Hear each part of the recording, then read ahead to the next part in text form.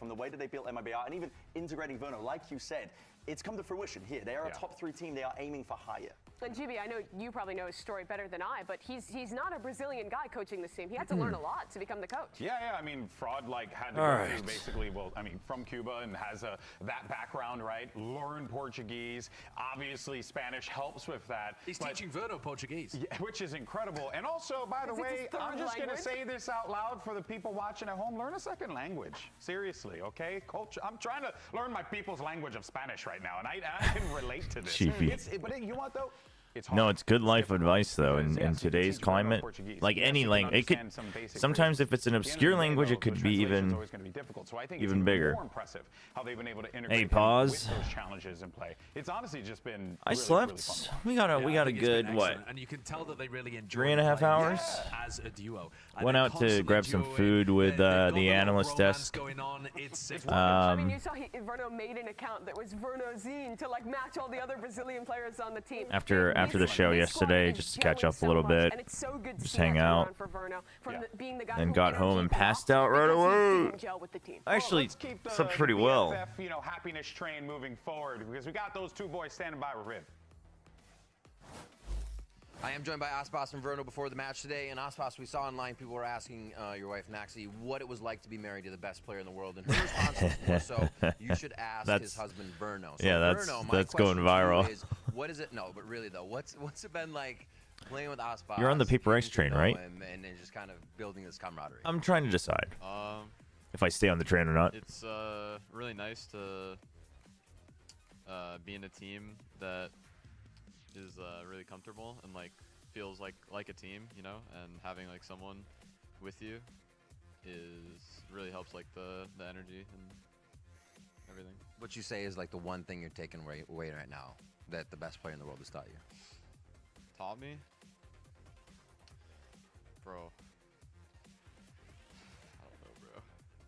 There's just too much. I'm eating Burger King every night, you know. All right. Big takeaway. What? All right. There you go. I want think to it ask was about the match though, real quick. Before I let you go. It was super close last time. What have you taken away? So this will be a victory now. What have you guys prepped? We changed some stuff. We prepped some things for G2. So it's gonna be a new match and a new day. All right, gentlemen. Thank you so much. Best of luck in the games. Hello. Oh, it turns out the key to friendship is Burger King. In any case, though, Ten's goat was taken. What a name. America's All-Star Pick'ems. That's right. We have so much talent here. And what we decided to do with our top 3 teams is if they win against Boom, the best of the best and pick our all-star teams. And we have 2 teams. If they beat Boom, I think there's a good chance that Paper X goes through. But I am still. I still rate. Well, rate is the wrong word. I think it's still worth expecting Boom to be able to learn from their loss. You know, I have nothing against people having the argument that like, well, you know, they haven't shown as much. Like, yeah, they've been improving, but this is like a first big loss, and it was a pretty damning loss as well. So.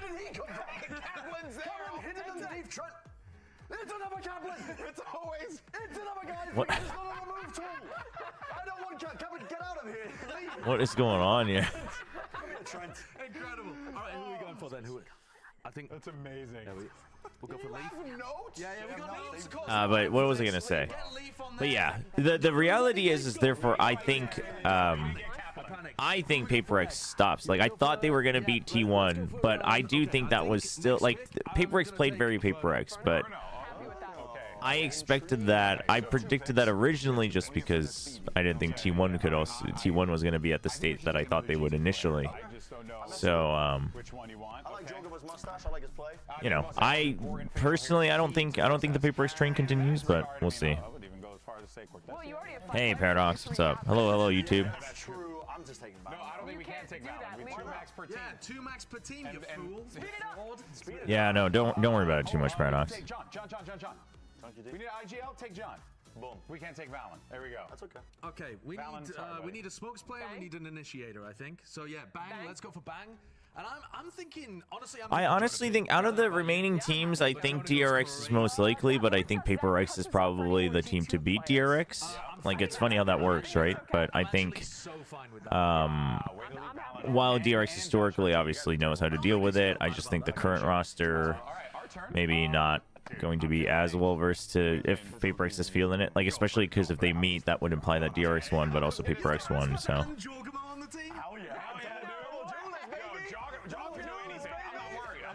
Yeah, I mean, Verno, the thing is like other times I've seen Verno do completely fine. I don't know if it's necessarily like a camera thing. I think it's also just like if like there are players like even in Pacific or especially in Korea, like there are players who meme very well amongst themselves, but like the memeing and stuff, they don't, you know, they're like, wait, should I be taking this, like, should I be doing this like seriously or not? And like that's what. So that could be it.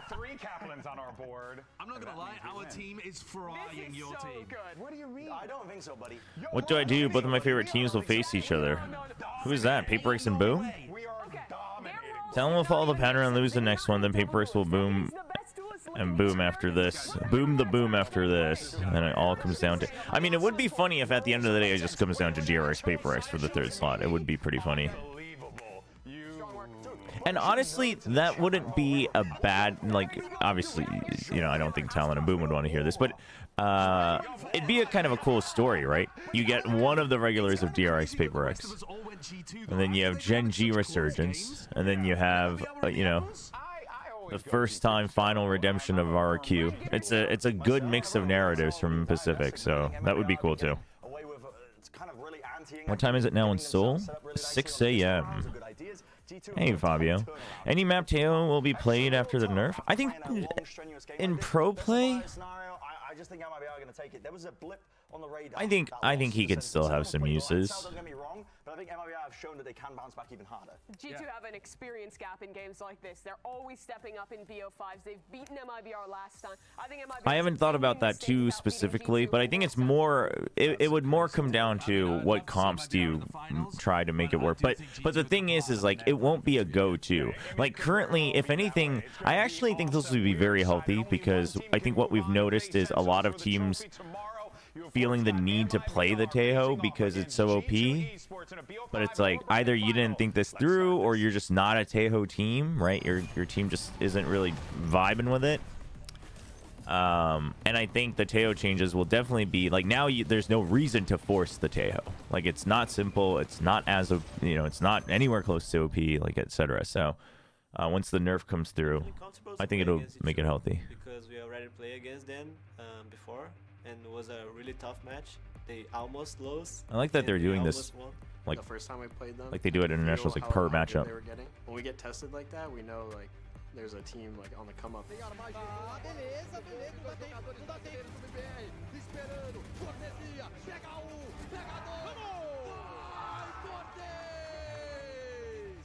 We're fully ready for them. You know, we're gonna bring it to MIBR and stop their momentum. From that feign, from the fake itself in the clubbers to self, but a mistake is made and wrapping his Ray all the way from behind. G2 laying claim and laying siege all the way to the site. There's no stopping this train right now. The match against G2 is another opportunity to show we, like a team, improving. We can win this game. Yeah, I'm kind of excited. Man, it's so tough. I do like all the teams left in America. Let's get ready for our lower bracket final. E hoje é valendo a viga. Vem aí. They've all got their own charm, I think. Aren't other initiators much better after the nerf for Teo? Sure, but I don't think he's unusable. But I think it's just but I think it's a case of, I think in pro play we won't see him as much because I think it'll just be like a, well, this takes too much effort, right? It's kind of like, to me, it kind of feels like the Waylay where it's like, do I still think Waylay can work? Yeah, like I don't think Waylay's in the bin, But is it worth it to spend the time to figure out how to make it work, and then also the like nuance and finesse required to, you know, make a comp that's specifically catered for? Like, what happens when you do stuff like that, especially at the highest level, is that you have to spend so much time thinking about what you're doing that you don't think enough about what the opponents are doing. So that's probably the case. But I still think you could make it work. But I haven't really thought it through on like what seems like a good place to start with that, because I think that would change what maps you could potentially still see him in. Your kickoff champions, make some noise for G2 esports.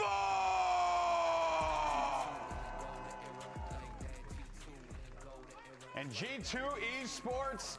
I thought, well, so patch cycle wise, it's perfectly timed for the Taeho nerf 10.09 to be available for Toronto, right? It'll be 2 weeks before, minimum 2 weeks before. Obviously, the whole 2 weeks before thing is strictly a guideline for new content, right? Like new agent, new map, but so it's applied very loosely. I wouldn't mind it. Like, I wouldn't mind if they don't apply it, just because the Teo meta is such a big impact for the qualifying part of it, right? For stage 1, that gutting it that hard would be like, wow, well, we have no idea if these teams would be good in the other meta. Like, you know, like it's just not tested at all. So I'm not a big fan of that. But then also, like, I am a big fan of keeping parity between pro and live server. So we'll see. And here's your series. But what was it? Like, was it Verno who did an interview and he was like, well, we would be a lot better. Like, the Teo nerf is going to be a buff for us at Toronto. I don't read into that too much. I don't think he said that because he got confirmation. I think he was just saying that, like, I think he was just talking his own opinion. So I don't think we should read into that too much until we get confirmation. But because Anders said that as far as he knows, it is not applied. But he was also not like 100%. Which initiator would be meta after the Taeho nerf? I mean, I think it does allow Gecko to shine again, right? The only reason Gecko, I think, really got pushed out was just because Taeho was so strong, and Gecko isn't the best pair for Taeho. So I think Gecko shines again. I mean, I think we just kind of, I think it will go back to a pretty healthy state of initiator variety. I think we're going for a banger. Genuinely, this is going to be awesome to watch for both of these teams. The best of 5 is a different. How about the Paper X comp versus Double Sentinel comp? More gonna set. Tons of games in these high-pressure scenarios. They're going to be well aware of it, and their map pool has looked fleshed out even at the best times. The thing is, it would be very defense-sided, I think, one way or the other, if they played Ascent again. Just because, like, again, it's just like, hey, we're going to rely on the off, right? Here's agent select. Ospas locking in the jet. This map is a great Gamba, yeah, I can set it up for you guys. For America's and EMEA, no guarantees on Gambas being up for every map because, you know, our mods are usually Pacific people, so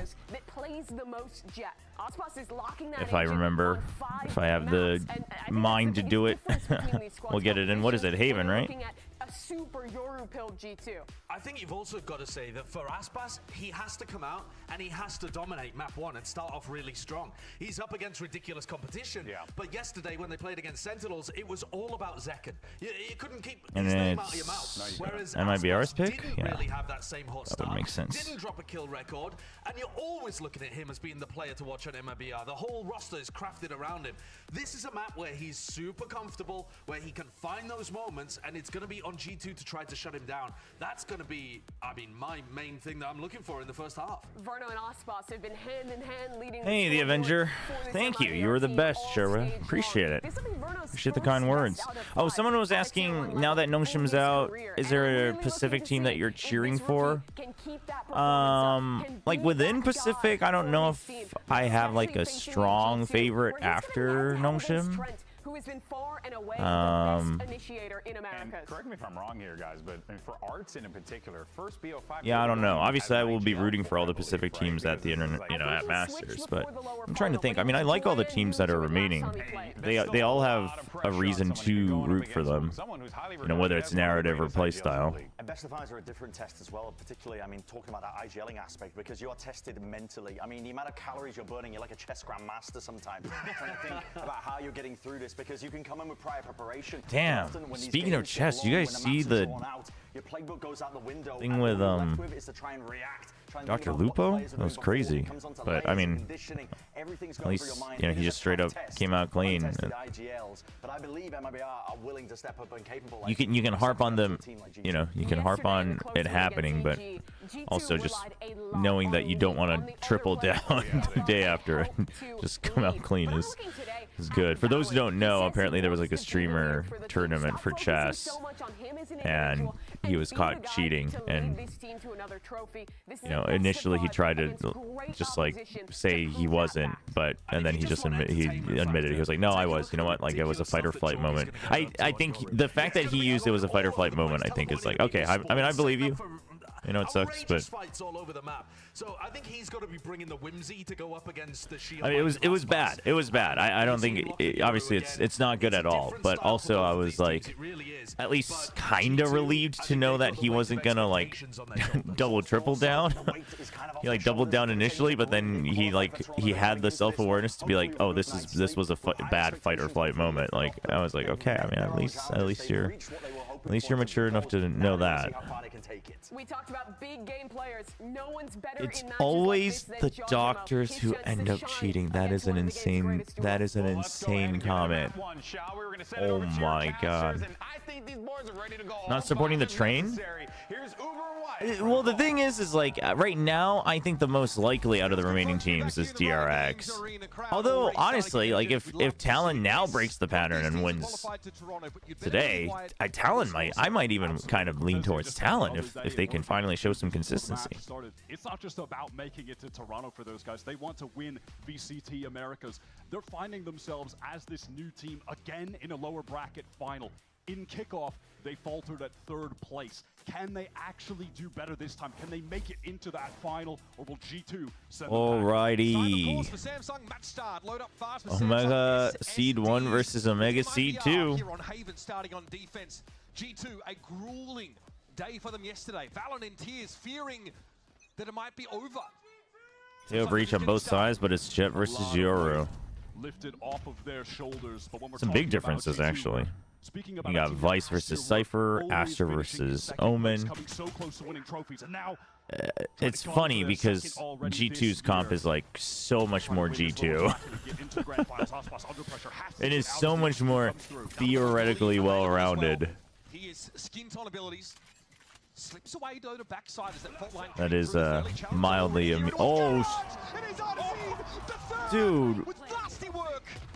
Oh, even the stun connects onto Jody. Oh my. And Shannon through spawn cleans things up. Started it off. Dude, we've seen so many moments like this. Like it's excusable. Like in isolation, this round is somewhat excusable. But to give you that type of performance. But I feel like I've seen it way more this stage than normally, where like they kind of work off of these assumptions. I feel like that used to be one of the big strengths of G2. Yeah, Josh feels it. Good job. Good job. Now remember, MIBR coming into the upper final, 75%. Cortezia sounds like another player. Like every time I hear him speak or there's like an interview with him, I like think I recognize the voice, but then I realize I haven't like watched enough of his interviews for it to be him that's familiar. I can't put a finger on it though. G2, they're gonna be going for the full force every single time. I mean, you want to talk about 5 stingers, the G2 way. Cortezia answers back with it though. Oh, and then the stun and the long range. I mean, if MIBR keeps the 3 rifles, they're okay with it. It's worth it, especially with the force buy. Technically, you could keep 2, and it was a force buy, and you're okay with it. Although you expect G2 to buy again. He's just too weak. The high bullet pen from the Guardian paying dividends. Leaf, they made the call for Leaf to just hang tight until Trent shows up. Oh, dude, what? Verno. He knew. Oh man, dude, the Verno story. What? If you had to pick the best story of stage 1, I honestly think it might have to be Verno. Mark that they were out of winning these round 2. I don't know, it's just so perfect. Somewhat after The story is just so perfect. Like we had so many good stories in stage 1, but counter the fact that those the Verno story has to be the perfectly crafted one. Down areas like C-Long, etc.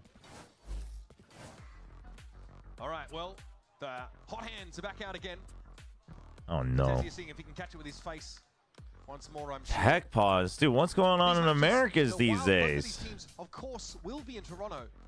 The top seed means a lot. It always is very, very important to come out of an international league and get yourself a huge advantage early on. In the past, it's allowed you to bypass the group stage.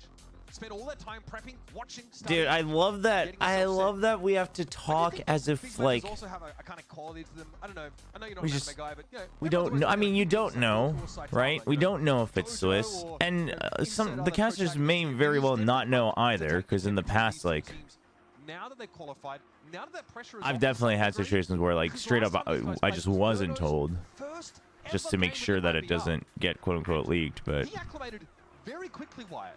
But even then, there's trying to be a little bit of like, I get why they're I assume it's done because every region ends at a different time, or you know, even if not, like there's time zones. So, you know, this way you can't ever clearly point fingers and be like, well, they threw to make sure that like they get whatever seed matchup, and like that. Like I get that. Like that's fair. That's fair. But also, it is so brutal to not be able to build a narrative around like exactly what's on the line. It is so brutal. Like Uber does it the best he can here. Of like, well, in the past we've seen this. Like in the past they got to go directly to playoffs. In the past, like you know, they always meet like the easier teams or whatever. And so like that's the most you can do. But my assumption is that it will be Swiss stage again. I mean, it's so well received. I think it'd be crazy to not do Swiss stage. This is the one tournament where you can use it properly anyway, or as properly as possible in a VCT or in a VCT format. So, my assumption is it'll be the same as Shanghai, right? Swiss, and then the top seeds go directly to a round of 8. But NA wants new PCs. How crazy would it be? How crazy would it be if the Americas team saw what happened in EMEA? They're like, yo, we should kick our PCs a couple times. I would say people need to think of me on G2 as like that kid that came in from another team and just showed up. What's up, Hades? The core roster of the guard. Hey, Danger. Close out a trophy, like you know. I think. Should we watch FNSH watching? Is he streaming right now? He fell short, sure, but that was still not enough for me to be like, yeah, guys, we got that trophy. You know, we still talk about to this day, like, oh, we got second. Like, you know, I don't want them to ever hear second again. Either we won or we lost. There's no second. Oof. You know? So I think that's why I want people. That's to know so real. What I can bring into this team and what I brought already. And yeah, I think that's what I need. I wonder if this kind of gets to him at a certain point, though. Like, it's a good narrative, right? Whether he like actually believes that or not, whether he's doing it just for the show, it's a good narrative of like I take it upon myself to break that wall, like because he has done it, and you know the winning habit, all that. It's a good narrative in sports, but I wonder if it gets to him at a certain point.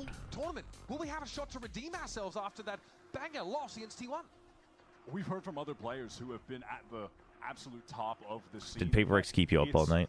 No, I slept very well. Nongshim, I got up though, and I was still sad.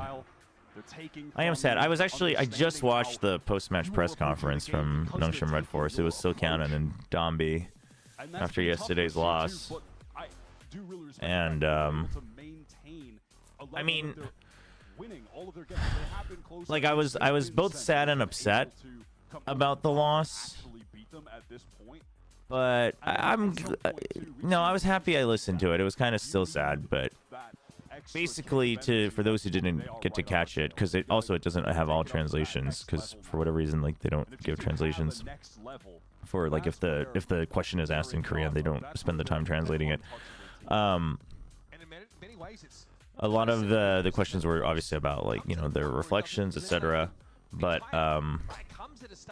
Silkanen, there was one part where Silkanen, the head coach of Nongshim, just says, you know, playing together like for so long and having, you know, a good pass, etc. Like there are good things because we know each other, etc. But he just straight up said, but obviously I think the bad thing is we default to a lot of different, like to certain choices. Like if push comes to shove, we're like, oh, Like, let's just do what worked.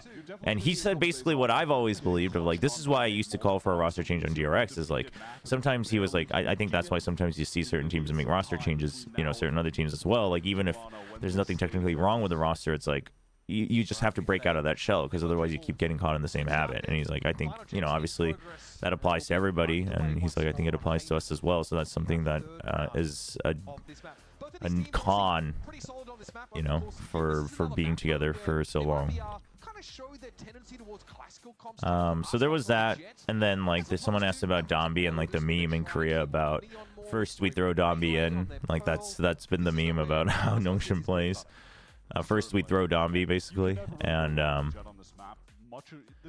he was like, yeah, I mean it's nice to have a meme, but he's like, I don't know if it's actually a positive though, because that implies that, you know, it's kind of one-dimensional. Like I have to go in and get the kill or not. Like it doesn't always work out and stuff like that. He talked about having to follow the meta as a pro player and things like that. They talked about the Ascent comp, which again, I think the comp was fine. So yeah, and basically I think the biggest takeaway for me from the post-press conference was still kind of just saying, like, I think he said he's repeated it before, which he has in different interviews, etc., but he just thinks they're still too new to like the competitive system, you know, whether, and that he implied that he meant like everything, like the schedule, the adjustments week to week, the level of play, etc. And he was like, I think, you know, that's just showing like we're still a little bit uncomfortable with it all. Oh, dude, he could have gotten 2 there. He was like, because we prepped, but obviously it didn't show. Like he was like, we didn't show what we prepped. And I mean, it's true. It was I think it was a big experience gap mentally and everything. And Dombi kind of hinted at it when they first asked us, like, what are your thoughts after the match? And he was like, I mean, listen, we like froze up, and that sucks. So far from him. Yeah, absolutely. Those Guardians at long range fighting C-long. I know, I saw that Nongshim was victim to 3 of the checkerboard patterns of Talon. It's crazy. Yeah, I mean, listen, I still have faith in Nongshim. And like I said yesterday, if you really just take a quick step back, it's probably good for them because they are still they haven't really found their stride and how to adjust to this setting. Like, taking this long break, I think, should be good. Obviously, they're talented enough, so we'll see.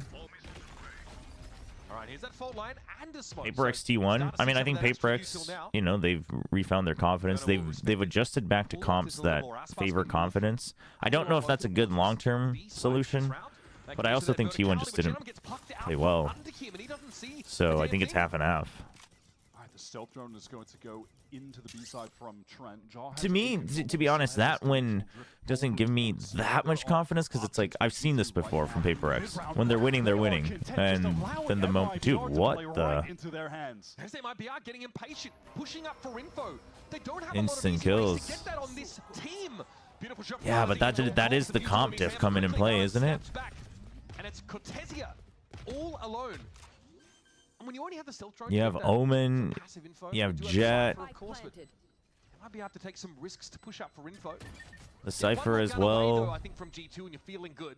It's just everything's a bit more committal from MIBR compared to G2. Trying to obscure one of these angles, isolate a fight. Just on his right, left and in front. Virtually impossible to win these scenarios. Never see it happen. Cortesia tries to draw some aggro, but Valorant finds 3 rounds. And all things considered, G2 getting their buy in here, maintain 3 rifles. G2 have a very cool attacking setup. Do you know about the Demon 1 situation? Yeah, unless like there were more updates, but you know, including the Chet tweet and everything, and Demon 1 answering back. Oh wow, that's how he got that kill? Damn. MIBR wanted to go for something proactive on this late in the game bonus round buy. And G2 were able to easily. I actually didn't have a chance to watch the interview from Valen, where he basically teared up after yesterday's win. I saw like the headlines and stuff, but I haven't actually watched it yet. He's going to post deep A long, where G2 are really giving him no opportunity to play because Oh, I mean, it's Ospas, but yeah. He just does a quick check. Dude, the timing as well. Oh my god. They instantly filled it. Oh, what? Dude, how are we still getting so surprised by this guy? How does he set? Oh my, dude, how does he do it? Like, we know he's this good, and yet he still gets me every time. That was a sick flick. On the swing, gets the first. Trent isolated alone. Strong win to blow him away. 7 points of health. Salvos in hand. No plant to speak of. Damn. Rough. Cleans things up. G2 sent packing again. If you're an MIBR fan, that's exactly what you want to see out of Ospas today. What a shot. Poor performance against Sentinels. Dude, and the timing was so perfect. Both of them had util out. Oh my god. Same. Wide field of view, pretty good. Pre-nerf shorty looking action. Yeah, that was quite uncanny, actually. Good to see Arzine getting, you know, into some Busio vibes there on stage. Timeout here. Yeah, good timeout. So 4, you can give up 4. These push-ups for info from Don't want to give up more though. Opportunities don't present themselves there in round number 5. I do think G2 is, you know, they are more sound on defense than a lot of other comps on Haven, but like, I think Astra's really good for defense. In terms of like the macro on defense, I think the Vice can do a lot. I mean, Cypher is good on both sides, but by messy situation, I mean it was really just the tiniest. Let's be real, PaperX just needs to win 2 games, and then they'll have a month to prep. Sure, but I'm talking about those 2 games. I'm not taking anything away. I like that they've gone for like comfort within the meta. Like, I like that. I think it's a good call for a team like PaperX. I think it's good course correction. The mental, like, a lot of people have been noticing that the mental seems to have been better, right? You know, really rough map 1, and they just bounce back with full confidence. So the mental coaching seems to be, the performance coaching seems to be very, very good. Like, it's all very good. But I'm still not convinced that they've been tested enough to really gain full faith. I'm not saying that there weren't improvements, but... Wants to get the information with the hello, Twitchers. Yeah, exactly. I think the final 2 matches, like, if you do win even today at all, are like really big tests, right? Obviously, the Boom one, there's a bit of a caveat of, like, does Boom continue to learn after each loss? Because they haven't had to do it on a 1 week turnaround yet, so we'll see. But again, great position for that Stinger to have value. A rolling thunder here could be devastating for these entrenched G2 attackers. Comes through right about now. Steel Garden also being active now to even the odds. That's deployed by Leaf. MIBR now can't capitalize on the stun. That got a lot of connections there. Aftershock is going to be good to force Joe. Yeah, this has to be a perfect retake. Oh, the fault line. And then the salvos. This is a rough one, but it's like, this is a feels bad to save, but oh, that is rough, dude. There was just too much. Too much to break through. Oh no. Oh no, that's rough. Threads the needle with that one. Jonah jumping across. I think. Yo, Shame-kun, thank you for the membership on YouTube. Thanks for joining the YouTube members. Welcome, welcome. Perfectly in time. Planning on uploading our new members video this week. I think I'm going to change it though now that Nongshim's out. Probably do a little video on Nongshim or something.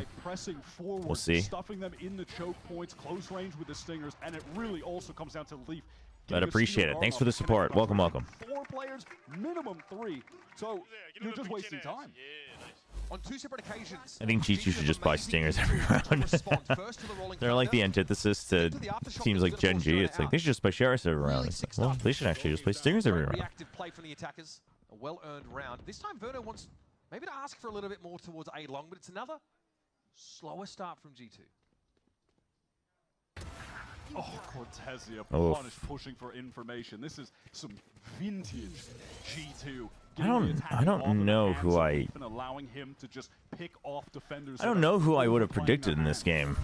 I mean, actually, I don't think really these rounds necessarily change too much anyway yet. So it's like deep into the seaside, backside smoked, and now MIBR have to put it together. Valen probably hears this. I kind of want to lean to MIBR, but I think G2 overcoming pressure point twice now is a pretty good sign. Or not twice, but facing it again and then overcoming it yesterday, I think is a big learning point for them. It's a good unlock.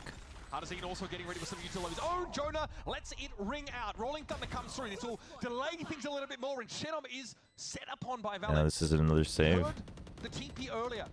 Picks his spot beautifully. Artesian's going to try and clear this Artesian just going for the Sheriff. Where he is, he crosses trying to bait them out. And then eventually he can get into... Oh, he's going to wrap around to die to the spike, really? And hey, at least they got it out, I suppose. Artesian would love to be able to take an engagement and upgrade this Sheriff, if he can. Is he going to die there, though? I think he has to run in. No? Push down mid. Solid opening there for G2, but in fairness, Wyatt. Well, I mean, he needed to die. Serves him up a bit of a freebie, pushing that what time is it? 6:30 a.m. Thank you for providing amazing analysis as well. Can't wait for the membership content. Thank you. Thanks for the kind words. Yeah, obviously, if you do, that's a good point, Paradox. If you do subscribe to the YouTube membership or Patreon, then any of the past videos you can still watch as well. That are the members-only videos. So that's there as well. Still have not found them. 2 weeks ago, if you would have even hesitated seeing G2. Oh, I mean, I agree. Like, I've always, like, even since the beginning of the year, even before Verno, obviously after Verno, I think a lot more people believe in it just because of what we saw. But, like, I was pretty interested. Like, I was kind of riding the hype for MIBR. You know, I just thought, you know, the values we do know, like Aspas and Fraud and whatnot, it's like, you know, I think this is a good place to start. I'm very curious. I have some positive expectations. But even 2 weeks ago, like, as much as they were doing well, I think, yeah, I would have favored G2 still for sure. But now, it's a little different. So far, those two have just been switching places. The thing is I do think yesterday's match should be a pretty big unlock for G2, but sometimes you need it to, like, you need it to seep in, you know what I mean? You need to let it sit for a little bit of time for that evolution to actually settle in, so we'll see. That presence and pivoting back to see. This is gorgeous. The site is so free.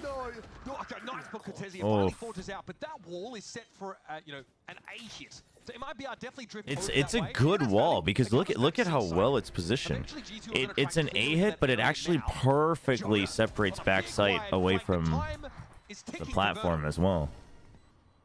It's an incredible wall. Use that stun. It's not actually going to happen. Can Shenom backseat long have impact? But yeah, this is Jonah P's timing. If Valen can stay alive, it's huge. Oh man, that's tough. Oh, he just barely steps back into it. I think he might have been okay if he just tucked into the corner, but obviously time wasn't on his side. Exact right timing window.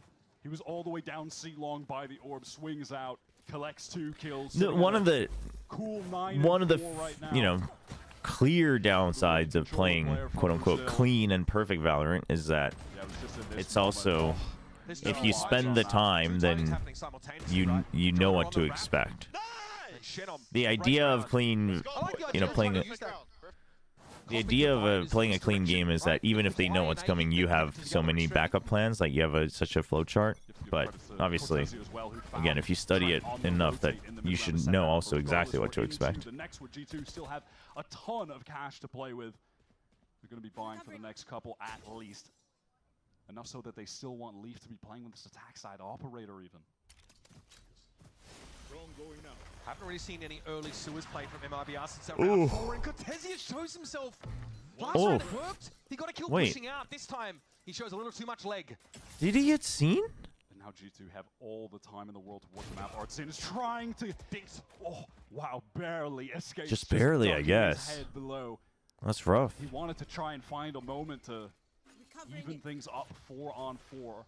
MIBR making a decent rotate here towards the A site. Verno is on the way. Shenom, TP's out. All is well. Arzine Dude, Arzine is so low. At least they have a player in the site. More of a sacrificial lamb. Oh no. Huge stun? Okay, Trent. But now he's paranoid. What? Dude. Oh, dude, what a sequence of just mechanics here. Wide swings, jiggles, the util. One bullet left. Stone cold from Arzine. Tucked into the corner. Man, he is having a game right now. How does he stay alive there? We haven't seen this from Arzine. Oh, yeah. No, it was wide enough. I thought it was such a sliver, but I guess not. I guess his body got sent backwards. The X is always where the body lands, so. I think he just tucks next to the dark cover. Because he walks on the side after getting dinked by Jonah in sewer. Yeah, they backed up into that spawn side, and then he rotates. Oh, I mean, Chad, I would agree that I think that is nasty work. I think EG's shown enough that you can get excited for them. And it's not like they, it's not like that roster's been like together forever and always, faltering or choking or whatever. So it's worth having hope. If you like the team, you don't have to have hope, but rounds for G2, Georgia typically hasn't actually been pressured to need to teleport away. This is the first time that's really been the case. And now that they have MIBR is playing, yeah, they are clearly very well prepped for G2. They're that's good. Oh yeah, but that doesn't really stop them. They're willing to just wait it out. Backside also an Armageddon. Both Taeho's unleashing, and it will be a C retake for Look at where Shenom's going. Great steel garden from Leaf. Just couldn't capitalize on MIBR. They're trying to flood. Oh, they gotta stay alive. But Shenom has to try to get there a bit quicker. The wall. Yeah, but now he's the only one alive, so you don't do it. You just wait for exits. Yeah, they all got caught in the choke point because they didn't have a clear for Garage. Garage is so important when you're holding C. I mean, they have no idea that he's already here. They have zero idea. There's no shot that they expect this. Yeah, he's just wondering if there's one more. Again, he's looking for exits here. It's all but done as G2 are going to find a crucial round number 4. Oh boy. Anyway, step up, try and get a gun away from him. Nice kill. Shenom says, I'm taking this with me. I don't know if you keep going for G2. Your econ's a little bit, scattered. For G2 in my eyes. I mean, aside from just getting all those kills, several of which have been first bloods, catching out aggressive MIBR players. Both Steel Gardens he's had have connected. Dude, I think something that the remaining 2 rounds, MIBR needs to know that like you need to immediately clear out the connected area, right? So like if it's A, you need a flank. If it's C, you need Garage, because the singular choke point is just getting wrecked on the retake. I mean, they already have 6, which I think is okay, but I think G2's comp should be fine for defense, as fine as you can be on Haven.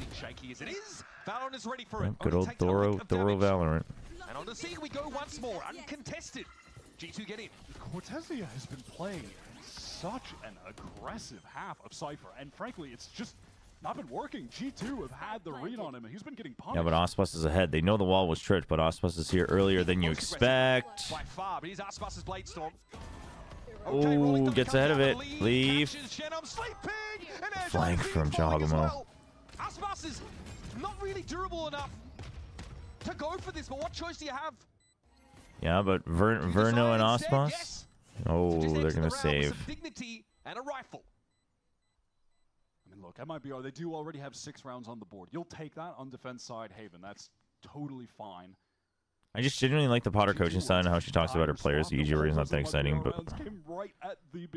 but we'll note their anime style illustrator is incredibly talented. I actually don't know about the EG anime style illustrator. I don't know if I've seen those. But yeah, I think, honestly, I think Potter, it's... She really, I think she really is a great leader, you know? I agree. Like, one of the biggest things is like that style of coaching. Like, I'm all for that. else first. And this is the consequence of MIBR's solo Cypher on C pushing up in the early rounds. How many OTs? So you can maybe forgive it, but I think we get one. I think we get one out of this BO5. I don't know if we get more than one. Against a team who's really hard to punish. Look at the board. Your Cypher has the most deaths on your team. Three OTs today. Regardless, Verno, he's pushed Damn. way further than typical. That's intense. I don't know if I can handle that. That is dangerous. Jaw is sprinting around, getting info with this Cosmic Divide up as well. And this divide implies a potential B hit. That's why MIBR haven't flooded onto A. I mean, they were ready for it too. They were ready for it. They were ready for that little pocket. He's just too fast. Oh, dude, what a wall. Dude, they got some nice walls. Very clean entry. These attack side rounds have looked The slick. Cosmic Divides are good. Oh my gosh, and then the gate crashed back, man. This is a G2 Masterclass round right here. Amazing, just like off the rip set play idea. Good usage of the map. Good usage of your the comp.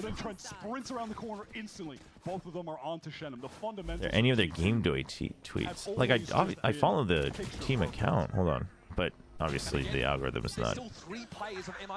X isn't exactly reliable to see what you actually follow. Aside from Jaw taking that first fight, getting out of the dimensional drift, every engagement there from G2 is just textbook fundamental teamwork. The double push through the wall, the double swing onto Shenum. It's all just so well regimented. So far, folks, we're getting what we wished for. These two Titans of Americas are trading. Oh, I've only seen like their like during match posters with the pictures, but I haven't seen the illustrator. That's sick, actually. That's kind of sick.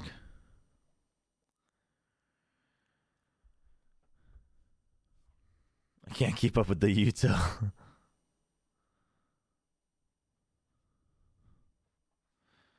The challenging meeting, that interview at the start of the movement was such a great call in my opinion and was done with great tact. Yeah. Oh, by the way, obviously I'll remind everyone once we're in Pacific, but I just have the winners announced, so name and initial announced on Gleam, because I think I'm still waiting on 1 or 2 people to confirm. So if you're not sure like what email you register the giveaway with, etc., you can go check that page and I'll let you know the names you used, the winners used to register.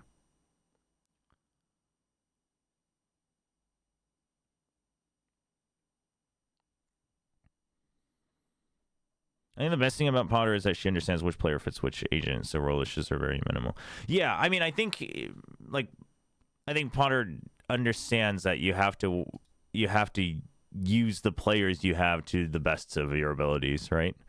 I think she always prioritizes that, even if it means that their peak is lower at certain points during the meta.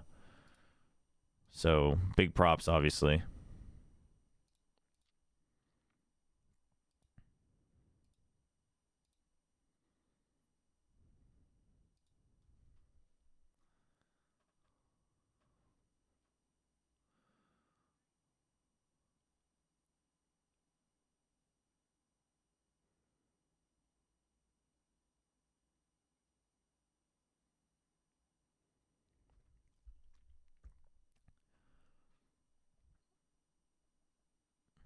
I want Potter to have a full team of Fluxes. It would be interesting. That'd be an interesting project. Yeah, I did see that. The Potter Jogmo. Reunion. Brief reunion. All right, 6-6. Giga Crucial Pistol. Dude, oh my god, they kept him locked up for so long. They delayed the plan. MIBR have to make a call here. That's why they want to try to push out. And they... Dude, what the hell? Osmos gets 3 through the smoke? What the...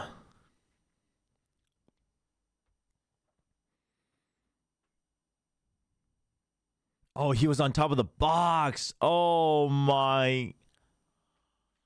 What a heads-up position, man. Damn. Oh, you love to see it. Oh, unmute. Sorry. That's bad. That's my bad. Damn, you guys missed the excitement. That's my bad.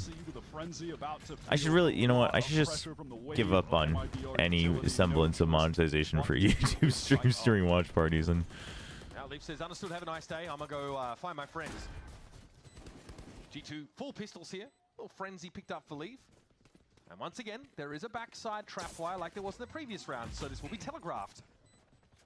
Random damage on Verno. He'll be able to regen much of that shield, though, and here comes Trent round the corner. No, not again, G2. Aftershock here is going to keep the classic crew at bay for now. They're all swinging out. I mean, this, what a rough position. What are you meant to do here, man? Cleaned up. Good pivot from MIBR, and they retain the 3 rifles. Of course, they did come into this with just 2 pistols. You know, watching Cortezia there for a moment, I just want to point out how aggro he was on defense and how curious I am to see how he's going to opt to play now on attack. It was a very uncharacteristic. I mean, he is. Listen, Artazine is 13, 7, and 8. Holy. Has the most kills and the most assists in the game. And he's not playing controller. For those who don't know, obviously, it's much easier to rack up assists on smokes just because the smoke just needs to be there. Good morning, everybody.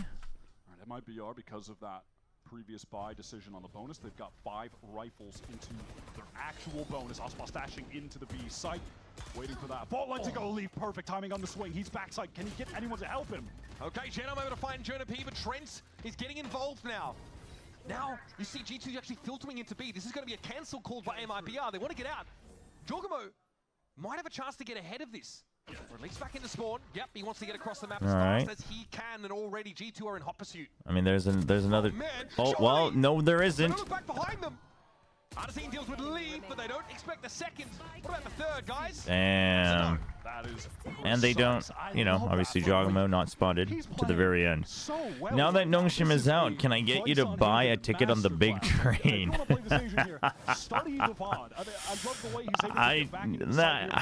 I'm looking ahead. I'm not seeing more tracks. You're out of tracks.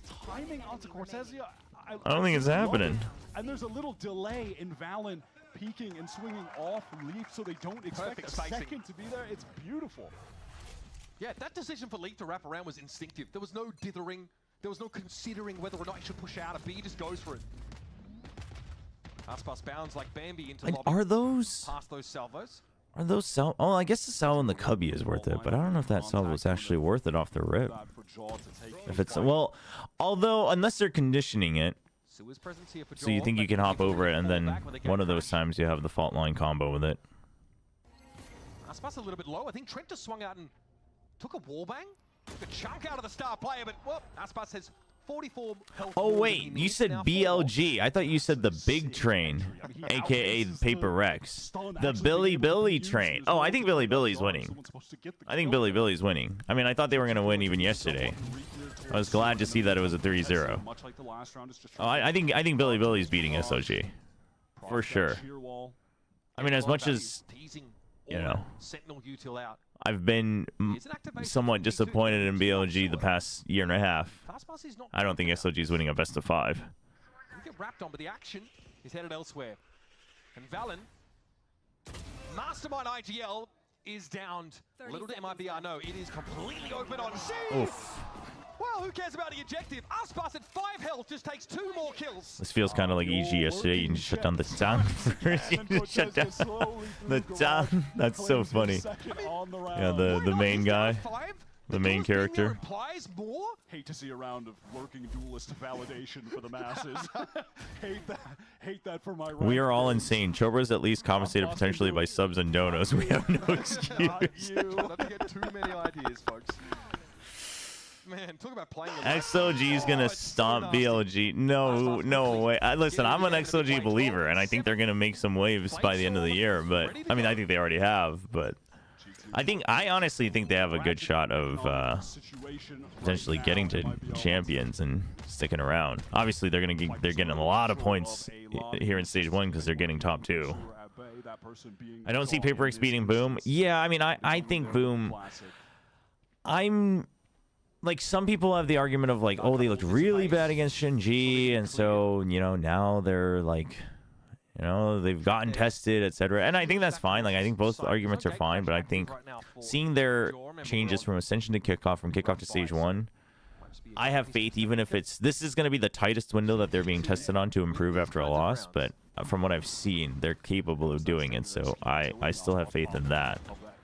And then on the flip side, like, PaperX looks better, but I also don't think they've actually been tested as much as they need to have been, so. He is weak. Yeah, but there's dude, both teams are so good. Both teams are so good. I was talking with the analyst desk yesterday from Pacific afterwards. We were talking about just, you know, all the teams around all the regions, and I think our conclusion for most of us was that it does seem like now that we know most of the teams going, other than EMEA and the last team for Pacific, but still, like, generally, right? It does feel like America's in a really good spot. Like, the teams they're sending probably seem all quite favorable for Masters Toronto. Trying to keep a lid on it. Aspas always like that, though, let's be fair.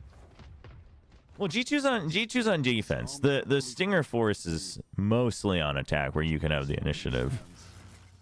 So confident, he has 6K, and he's just got a Stinger and the Blade Storm. I respect it. Dashing into the seaside, pressure on the IGL Valor. Okay, oh, dude, Osmos, the spacing, very good. Don't connect, but Cortesia does.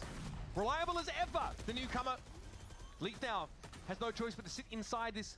He's just gonna have to wait. They want to try to get ahead of things. Oh, Cyber Cage is rough though. Oh, good spray. Just triangulating the position the professor. Where does MIBR go from here? They still just stay on site? They're still just looking for that first kill. Gonna break it down. Uh-oh. Shenum. Shenum in a lot of trouble, going to take some damage, has to teleport away. Good salvos. Spas. Oh! Finds another one. The operator of Jaw goes to work, but Artisan's already found himself two. Shuts down. And now it's up to Verno. Often the last alive in these scenarios because he's 1v2. I think he was hoping that those salvos would go through garage the way he was positioned. Oh, the half's not done. Oh my gosh, I think they still thought that. Did it go through garage actually? Damn. It was the first game for Verno. Surely there were nerves. This time though, he's a cog in the machine. That wide well done. I think Boom was nervous and let the moment get to him. I mean, I think the nerves were there for sure. I think they prepared for a certain style of Gen G, and Gen G, you know, looked updated and upgraded. I think it was a perfect storm, right? They finally had something to lose, but, you know, I think it should have been a big learning experience. By wide swinging and breaking Trent's crosshair placement to get that free kill. Kind of feel like that too. I've never seen America's teams being this tight and coordinated. Yeah, like all of them, right? You know, you've always had like one. You're like, yeah, well, you know, America's they do have a very strong team, but like this time it's like all three teams they're good teams. They're not good players. They're not just good players. Like all three of the America's teams are good teams. Very winnable. Very scary, honestly. It's a really solid selection that America's sending. I think EMEA, you know, my assumption is like Heretics and Fnatic probably make it, and the last spot is a little bit up for grabs, but, you know, if that's the case, I think Heretics, you know, if they are continuing on this trajectory, I think they should definitely be back in the conversation. Fnatic could be kind of like, oh, maybe not 100% favored, but they definitely have a shot. I think Pacific, Gen G is kind of like Heretics. They're back on that trajectory. We'll see how they look in the upper finals, but I think Pacific is like talented, but maybe not like favored to be in the grand finals yet, right? Very close to those key abilities, but they'd have to ration them. And then China, I mean, no offense, but I don't think they're favored to be in the grand finals. Cam cleared. Cage dissipates. Leaf ducks away. Big stack for MIBR here. There is a foray from G2. Okay, it did go through C main, the salvos from the previous round. Yeah, but it took so long, so they kind of started doubting if it was through garage. given he took 100 damage of his own, he just doesn't. He knows he can't. Watch Wolves beat G2 or sent. Imagine if Wolves beat G2. Imagine the elation that TMV would have. Down mid, trying to get into window, and there's someone at window. Or Sentinels even. Close, hoping to find a moment where he can backstab, pick off one of the rotators. Maybe Verno last in the pack, a weak Verno as well. This gets him ahead of the trap wire. There's no early. I can get behind that as well. America. Oh, the Americas teams are like they have their charm now. I think G2 also just being pushed and not going through upper bracket. I think there's a good story and good following now. I mean, he's pushing forward, but he's going to be in some serious trouble. Oh, I mean, 3 would have been ridiculous, but getting 2 is quite good. Oh, spotted, I think. So a 3v3. Secondaries out. Cortesi deals with Valen comfortably enough, though. Jorg, his rifle sings. Cortesi now has control of his Vandal once more, but they're on the other side of the boxes. We're at half. It's not done yet, but he has to push it. They know. Not enough, and an unlikely round to that's a good double setup from G2. Crucial thrifty. That is a plot I don't know if it's just me, but I'm witnessing EMA teams quote-unquote throwing a lot of rounds nowadays. It almost feels like they don't have the will to fight and win. It does. I do think they are the least grounded in terms of like their own. It's a little different from Pacific. Not to say that the Pacific style is necessarily better, but like I think Pacific definitely has shown more conviction and like consistency in what they choose to do.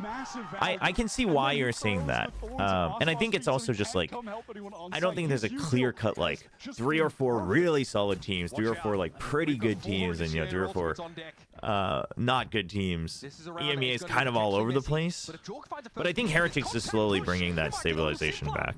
I think it's because, like Vitality was at the top, and they're obviously faltering a ton, and they keep going for these hero plays. I would say Fnatic is getting back into it, but then they got dismantled by Heretics. Flash out. Buying a bit of space for Valen now, kind of resets the situation and forces MIBR. I think Liquid actually maybe showcases what you were seeing the most, though, even if I don't see them as the most favored. He doesn't want to get pinched. Dude, that was a heads-up TP out. Damn. A lot of time wasted, and yeah, MIBR, they feel like they have to reset, so they're going to send this stealth drone over towards A to get information, but you think the CN teams can do some damage? I mean, I think they can get upsets. I think maybe one of them can get top 8, but oh, dude, what a retake! What a flood in, man! Completely isolates the spike. Oh, that is rough. That it's just the spike on the site. Okay. 1v2. But God, the checklist is long in order to come out with a dub, and Valen says, just tear it up. Forget about it. Forced into the double face. Shannon has been G2 want to get revenge from Heretics. Heretics want to get revenge from Genji. Genji want to get revenge from Sen, and Sen want to get revenge from Heretics. At Toronto. If Heretics gets there, which again, I'm assuming they will, but even if it's not his first seed. Both teams, period, sitting at 18. And meanwhile, PaperX want to win. Nice, boys. Got to be a timeout here from MIBR. I think EMEA is the weakest. Right now, I would say so. Right now, I think they're the most disjointed. And also, like, while I think Heretics is definitely up there, but they're back to being up there. They're like the exception, not the rule for EMEA, for sure. I don't know if they're the weakest, though. I mean, I think China's. I think China has some excitement, and they. I don't think their top teams are bad, but the average is still notably low. We're feeling the pressure. God, look at their coach. The coach was pulling his hair out. Yeah, that's really the first time we've seen G2 all year look nervous, look stressed. I felt like even more so than when we saw them. Yeah, we've been seeing that more and more, actually. So obviously, there's a lot of relief there. But G2 kind of frustration moments. The second trophy to add to their but I think Anders dropped by the chat yesterday and he was talking about it. But it does feel like the cracks are finally starting to show. Before they used to get away with it with heroics every now and then, but it started at Bangkok, especially in the grand finals, where like you had heroics, but so did T1, and then the cracks start to show a little bit. But you still got away with it, right? You were still winning. You were still first place in your group. whatever. And then now it's really starting to show. So it's another pressure point for G2. If they can overcome this, it's a huge unlock. But if they don't, it'll be rough. Dude, both these teams are like, they're so good about when to peek off of their util, like when to choose to peek ahead of it versus not. It's just, they're both a joy to watch. The G2 crossfire. Trent behind him, ready to work with him, and he's about to find that there might still be remnants of MIBR. Now, I know what you're thinking. G2 would never expect there to be the last. Yeah, good push in sewers too. It was clean. Well, you might be right. They've got plenty of individuals to distribute again across the map. Dude, Leo's triumphant return right before Toronto. That'd be crazy. No, they look good with crashes though. No reason to play into this. They are going to wait. China actually look better than lower teams. Well, I mean, the teams that are going from China, I guess, look better than the worst teams of EMEA. But how much worse do the worst teams of China look? I guess it depends, right? Like, you gotta. Are you comparing the whole region or just the top 3 teams? Because we don't know the top 3 teams of EMEA yet. But I don't know if they necessarily look better than the top teams of EMEA. Just make these comebacks. Who do you have winning, DRX or Talon? This is excruciating for MIBR. I have trying to plant, and all that DRX winning, but Aftershock here will kick them off the side for now. like I really think Talon is literally one game away from really unlocking the consistency, right? I thought it was going to happen coming into playoffs. It didn't, but like I wouldn't be too surprised. And G2 are rapidly catching up. They are actually good retake, but yeah, I wouldn't be shocked if Talon won. I think DRX is the safer choice, but like again, this was another thing we talked about with the analyst test guys yesterday after the show at Pacific, and I think most of them are pretty convinced that DRX is favored. But I was like, I don't know. And the more we talked about it, I think everyone was like, you know what? Actually, it wouldn't be that weird if Talon won. It's just the inconsistency keeps throwing us off. Limb from limb. It was. What was it like? We'll never know. Sadly, we'll never know what it was like. MIBR are fully invested. No heavy armors. All regen. Guardian for Shenum. G2 were about to tie this game up. They were down 11. It's all half armors. On the round that they not regen. Won, I think it's hard to tell on some of the casting monitors. It's hard to tell, I think, on any screen that's like 24 inches or smaller. So Aspas gets deep. And Valen's been in an awkward position of having to be the solo anchor against a lot of these MIBR fast hits. But hey, plenty where that came from for G2. And they will test this. To win heaven has time to correct. Zay Gabagool, what are you looking at? Aspas? Bam! One enemy remains. Artisan at half health here, and it's just Jorg left. Oh, I mean, NT. Gets them one round away from taking Haven. They keep it very simple on that one. Just hit the A site, set up some effective crossfires. Scary for a moment when Aspas can't convert onto Leaf. I'll say that. Okay. It helps when you can open up the site like that. That's pretty useful. That's magnetic. In my opinion. Yes. Damn, nice and clean. Crazy into heaven. Talon has the map pool problem, yeah. Would you agree that Pacific always prefer the high risk high return play while NA is playing it safe? I would actually say these days, I think America's the safe. I don't think America's plays it safe. I just think they're more thorough. I think Pacific has definitely gone more the route of high risk high return this year. But I also think just generally right now Valorant favors high risk high return. But I think it's a difference of America's has now learned to do it as a team, whereas Pacific has just, they're catching up to doing it individually. Ooh, 2 suppressed there. Has a feeling there might be a third in that. You think DRX will miss flashback? I mean, I'll be honest, I don't know if they'll miss flashback. Given the conundrum that flashback put them in. But yeah, I see what you're saying. The thing is like freeing is such a good sentinel too, but I think they're just, you know, they've been trying to figure out, oh my, what to do with the roles and such. For the map, He has got to go wild. Both of his enemies are pretty weak. If he can actually recover a rifle, should hear that TP, should know it's possible that someone is in heaven, and with that dimensional drift, will know it as a guarantee. Shenum spotted out. Oh, he's pretending. He's pretending that he's not there. 12, Brokio drift for Jorgamo. Oh, he was trying to see if you drop down or not. See very little. Shenum is on the site. He's made sound. Shenum trying to keep himself scarce here. Stay out of line of sight. Jorg has to check. I mean, he tries. With an off, that's tough. Looking for a bit of magic, but MIBR with the dispel. And a great start in this series. Hard for, but G2 kind of go off the ball in that second half. It felt like G2 were going to make one of their patented comebacks and have the resilience to steal that was a away good game. MIBR's map pick, or at least bring that to This should be a fun BO5. That was a good game. Both teams are so good. Out of thin air, but MIBR at the very end, they were able to play a pretty straightforward couple I do think though, like you saw, I do think MIBR was a bit more fluid. I think G2 had perhaps maybe one or two better like round calls, but and that is a strength of theirs. It remains a theme throughout. But that's what I mean is like you need to have such a healthy mix now. You can't just lean hard into one style or the other. I wouldn't call it American style is safe, just more yeah. But again, like that's what I mean by it's much more done on a team level. I'd say during this playoff he's been one of GG well played though.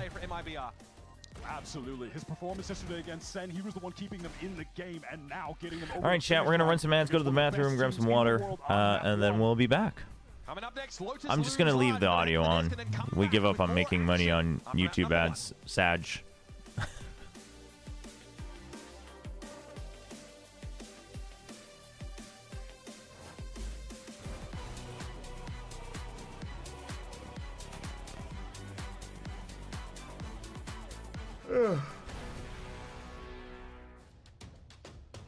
This is a little scary. No one's looking at Reginator. Reginator! Might be too overwhelming for the pool and a whiff. Coming as well, so he's ready for the crosshair. What? Sleeping on the angle. Hold up. Taking a fight up close and personal. Flash up and over towards the top. Running them down. In hand. The knives are out. This is chaos. This is Alligator running out of time. Oh boy.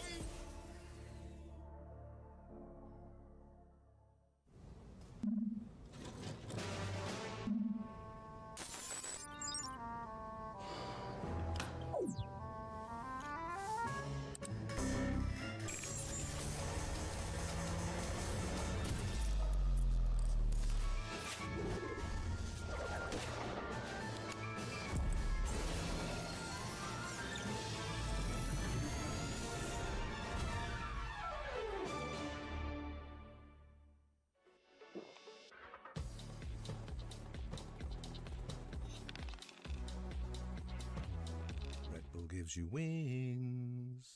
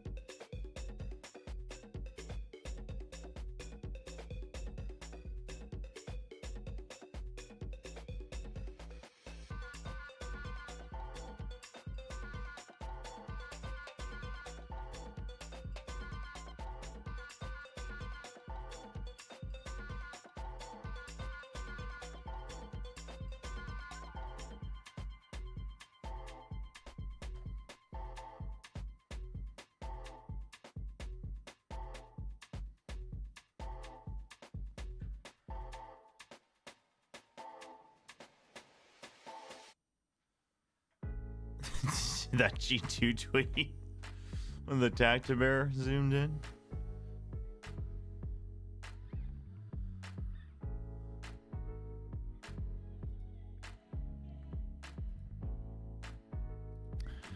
All right, we didn't get to do GeoGuessr yesterday. Do a little GeoGuessr time.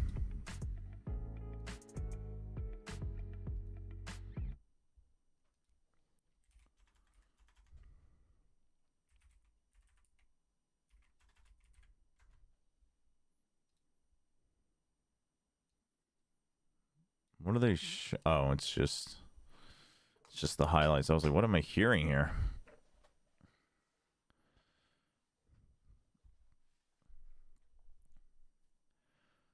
All right, let's see.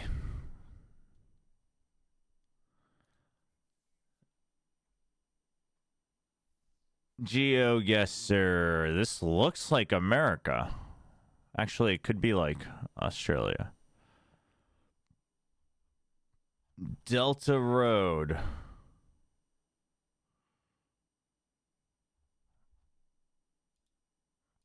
I actually think maybe... Wait, what? We can't go into this... Is that like a private road? I guess it is. I wanted to see the no like parking signs usually have wait, Scarborough? What? Where's Scarborough? Mobile catering. Dude, what's going on here?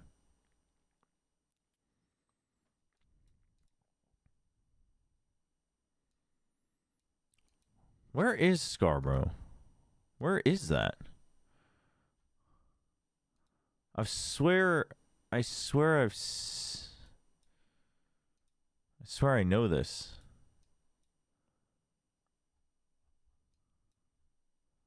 Wait. What? Canada?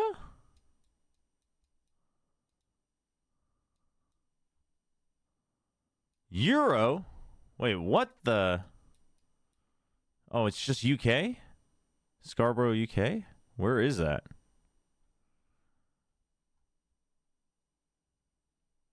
No time. Oh no, it is, dude. What the? It was just it was Canada. That's what I thought. And then it just had an ad for the year. Oh my gosh, I got wrecked. Dude. What the hell, dude? This is some insane. What in the world, dude? This is an insane starting position.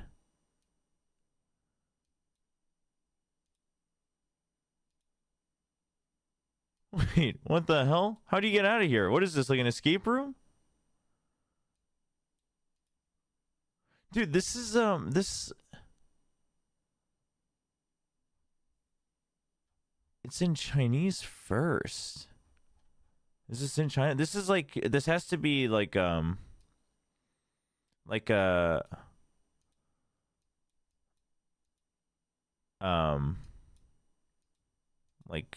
presidential, you know, like building that's not used or anything or something like that. Dude, how do I get out of here? Get me out of here. I want out.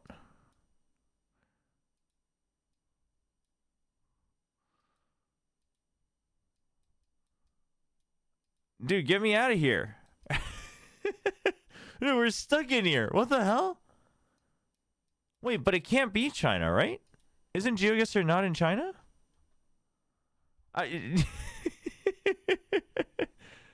This is insane. Oh, shoot, 20 seconds. No! But it isn't Japanese, I think. Where am I?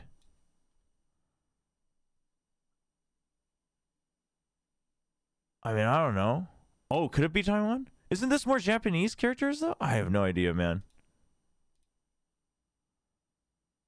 Okay. Oh. Jeez. Oh, my gosh. That was insane.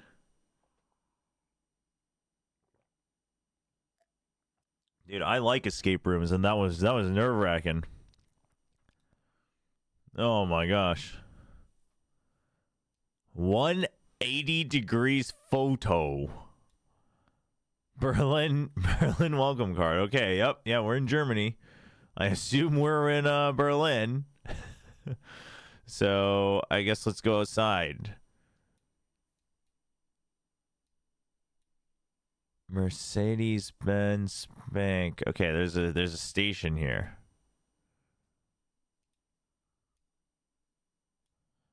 Oh, Taiwan. I assume, yeah, I guess Taiwan would be available, yeah? Well, we can't. Can we tell what station this is, please? 8 and 7.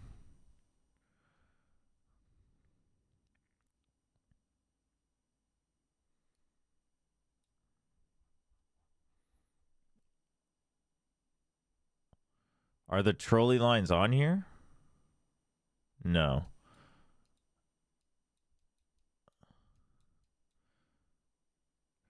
Dude, I've been to Berlin, but I didn't exactly spend that much time there.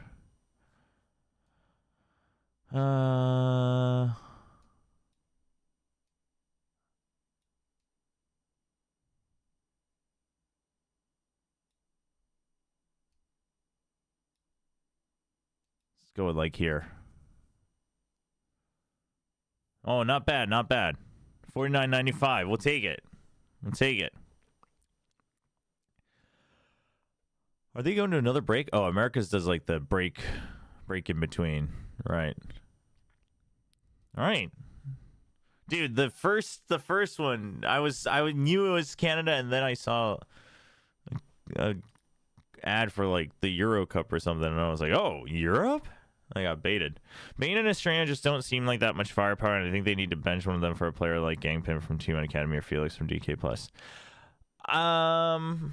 As one-sided as it could get in this match. I mean, I do think their values. Yeah, I do think their biggest strengths are outside of the fragging. I would agree. I would agree that both of them, their biggest strength is outside of the fragging.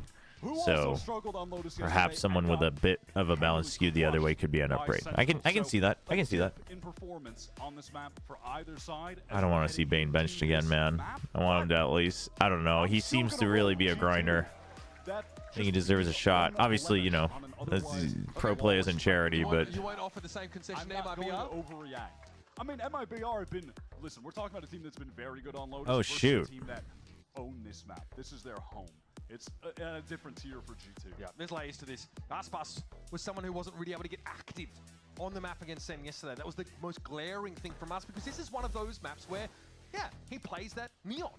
And here we'll do predictions for the first 2 rounds or so.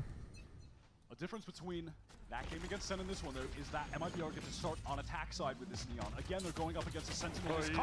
Hey, that's a great way to start for Aspas. Shuts down Valen instantly as he's caught in an All right, we got the audio up. Trying to escape, and now MIBR have the opportunity to get the spike down and maybe try to fight forward, get some additional space. Same story as what we saw in Haven, right? What is that Reyna spray? What the? Dude, I hate the skin. I hate it. G2 trying to get active, of course. There's going to be a bit of a heavy mound fight coming. Artazine now knows it. Their arrival's been heralded by the flash, by the drone. Artazine has nowhere to go. He's going to stand and fight and better hope he gets out alive. Rough. They had to commit to protect him, too. Cortesia That's rough. joins the long list of players down by cranial impacts. It seemed like we were barreling towards a 3-0 for pistol. Yeah, the Neon versus the Euro. For MIBR. I mean, it's just that you can just tell the color of the teams from the comps they play. These two, they're kind of at odd ends, right? MIBR is much more like commit to the fight, etc. type comps. Obviously, not as big of a difference here, but G2 is much more about the macro and covering all the gaps. Did not matter. Leaf connecting some sick taps. Yo, I'm insane. Leaf always has the funniest replays. And you're going to want to be in a map like this after a tough grind on Haven. But that's just what G2 are looking for. MIBR down now to 66.6% pistol win rate in this series, folks. A little lower than the average as of late, and there's G2. Already start with Leaf right where he's going to be. He hits him where it hurts. Oh, Ghost action from him. Verno is at least able to extract a frag. Oh, they couldn't get the spike. Side of this dark cover. I don't know how Leaf was able to get a second one. That is kind of crazy that he was stunned up and still able to get arts in. Jaw cleans up the last few, and take a look at the status of his ult. He is just one away from a dimensional drift on the bonus. Seeing them happen pretty darn fast. So important on this kind of map for that. Trent's just playing a different game. Have access to. How did he get away with the kill on Arts? I mean, if he doesn't get that, there is a chance for MIBR to then scale into the site and maybe get the spike down. They're probably not going to win, but they could have gotten some more cash. So Bane is like Zelsus, but Zelsus learned to shoot. I mean, but Bane's like, his frame power is coming up. It's still not that consistent, but I feel like I am seeing improvements. Obviously, you know, time waits for no one, but I don't think Bane is stagnant in that sense. matter of fact, he's just going to teleport away. That is Ooh, lots seen. So they start rotating over, and you probably push out a B, right? Yeah, G2's going to push out a B. You're already left C empty. You're trying to get ahead of things because you're on the bonus, and you can cut off the rotate if they do go C because you tag so many. They don't want to commit to it too much, though, since they don't have the weapons. Ooh, really? You're going to peek with the stinger. Oh, no. Dude, he checks that, too. What the hell? Wait, why did Valen go back, though? He had his team watching. That was so weird. I guess you were afraid that maybe someone would have gone all the way from C into Waterfall. That just seems unfortunate. Fault line is back up, sure, but he is positioned close and he's alone. Professor P. Oh, it's tough. The Neon runs past and Aldazine dispatches him handily. Valen will head to pit. Probably happy he's not the first one on the site this time around. Actually gets to play the game. Isn't quite armed as well as he'd otherwise like. Snakebite will force him out of the pit. Aldazine studiously looking skyward. Sees everybody drop down. Oh, dude. Which is the clone? He guesses correctly. Yeah, he guesses correctly. Yeah. I mean, he started shooting right at the end, too, but he already kind of knew. We're not going to think better of trying to take that. Duel doesn't want to throw his gun away. They matter a lot more for MIBR than they do for All right. G2 at the 3 moment. saved over, not bad. Able to convert. I like the way that they were Two extra armors broken, though. Clear out those players, specifically Trent, who had pushed up towards B in this moment. Yeah, what's the plan there for Valen and Trent? And then once he's removed, G2 feel like they need to rotate back, cover their bases over towards B and C side. And it's at that moment that MIBR. Oof, he said Yoru won't get. Well, I think I did say that I think Yoru's pick rate would go down a bit more, but I don't think he would be like gutted. His pressure in this game. This is. But a team like G2, yeah, a team like G2 is a team where I could see them still using a lot of the Yoru, but also like you consider the maps and such. They could also bring the Rays back, right? I mean, you got Jog. Okay, could have been deadly that. So you could go back to like projectile meta, where you got like Gecko, Rays. All of their emphasis on A early, and allow anyone from G2 to push up behind them.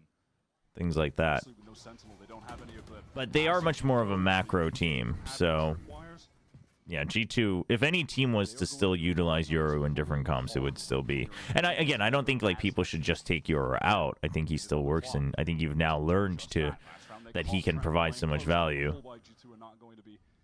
But I think other teams that aren't like super theory macro based would favor like, oh, let's just go back to like KO Gecko Rays, or you know, Fade Gecko and whoever, and things like that. Oh, nice one to take. However, okay, plot armor gets across the gap, no worries. Again, Valen struggles in this B position.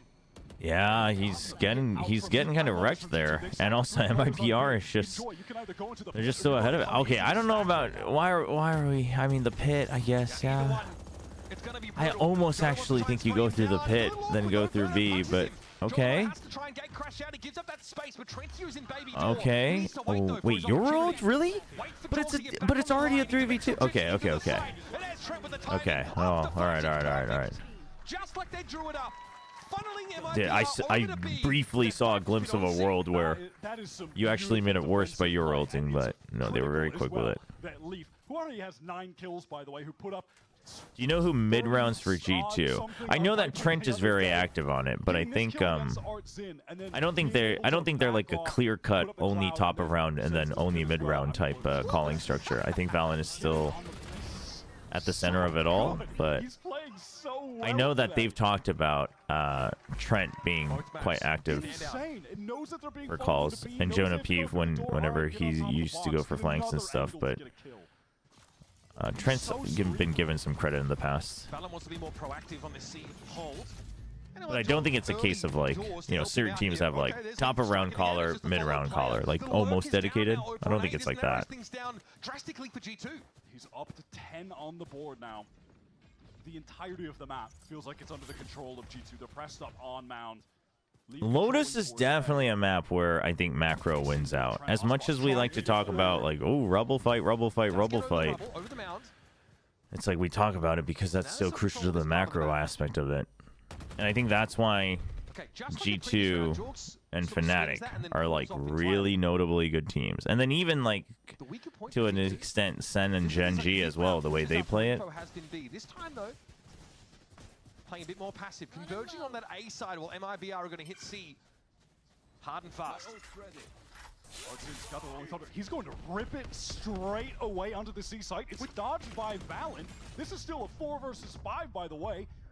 But G2 will be happy to play retake. A battle of the util under the sun gets employed there.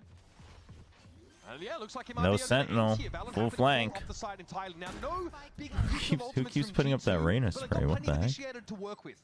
What are they going to do now, MIBR? Do they try to fight for some space? Try and catch. You gotta push out. There are 3 players coming from Mount. Yes, they want to fight into Waterfall. They're keeping him trapped in. They know. Oh, what cover though from Verno. That might have just bought enough time. MIBR's last 2 stacked up here at Waterfall, and it's a dangerous You can spam it. G2 to defuse. Valen steps up, and Cortezia sits down. It's on Aspas now. Fast lane in. Jaw gets it to half, then gets off. Another tap. This is going to keep Aspas honest. Keep him wondering. Oh, what the hell? Pops up. Fortunately, Half done though. Half done. He's fine. He's fine. And has enough time for the defuse. Oh my gosh. But I tell you what, seeing Aspas, you had to believe it was possible. that should not have been. Wyatt's losing it. That is like any means of. That was so insane. The way he sat there, I was like, oh my gosh, he's gonna jump. He's gonna go for the jump shot, and I was like, with a Vandal? I was like, there's no way. And then he just dude, he tracks the headshot. What in the world?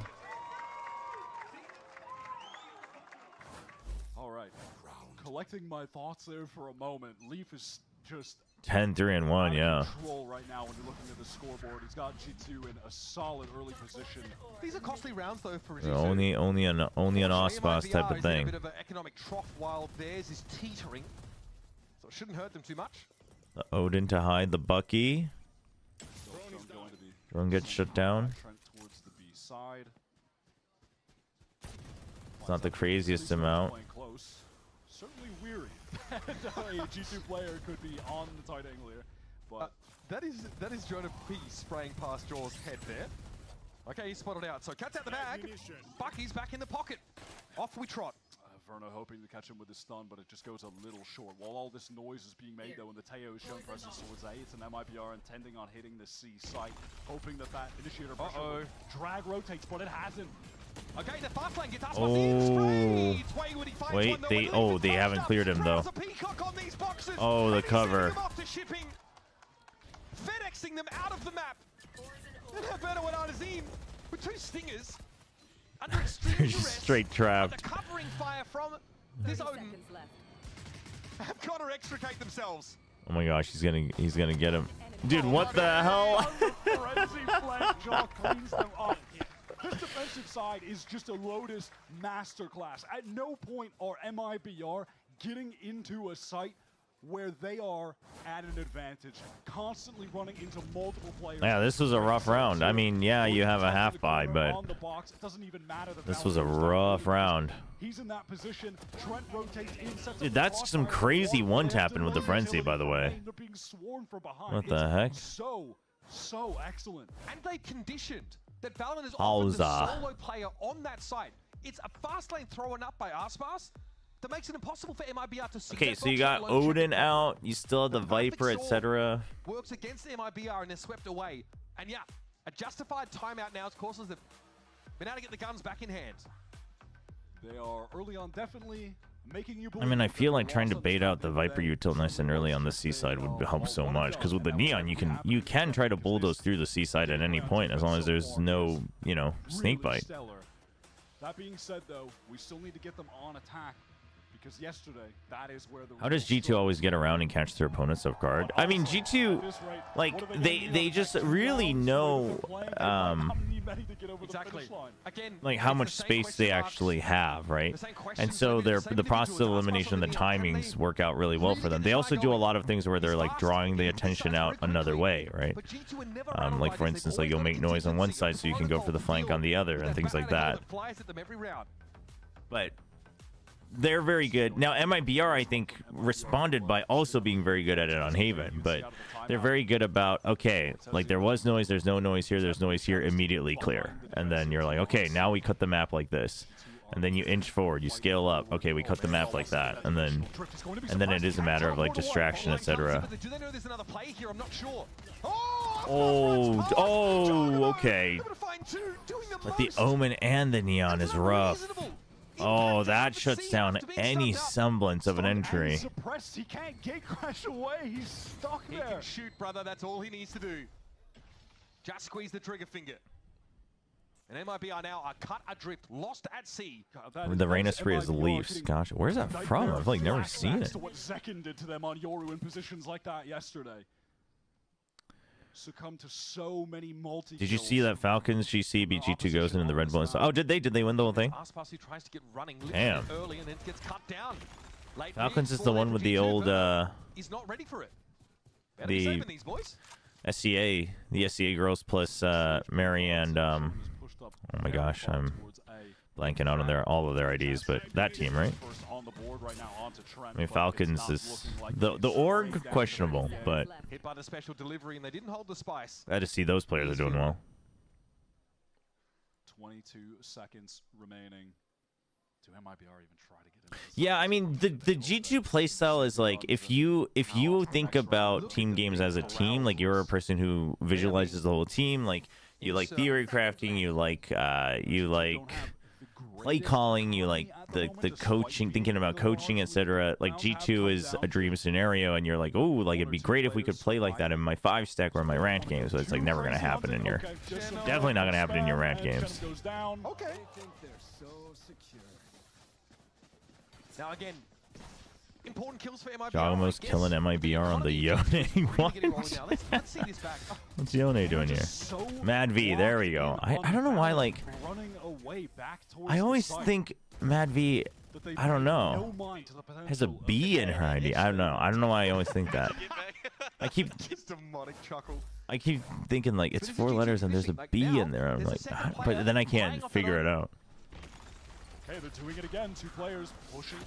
3. Oh, but he's shut down. It's the trade by Valen. Big investment here for G2. It's gotta have to pay off. Arzine stuck in that corner. Doesn't have a way to get out. Boy. Except smoking himself off. Or getting smoked Valen gets out though. That's important. He's able to get out. Scales up. Trent. Against it. Are they gonna peek out?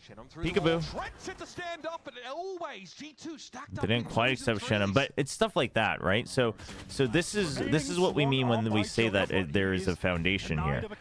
Is it a high-risk play? Sure, but there's a trade ready because you had numbers. So you're like, okay, we can sacrifice one, but at least that way we eliminate this, and we know it's C, and we keep the numbers advantage. Eventually, MIBR still doubles up their entry into C, and it comes down to a 1v1. But G2 is, like, playing to make sure that they always have better map control and the numbers advantage. Oh, wow. So it doesn't work out. Like, I'm not saying that G2 always therefore should G2 automatically wins the rounds, but what they are doing is very, like, this was the round. I thought it would be the one out of the it's very not based just on instinct. There's always a very clear cause and result that they are looking for. They win the fight over towards Mound. And Artsin brings them a desperately needed clutch. He goes off on map 1 Haven, and he's going off for them on map 2 Lotus. The Talon playstyle is based, though, knocking out Notion every time. What the hell, man? Too soon. That's messed up. That's messed up. That's not happening, though. Okay, Lee takes his chances there. Aspas able to bring him down, and any chance of reprisal cut off. G2 throwing Armageddon in the way. Verno has his build up in this round, and Valen takes a timing. Okay, it's messy, very messy. Jonah the last one standing with the Odin. No armor to speak of. It is messy. No lifeblood in his And this is where it fails because the tempo. After what you just said, I realized how many pros mauled over their comp games. Imagine you're already used to playing organized, but you found 3 randoms that can't follow your plan. Well, I mean, that's why a lot of pros don't grind ranked that much. Like, if you're grinding ranked, you're doing it strictly for mechanics, right? And I think there's merit in that because now that is what will let you, like, make certain high-risk, high-reward plays in situations.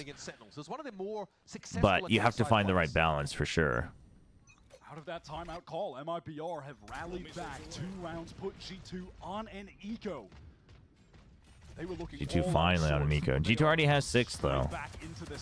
It's not too bad. Look, you're not loving getting 3 on Lotus on attack. You're hoping for a lot more. It's an attack favorite map typically, but so they. I mean, if G2 gets 1 more, then they're feeling dandy.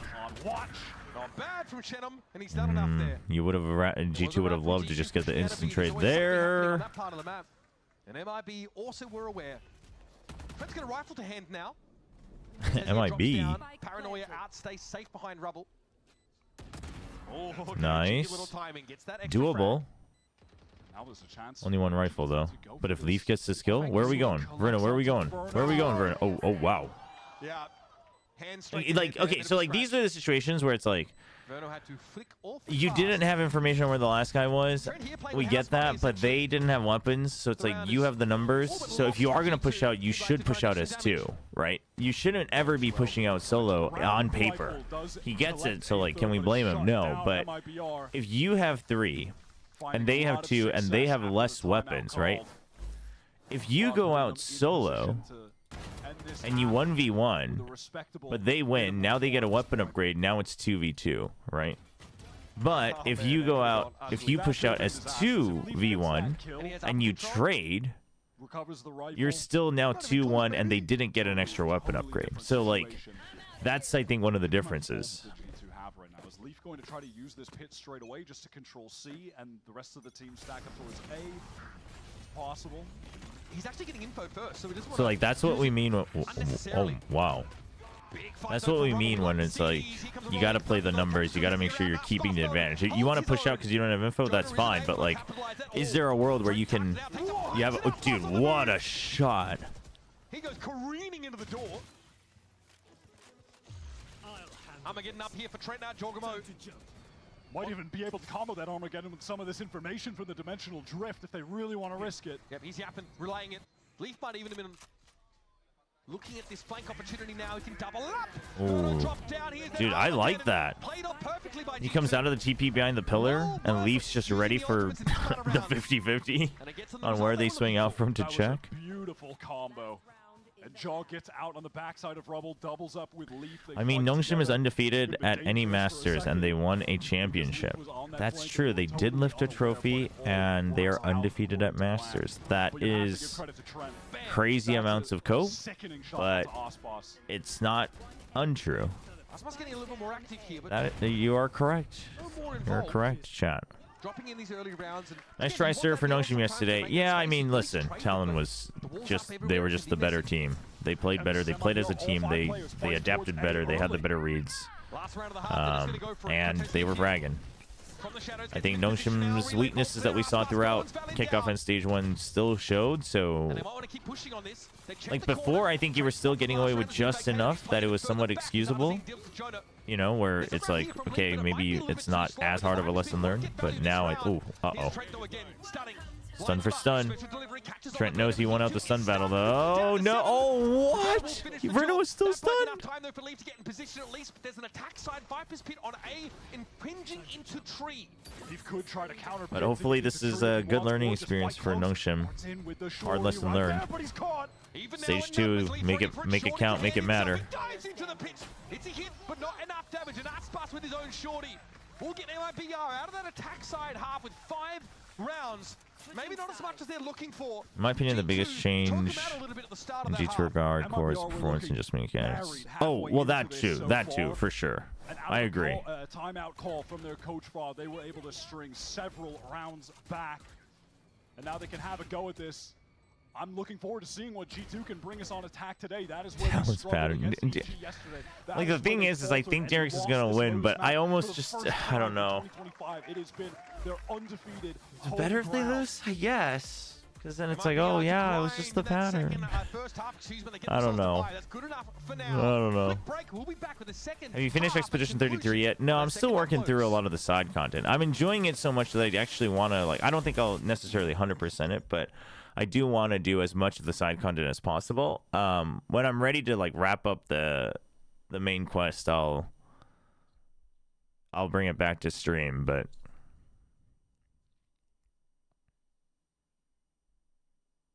a lot of the thing is like I played through some of the side quests, so and I'm like, ooh, actually, like it would have been nice to still stream parts of this, but there's just so much that I don't want to get caught and like feel like I have to rush through it.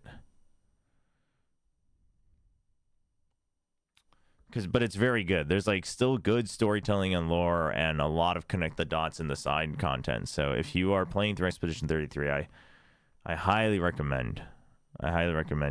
You know, exploring it. Obviously, if you feel like you might be getting burnt out and you just want to like finish it, then that's fine. But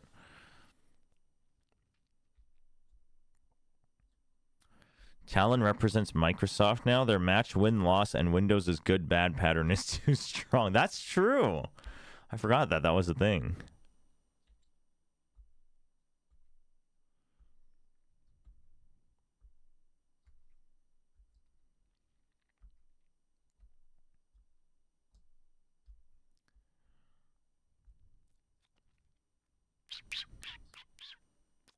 Don't spoil. Oh, no, I wouldn't want to spoil. But just do know that because I've played through most of it on stream, like if I can't stop everyone from, you know, always watching out everything of what, you know, if like people are asking about it, because if people have seen like what I've streamed so far, then it might come up. Obviously, you know, be courteous, but it's kind of hard because it's like, it's so story heavy, so there are certain parts. So just be aware, but obviously the best way is we won't talk about it too much. But just like I highly recommend, enjoy the game if you're playing through it. Like take your time with it.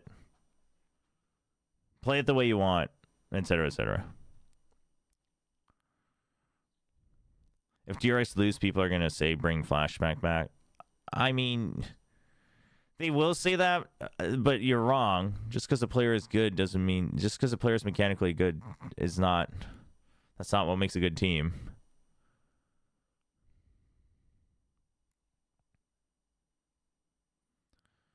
Oof. I mean, that is just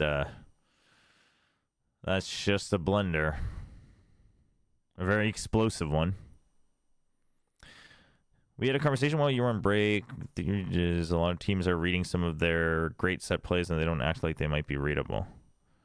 Yeah, I mean, I think that's where some of the cracks are showing. Like I think that's what I was trying to convey in the Haven, where I think they might have actually had better like round calls. So like round calls, when I say that, like off the rip round calls, like they have the better call going into the round. Like you have a set play, like this round we're doing this plan.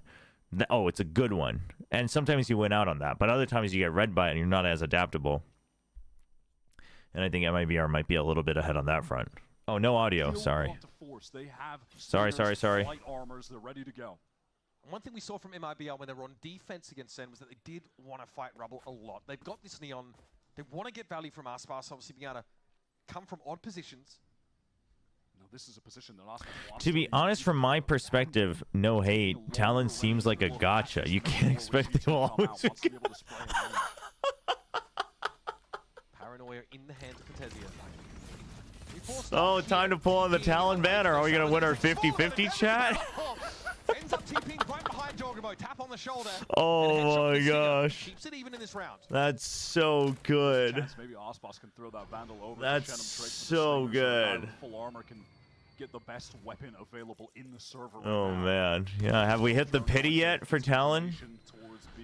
Oh my goodness. Allow G2 an opportunity to slowly creep towards this A site. All things considered, you're holding a bunch of stingers in your G2. You're pretty happy to get so much space taken. Yeah, chat, I'll get better about the mute unmute. That's my bad. Now you're within striking distance of a site. You use one more wave of that initiator you I should just lower the volume during commercials, since I don't do...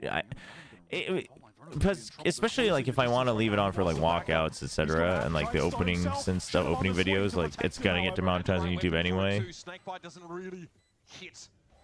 And G2 trying to save that util to stop MIBR's presumed flood. So they get in the side for free, almost. After this flash, that'll be the last piece of util they have left. Salvos as well. Now it's just going to come down to the gunplay. Can MIBR trade out for each other effectively? Cold steel, white knuckle grip on these guns for G2. These things I've got to sing. Aspas for one. Trento's able to get into the game now, the 1 versus 2, but look how low they are. A bit away with spray and he'd have it. Classic out. Aspas catches him through the corner of the masonry. And we have ourselves an even game. Barely getting away with that, scraping by. G2 had such an explosive entry into rubble when we saw Cortesia put in that high pressure situation early on. Oh, he's smiling. Aspas is happy. From this guy. Look at what's happening, man.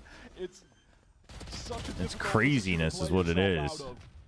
Shenum does great work protecting Verno there. And then legit, it actually comes down to them having better weapons and getting like better spray penetration through the wall. Now, something that's fun to look for from MIBR is they'll take that rubble fight on A, they'll do it on C as well. They'll fight for Mound, they'll do it round after round, but they're going to be set up for it again this time. It is Aspas meets Valen, head to head. Still a bit of an awkward one for G2, weaponry wide, Sheriff's for them. Singing out well enough as Aspas got caught by an aftershock in the end. Despite having these bad weapons, the fact that they okay, but Leaf being all the way through with a Sheriff is kind of deadly. How explosive this G2 entry is into rubble. But also Shenum being super far out is also deadly. I don't know if you expect that. The location of the map where the defenders I think you think they might be peeking from here. I don't know if you expect him on this angle. Dude, is he going to wait? Is Jonah going to wait? He's going to wait until Leaf comes all the way out. Oh my gosh, this is so good. Dude, why is G2 so good? Oh my gosh. Shenum there plucked out of that position, and that opens the door now for Jonah to come right on through and get that spike in. And instead of going for the gun, Leaf is going to opt to try and get into another unexpected... Oh, you're going to fake that because you have 40 seconds? Or at that, I mean, hell, Jonah could leave his site if he really wants to. And he might. Yeah, that's going to Dude, that's crazy. I've drawn out a lot of this initiated util, of course. Leaf's ahead of it. So I've got to be wary of that. They want them. Oh my dude, they are playing them like crazy. Verno with a special delivery. Oh, he's just so they're playing him like crazy. And Verno wanted the other peak, the cover, but he's already planning the spike. Oh, he still gets it? Oh man. Armor, he's in a decent spot. He knows where Verno's coming from. He's in the perfect spot too. Biding his time. Patient killer, but the barrel will be... No! Oh, rough. And the round crumbles to Well, Masters Toronto will be played on patch 10.09. I don't think that's confirmed in Malaise, is it? Did they confirm that it is going to be played on the patch where it's nerfed? The closest thing we have for confirmation is Verno saying that the patch is going to be good for them for Toronto, but honestly, I wouldn't be surprised if Verno was just assuming, because Anders was saying that as far as he knows, it's not applied for Toronto, and I could see it not being applied. He played that situation so well. He's at 22-11 right now on the Viper. They were. Willing them into this I don't think it's 100% that it's getting applied. It can be. It is definitely not too late. Like the patch is going to come out in time for them to apply it if they want. But oof. Well, Artson says, nah, never mind. I'm just going to smack me down with that shot. No, it's not a guarantee that it always applies right before the tournament. It's just they have a guide, and even the 2-week thing is like a guideline, and that's usually for new content. Patches don't have to be. Yeah, it's not a guaranteed thing. It's just generally it's a pattern, but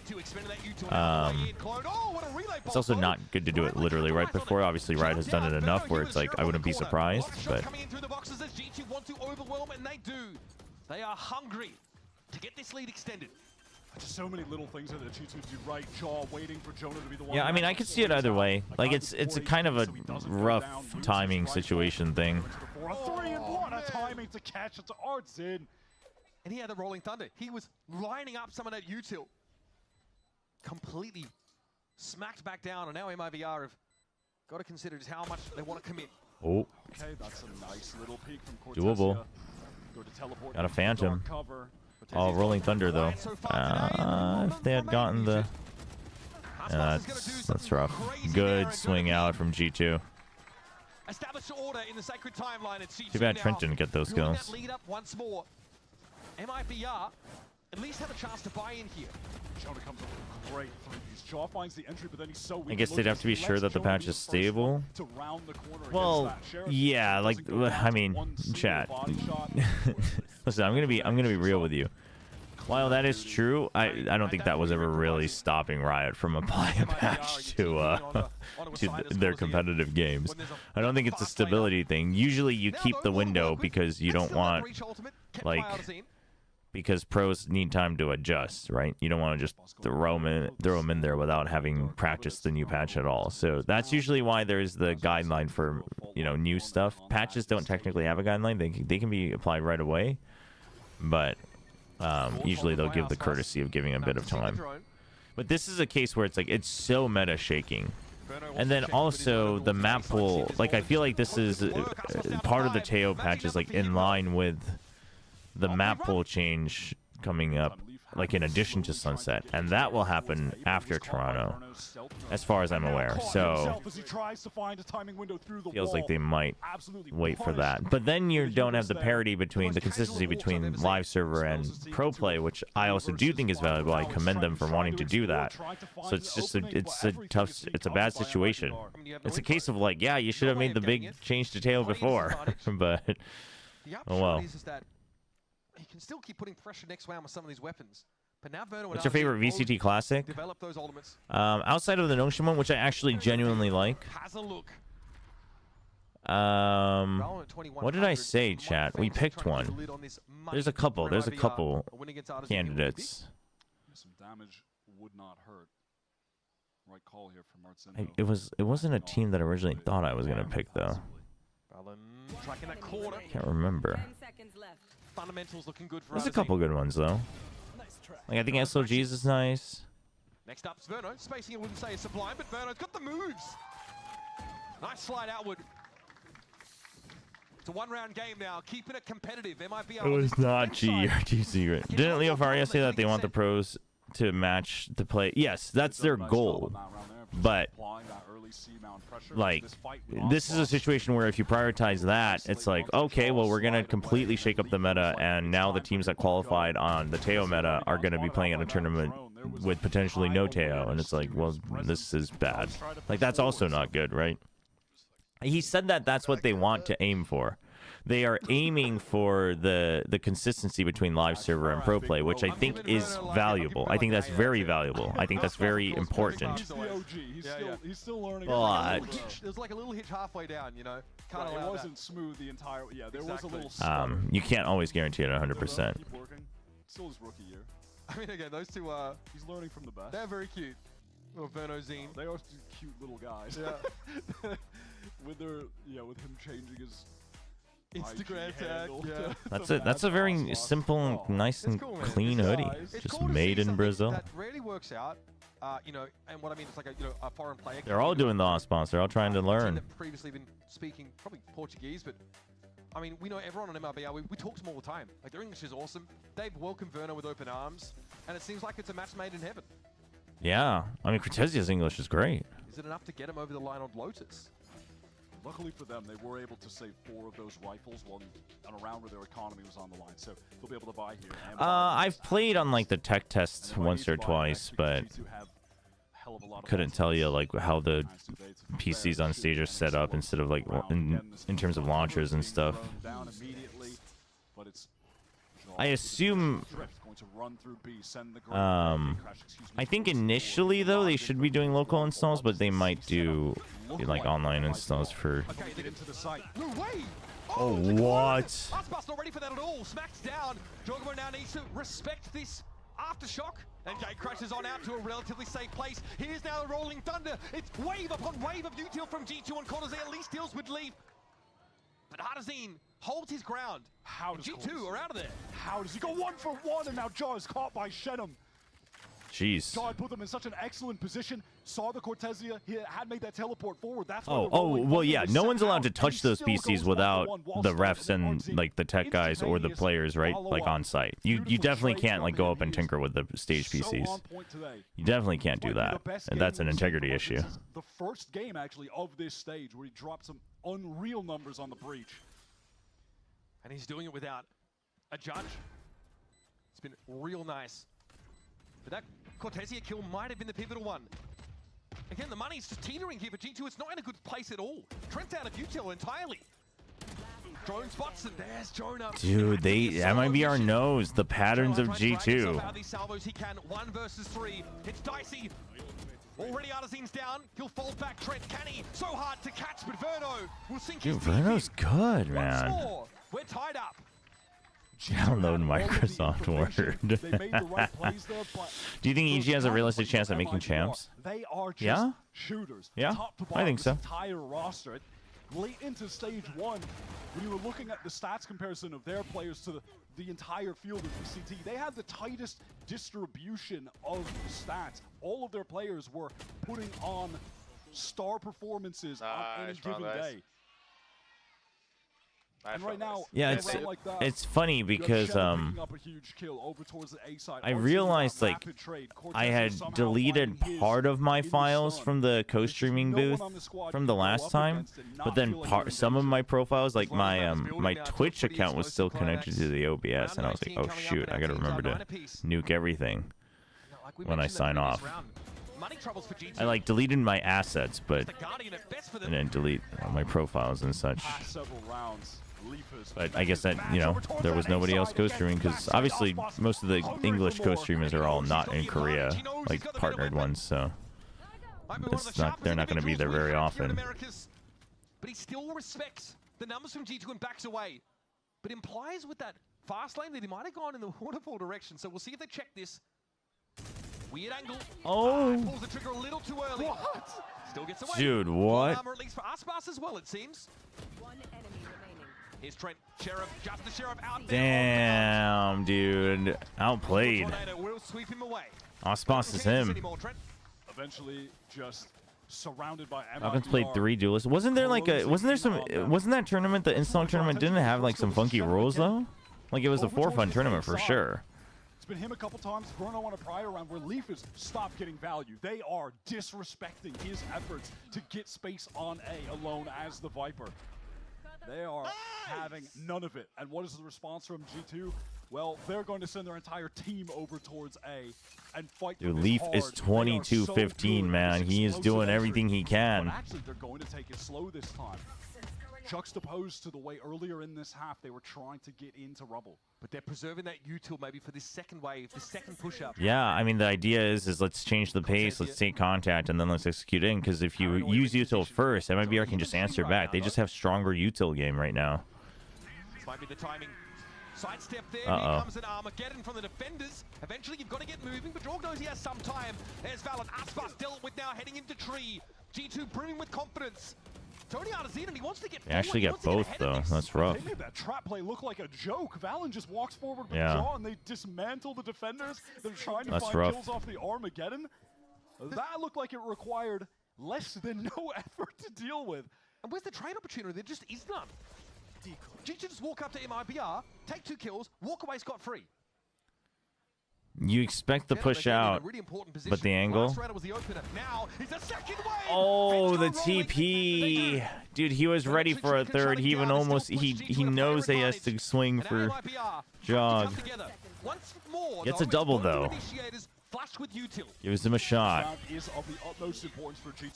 Okay, Pit, if you can actually put enough pressure, you have, well, you're a little all over the place, but if you're not going to opt, you have the money, so I think you try for this, see if you can draw out. There you go, you drew out the, you got to push in, Bruno.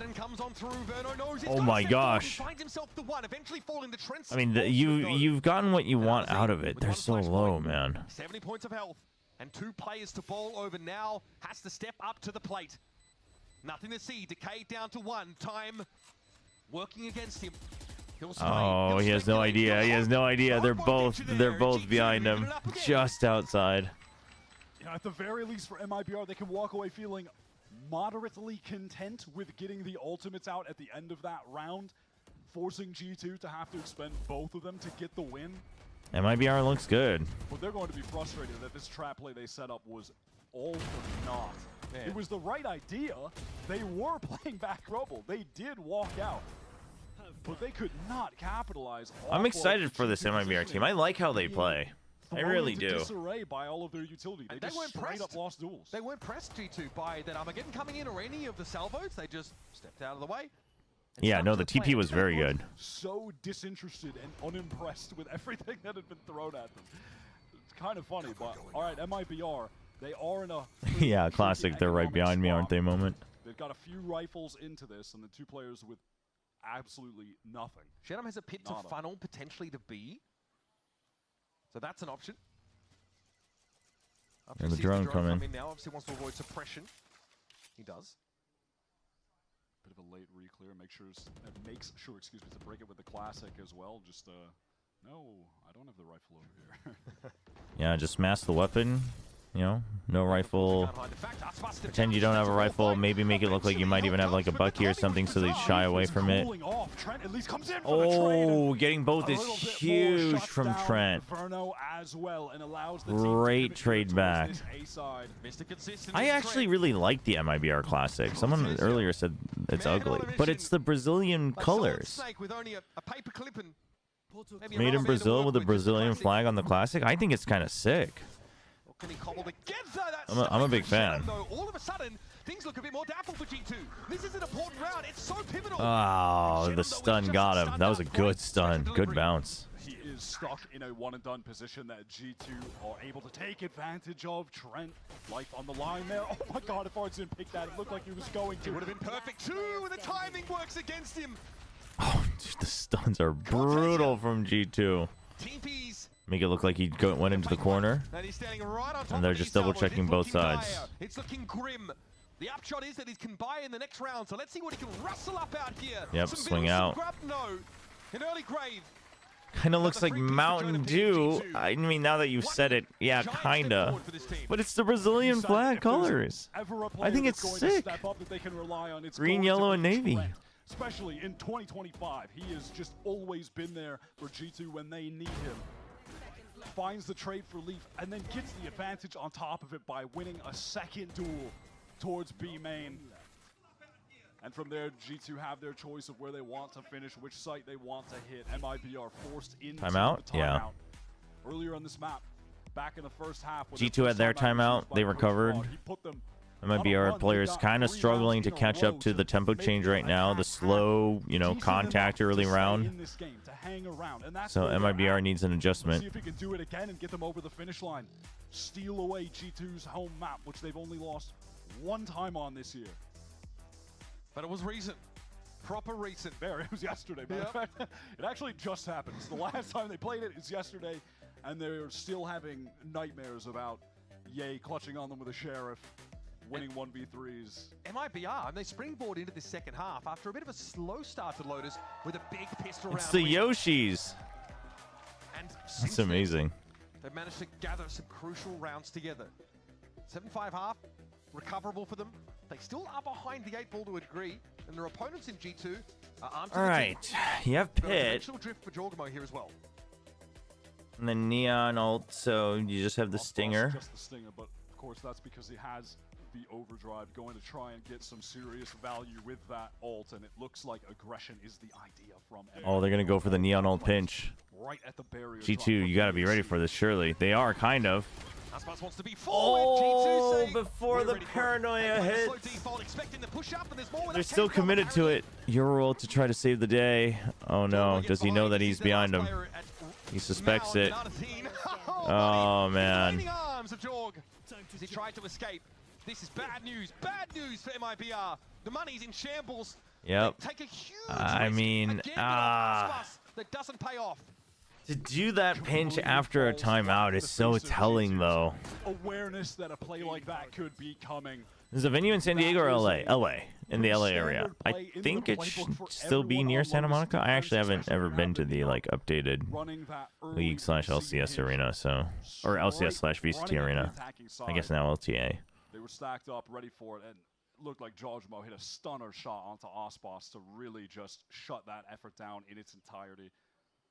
Verno relegated to a slow, sad save. G2 Oh, okay. It's just because it's only Verno alive. We saw the stats coming into the game. Verno with a higher KD than Aspas, even though has a lower ACS. It's because we have a lot of rounds like this. Verno is the Teo player, needs to be hanging around late in the round, so often survives. Verno's still very good. Deaths than his contemporaries. That's a nice little pick on Leaf, but doesn't really furrow the brow of G2, who now stand on. Oh, it's in Culver City. Okay. Pretty well weapon-wise. The Riot Arena's in Culver City. Might be able to cobble something together. God, that is lethal from Jaw. And then Trent just spamming through the dark cover, which I still also just love that that's being placed again, just displaying how aware G2 are of the situation that's headed their way. One away from tying up this series 1-1. The LTA format ain't working well for League, for North America League.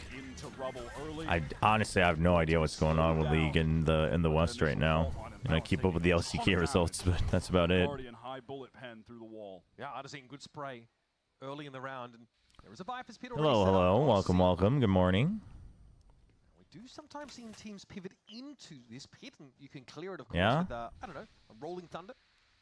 Jonapi has one of those. It's doable, but with only a 2-round diff, I don't know if you necessarily risk that. Sure that G2 have been put off this idea of going C. I think if you're going to do it, yeah, you need a backup plan in B to catch people rotating over. Oh my gosh, they're just going to do it. They're going to do full commit. But they have the right read because they... Well, I don't know. Why are we still keeping 2 people on Rubble for MIBR? This is too much trust. This is too... Oh, they know. Okay, he's sticking around. He actually didn't get hit, but oh, he feels so much pressure, man. He knows he's pinched. He knows. He's already so far forward. Jaw on the site itself. You gotta flood on the plant. You gotta flood on the plant. You gotta go in. Oh, see the timing. It's good. It's a good dude. MIBR didn't shy away from it. Huge. It looked like it was all done. Cortezia steps up and keeps MIBR in the game. I don't know where he came from. It looked like they had MIBR trolled so many rounds. Never mind. They just won. Down a man after Shenum is just routed out of that pit, has no hope 2 in that a.m.? situation. Yeah, it's AM. Good morning. Oh my God, he didn't even get back out with the classic. Nice work, Jace. You gotta win those. I mean, OTs between these 2 teams would be cool for sure, but Coming into this round 24. yeah, they still had one more timeout though. But this is not a momentum. This is not like a you can't change your pad in here, right? It's just do or die timeout. So I don't think it should be as hard for MIBR to try to get a read here. Points don't matter, and MIBR could steal the map away. You mentioned the Armageddon being developed by Trent in that fight. Never had an opportunity to use it in that round. MIBR were just so... They hit the gas. They were in there way too quickly. I wonder if G2 tries to force a Rubble fight and then see if they can bait out a reaction from a C push out. Or just go for a Rubble fight and then pinch into B. We haven't seen a B hit. I do hate it when teams do it. I do hate it when they're like, well, we haven't done it. Like, you think they might not expect the B hit. I don't like it. I don't like it when teams do that. I think B is a trap. But one of the easy rookie of the year candidates. They are going to fight for Rubble. And MIBR has the read on it. Or overtime here on Lotus, where G2 would be at risk. You have Armageddon for G2, but it's not going to be a B pinch though, not immediately at least from G2. Seems like it's a full commit to bait it out. Available for Trent and Rolling Thunder for Artesian just around the corner. Looks like we're set for a good old Rubble fight.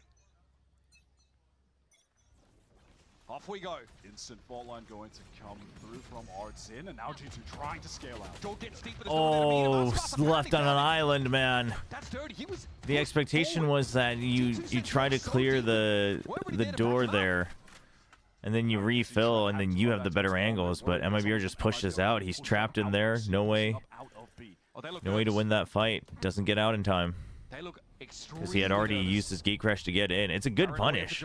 This is where the Yoru, you know, was a little bit rough. Control of this A side of the map. G2, they have to re-clear. Waylay would have gotten out, chat. Waylay would have gotten out of there. I'm just saying. They're just going to have to pure contact that on the opposite side of the map. Okay, here comes that aforementioned clear. Oh, we go in OT. And in the perfect round to get going, he gets it done. Oh. Valen disoriented, surrounded. Valen moment. The poison orb. No.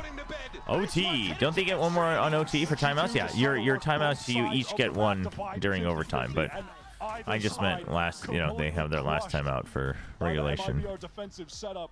We demanded that Aspas show up today after such an uncharacteristic underperformance. How did the last Pacific games go yesterday? Well, Nongshim lost, but it was both of them are 2-1. I think the Nongshim Talon game was it was very good from Talon. I think it was a pretty fun game, even though Nongshim lost. I think the T1 Paper X game, I mean, if you're a Paper X fan, I think there were some fun moments. You know, just because we saw some classic, good old W gaming come back, but overall, I don't think the quality of the match was very good between T1 and Paper X, unfortunately. At one point, Leaf had 10 more kills than the next highest player on G2 and was at 22 and 11. He's been stopped there, actually. That's funny, because I remember mentioning he's at 22. After that, here's Trento Shenum getting taken down. He looks to probe on B, but G2 are very proactive this round. And quickly, Leaf starts to move into a backstab position. This is going to draw Verno away from Mount. But they know that there's been fast flanks. Ooh, but Verno gets a good idea here. It wasn't a triple push. Martin in some serious danger from that spam, and he does go down to Trent. Rough. Is down though. MIBR down to 3. So you're just worried about the Viper. He's trying to clear it out ahead of time. Verno wants to clear this. Oh. Okay. Aspas gets one as well. They stay alive. They've got a crossfire. Dude, Aspas. Oh my gosh. Bob and weave. Oh my goodness. He gets alive again. Dude, what in the world? Oh no. Dude, he's him, man. He's him. And that is why Aspas is him, man. The goat of Valorant. Unbelievable 4K. Did Paper X solve roles? Well, what we saw, you know, once they started, you know, once they got the last 2 wins, even though against weaker teams, was that they were primarily focusing on getting something onto op roles, right? Something onto like Jet and op. And then on Raze maps, you play Raze for Jing. So they're going back to certain comfort roles, which I think is good, because for now, I think it's a good short-term. I don't know if it's necessarily a good long-term solution, but it's a good short-term solution. So they focused mostly on that. They had something playing Brimstone on Fracture, and they played Neon Raze, which I think the Neon Raze is fine. Something definitely struggling on the Brimstone a little bit. How are they feeling right now? But they solved role issues in a Paper X way. They are playing mostly comfortable agents, comfortable positions. Not trying to force, you know, them into different roles. Jing, you know, still playing the Omen on Ascent, things like that. Brick by brick, MIBR build back into this game. And now, they're 1 round away from taking it and going 2-0. G2 taking a moment to just calm themselves down a bit, let the frustrations ease out. No, the thing is like I don't think Jing on like something like a Brim works. I mean, for the same reason it doesn't work on something, but I think I would trust something to get adjusted for it sooner than Jing, to be honest. I think it's also just, it's not like Jet has that much value on Fracture, right? So MIBR could get this series up to a 2-0 lead if they can convert this one defensive round. I think his Raze is too good to, if you're gonna play Raze, to not have him on Raze. Oh, that's rough. Whoa, or not. Completely unhinged, but Arzine, the safe pair of hands there, will at least Dude, that clone looked like it was lasting I forever. don't think he could see a thing. He just knows he is locked in. Verno is controlling all of A. Leaf in these situations had been so aggressive, but he's been getting shut down this time. Is Verno the one getting too aggro? Yes, he is. Leaf bides his time, finds the kill. 3v2. Can we go another? Okay, if you're gonna go into B, please tell me you're gonna push out. have to get this done. They have to convert here. Hey, Banana.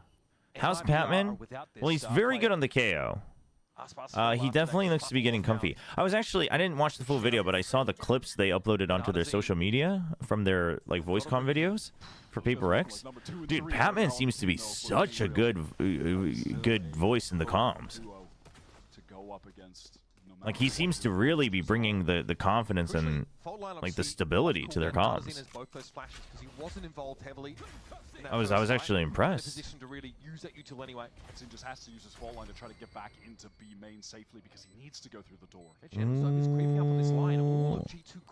I don't know though. I don't know if this is good for G2. I think this might be a mistake. Okay, they're triples. They're waiting for the peak though. If there's anyone upper. Yep.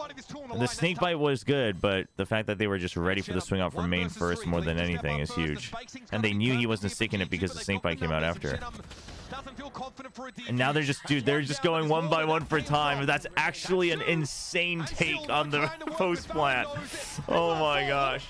Because it's OT, it only is a good idea because it's OT, because your econ doesn't matter. So you're stuck in the choke point, but it's like whatever, econ resets anyway. That was well done. That was well done. I normally hate it, but that was well done. That unbelievable round from Aspas going up in smoke. Yeah, just a memory now. Just one for the highlight reel.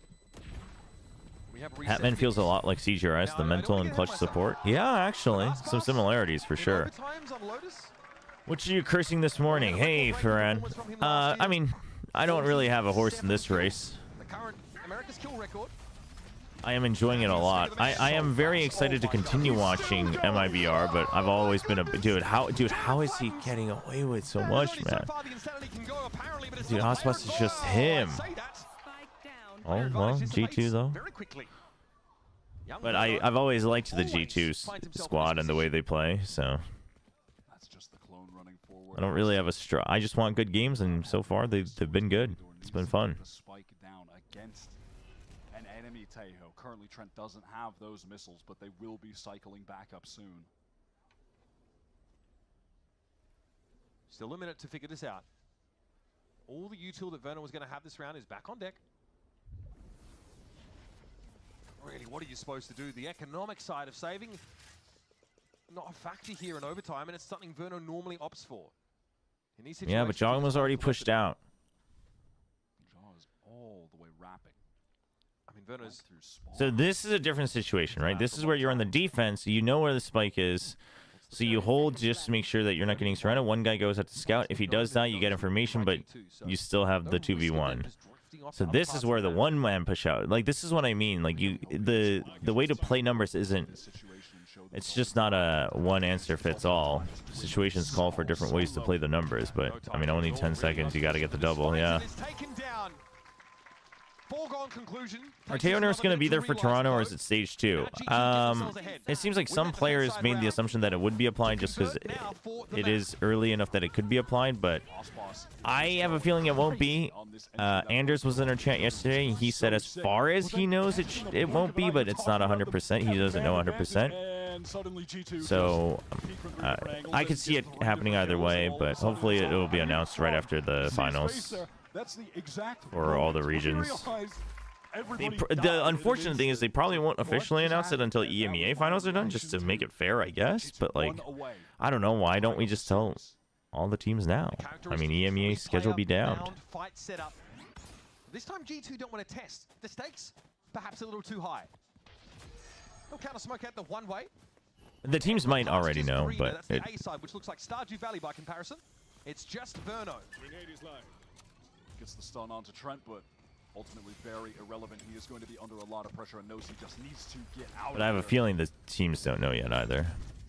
Neon Upper sees those salvos come in. Leap will surely follow them up. Oh, Verno! Dude, Verno's clean too. I am very invested in the Verno story arc though. It's so good. It's like so good for the scene. It is the perfect script, honestly. Okay, well, let's hold up. They're gonna run away. Dude, they were so focused on trying to punish. the potential pinch onto Verno that. To support Verno, but then they just did too much. They already had. Yeah, exactly. They were too committed to it. They wanted to end that round right in that moment, but it's left Verno, who was the hero. Yeah, overcommitment. All right, he's taking his time, making them second guess, clearing it out, angles out one by one. The last round he did this. Previous round took too much time. To ask for. Surely that is too much. All right, he's just making noise at this point. He's planning for waterfall. He ignores it. Tries to pre-fire the peak. Salvos wants to try to get the half. Oh, salvos are out. I think that's it. Map win here for G2. Tied 1-1. Damn, rough way to lose for MIBR, man. But G2 played those OTs well. Bring them over the finish line.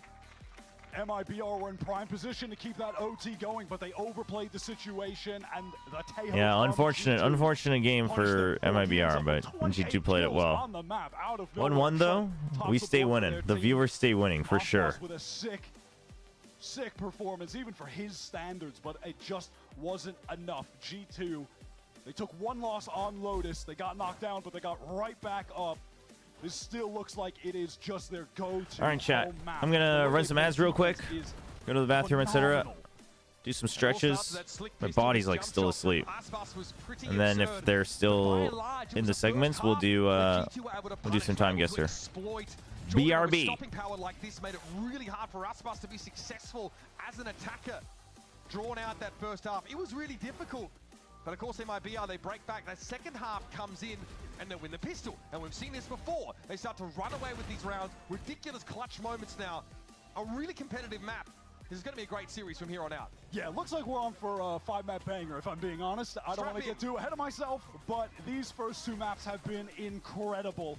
And you still just have to respect MIBR for even pushing G2 to their absolute limit on Lotus. Stay locked to this channel, folks. You'd be bonkers to go anywhere else. We're headed over to the desk to break down this map number 2, and then map 3 in a best of 5 for that spot in the finals will be coming up.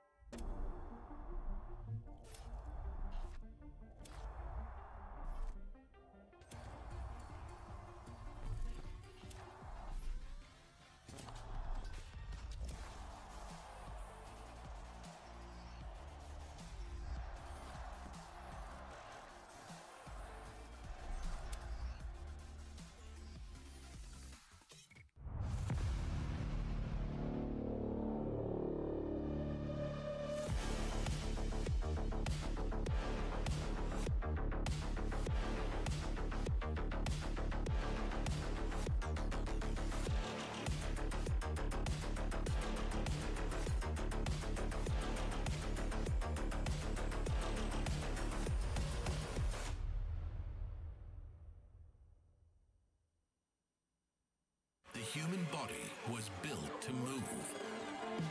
Not trapped at a desk in one singular posture for 12 hours a day. It's time your chair evolved. This is Secret Lab Titan Evo. Ergonomically engineered for you.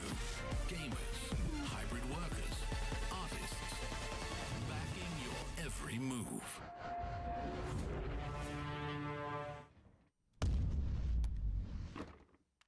Red Bull gives you wings.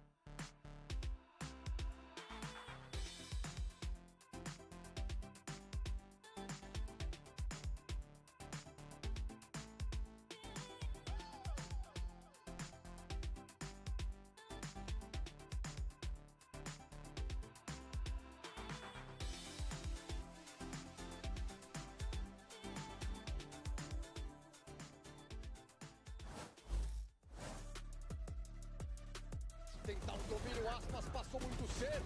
O Artezinho consegue a tocar. Artezinho, é sempre ele. Coming through, G2 lead pushed up so far again. The flash comes through over the shoulder. I am here with Josh RT before the next map. We got only nail biters coming into today, so I got to ask you first, what do you think the team was missing on map 1 of Haven, and what do you think they brought back so you could pull map 2 into your favor? I think we were missing some proactivity on defense. I think our attack, we were just kind of reading them really well. Like we knew how they were playing, but on defense, like we just didn't know enough. Before you know it, we're down in a hole, and it comes down to these like tight rounds where obviously every team can win like a C post plan or whatever, right? So I just want it back into our control, and that was my message going to map 2. It still was a little shaky. I wanted more decisiveness from my players, but they're stepping up. It's good. Are you ready for more rounds, more overtimes, more maps? At this point, it's expected. I'm so exhausted, man. I'm so exhausted. Well, all right, best of luck in next map. Thanks as always. Josh RT gonna start looking like me after a little while there. My guy's gonna be losing his hair. But hey, Josh RT will go kind of hard with a beard. In any case, though, I mean, look, G2 picks up a nail biter of a win. It goes to OT, 15-13, of course. And well, I want to talk. There was one round in particular you guys wanted to talk about, right? That there was that round 11 in particular. Mimi, you already. It wasn't on camera. You didn't have to show it. Come on, man. It wasn't shown on camera. It wasn't shown. But what do you want to talk about here with this round 11? Yeah, so I think the last time that G2 played this map, when they had their first loss of the year, what they really struggled with was being a little off-kilter in some of the chaotic team fights, especially their C retakes. And this round, I was really impressed with the weather was so not great the last 2 days. It's so nice today. It's nice and sunny. Jonah P here, and because they're one of the teams that is super committed to this Yoru, they get a ton of value out of the ultimate whenever they have that online. Here they have a round where a fast flank is coming in from Leaf. They're ready to go with an ultimate through from Jojimo. And despite how crazy the start of the round is, G2 is really good at recognizing the ults they have, taking that moment 6 maps would be lit. set up a play like this. It's all perfectly coordinated. How are we getting 6 maps in a BO5 chat? On the flank, the ult, it's crazy. all put together, and this was missing the last time we saw G2 on Lotus. It's little elements like that where they just temper it. They wait it out for a moment, waiting for Leaf to right. get time on the flank too, to just add that extra piece.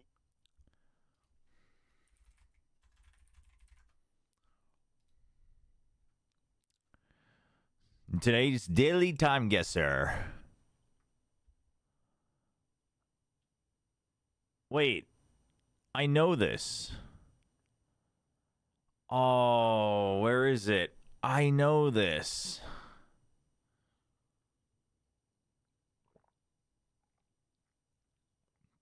Chat, anybody know this? Oh, where is it?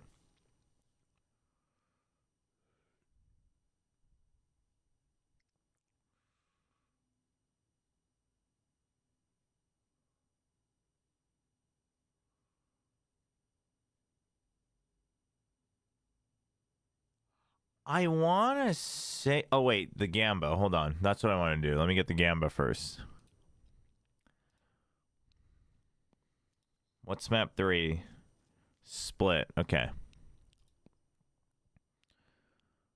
No one voted for G2 anyway? No, we're not refunding that. You shall pay for your lack of faith.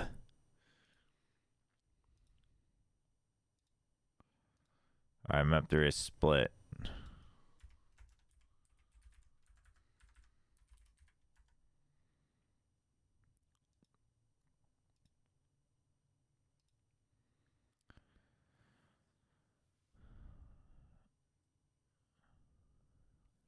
Yo, all good, Paradox. Yeah, get some rest. Is this Da Nang? No. Is it?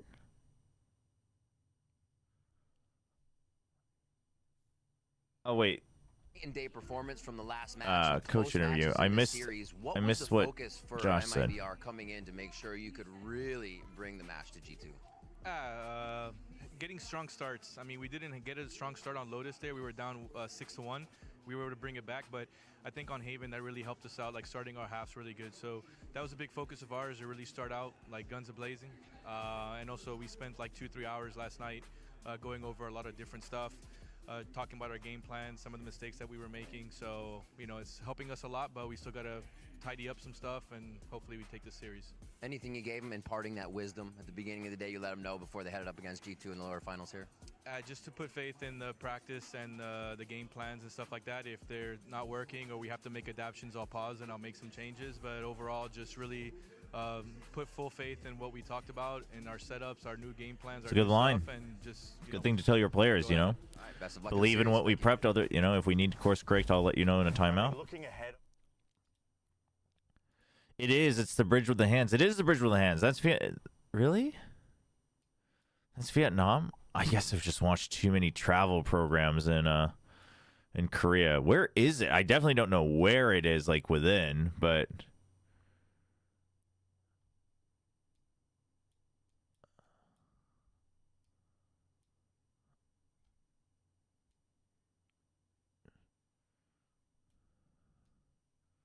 yeah, it should be somewhere in the mountains, right? I feel like it's such a big deal though. It's such a big tourist spot.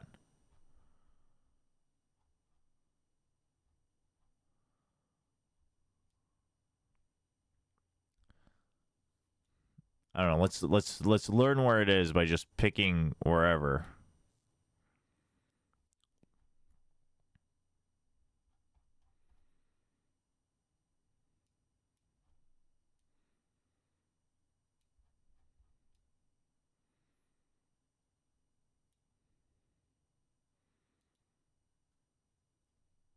All right, what year is this? We got selfie sticks. We got the older galaxies. So I'm thinking like 2016.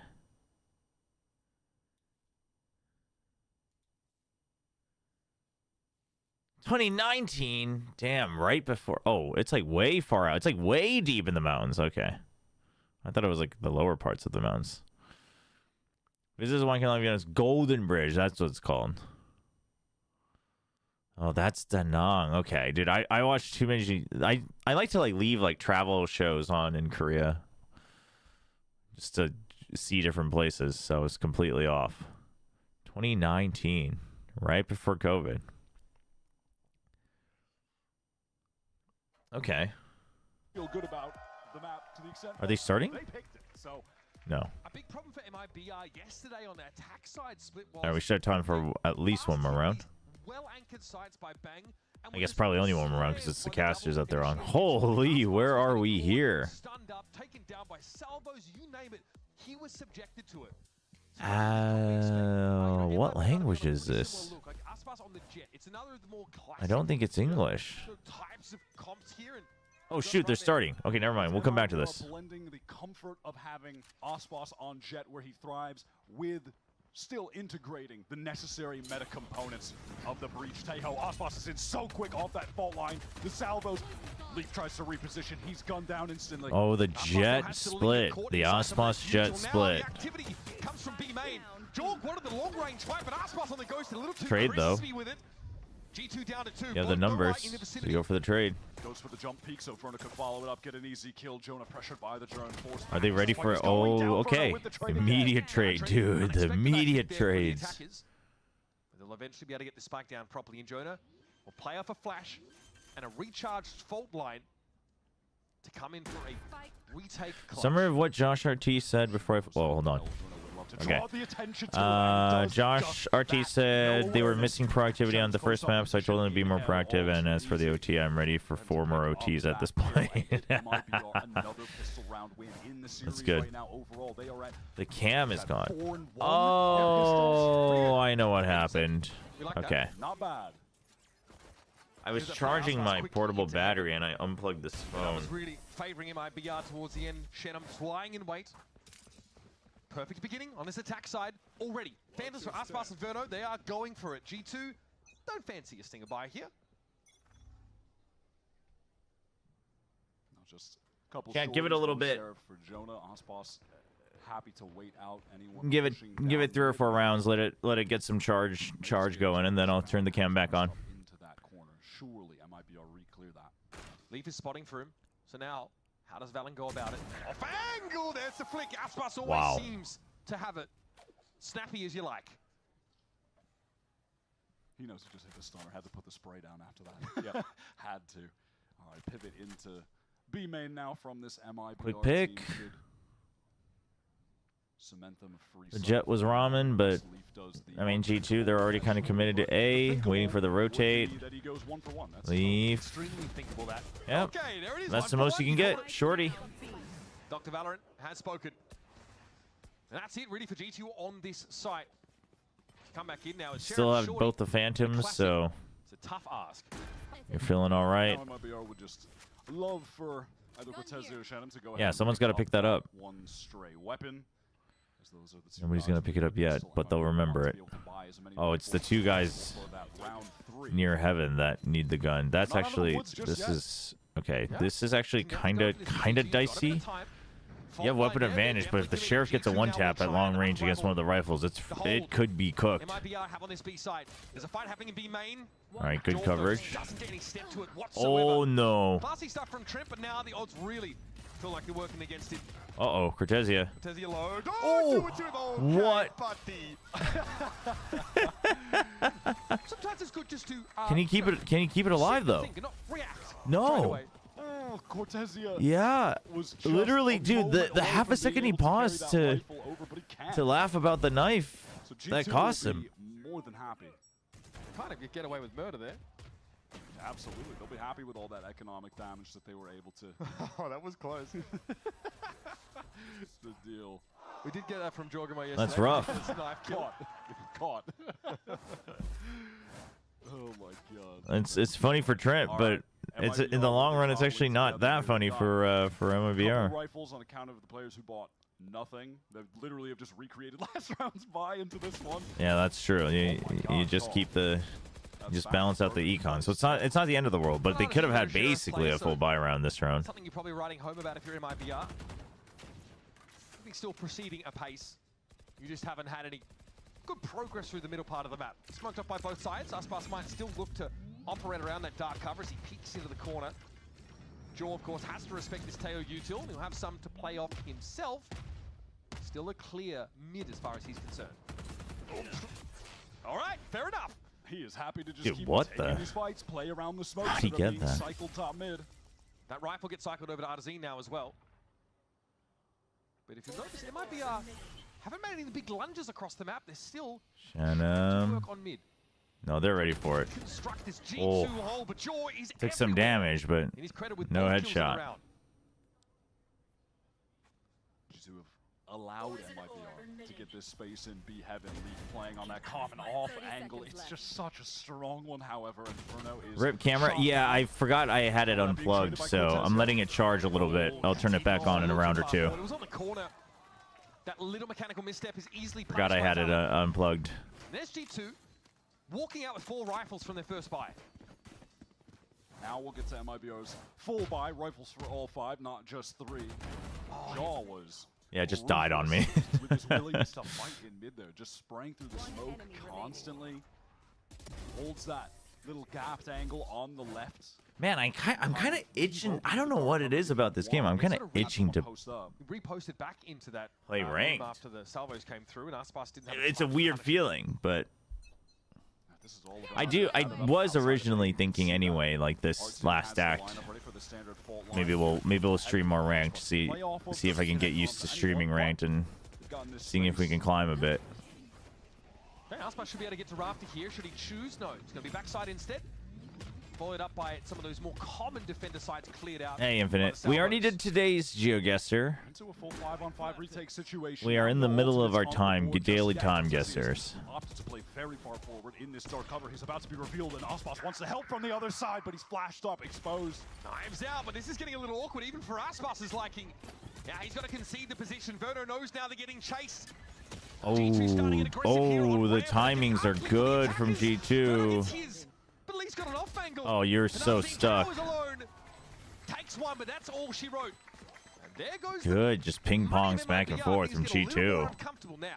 The Brazilian side, they were just unable to fight for any space of significance. It was really only Cortezia up in heaven there. And then you could see, yeah, Aspas is trying to fight up ramp at the same time, but it just doesn't work out. G2 overwhelmed them with numbers. The flash onto Cortezio was perfect. Yeah, that's a bit of a frustrating round. I don't think it calls for a timeout though. It's 2-2. You're attacking on split. You give it 2 more rounds, I think. Do you plan on watching the Asian Champions League? Is that the name of the tournament in China? MIBR needs to be more proactive. At least play at a higher pace. Aspas tried, but there was nothing to find. I wanted to. That's in 2 weeks, right? Again, or MIBR. Frankly, we saw a lot of straight up 5-man A play against Sen from them yesterday. Yeah, I should reach out this week, see if I can get it sorted. Although that will be, I don't know if I'll actually be able to, because that should be the weekend of EMEA's finals. But I think I wasn't aware originally of those dates, so I think I might have 1 or 2 other things scheduled, other family things scheduled in the evening then, so I might not be able to, but I'll probably still reach out just to make sure I have it in case I have time. Yeah, absolutely. Look at the position of the G2 players in Seward. They're getting close. Hey, there's a teleport into site. Okay, Valen denied. Valen will still get there on a decent timing though. MIBR, I think they're trying to set up at Raptors, but here comes Jaw. Shenum, the loose end, now down. All of MIBR trying to group up here in Heaven and the site, respectively, in Lee. Oh, dude, Aspas is there's something about him, man. He's so good. I mean, Jog's good too. That Jog, I mean, listen, I wasn't calling you out or anything. I'm just saying Aspas is good. Oh, you know where he's at. Yep, dash to reset. Makes him have to guess on elbow. Heard the drop.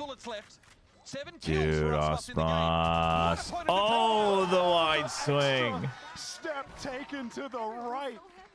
Dude, how is he so good, man? And a pretty important one. How is he so good? All right, let me take a look at my camera, see if it's working. Look how this played out. Aspas is on fire today. Getting that first kill, and then from Heaven, eventually just needed 1 bullet to connect on Jaw while he was sticking it. Was it like a crouch into step? All right, should be good. Boot it up. Knock, knock. G2 still have enough cash to buy, though everything is going to be on the line for them here.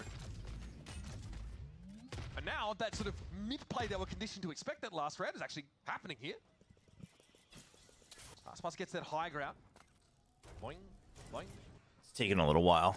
Let me watch this round. So getting active on the A side are G2. Shenum gives it up.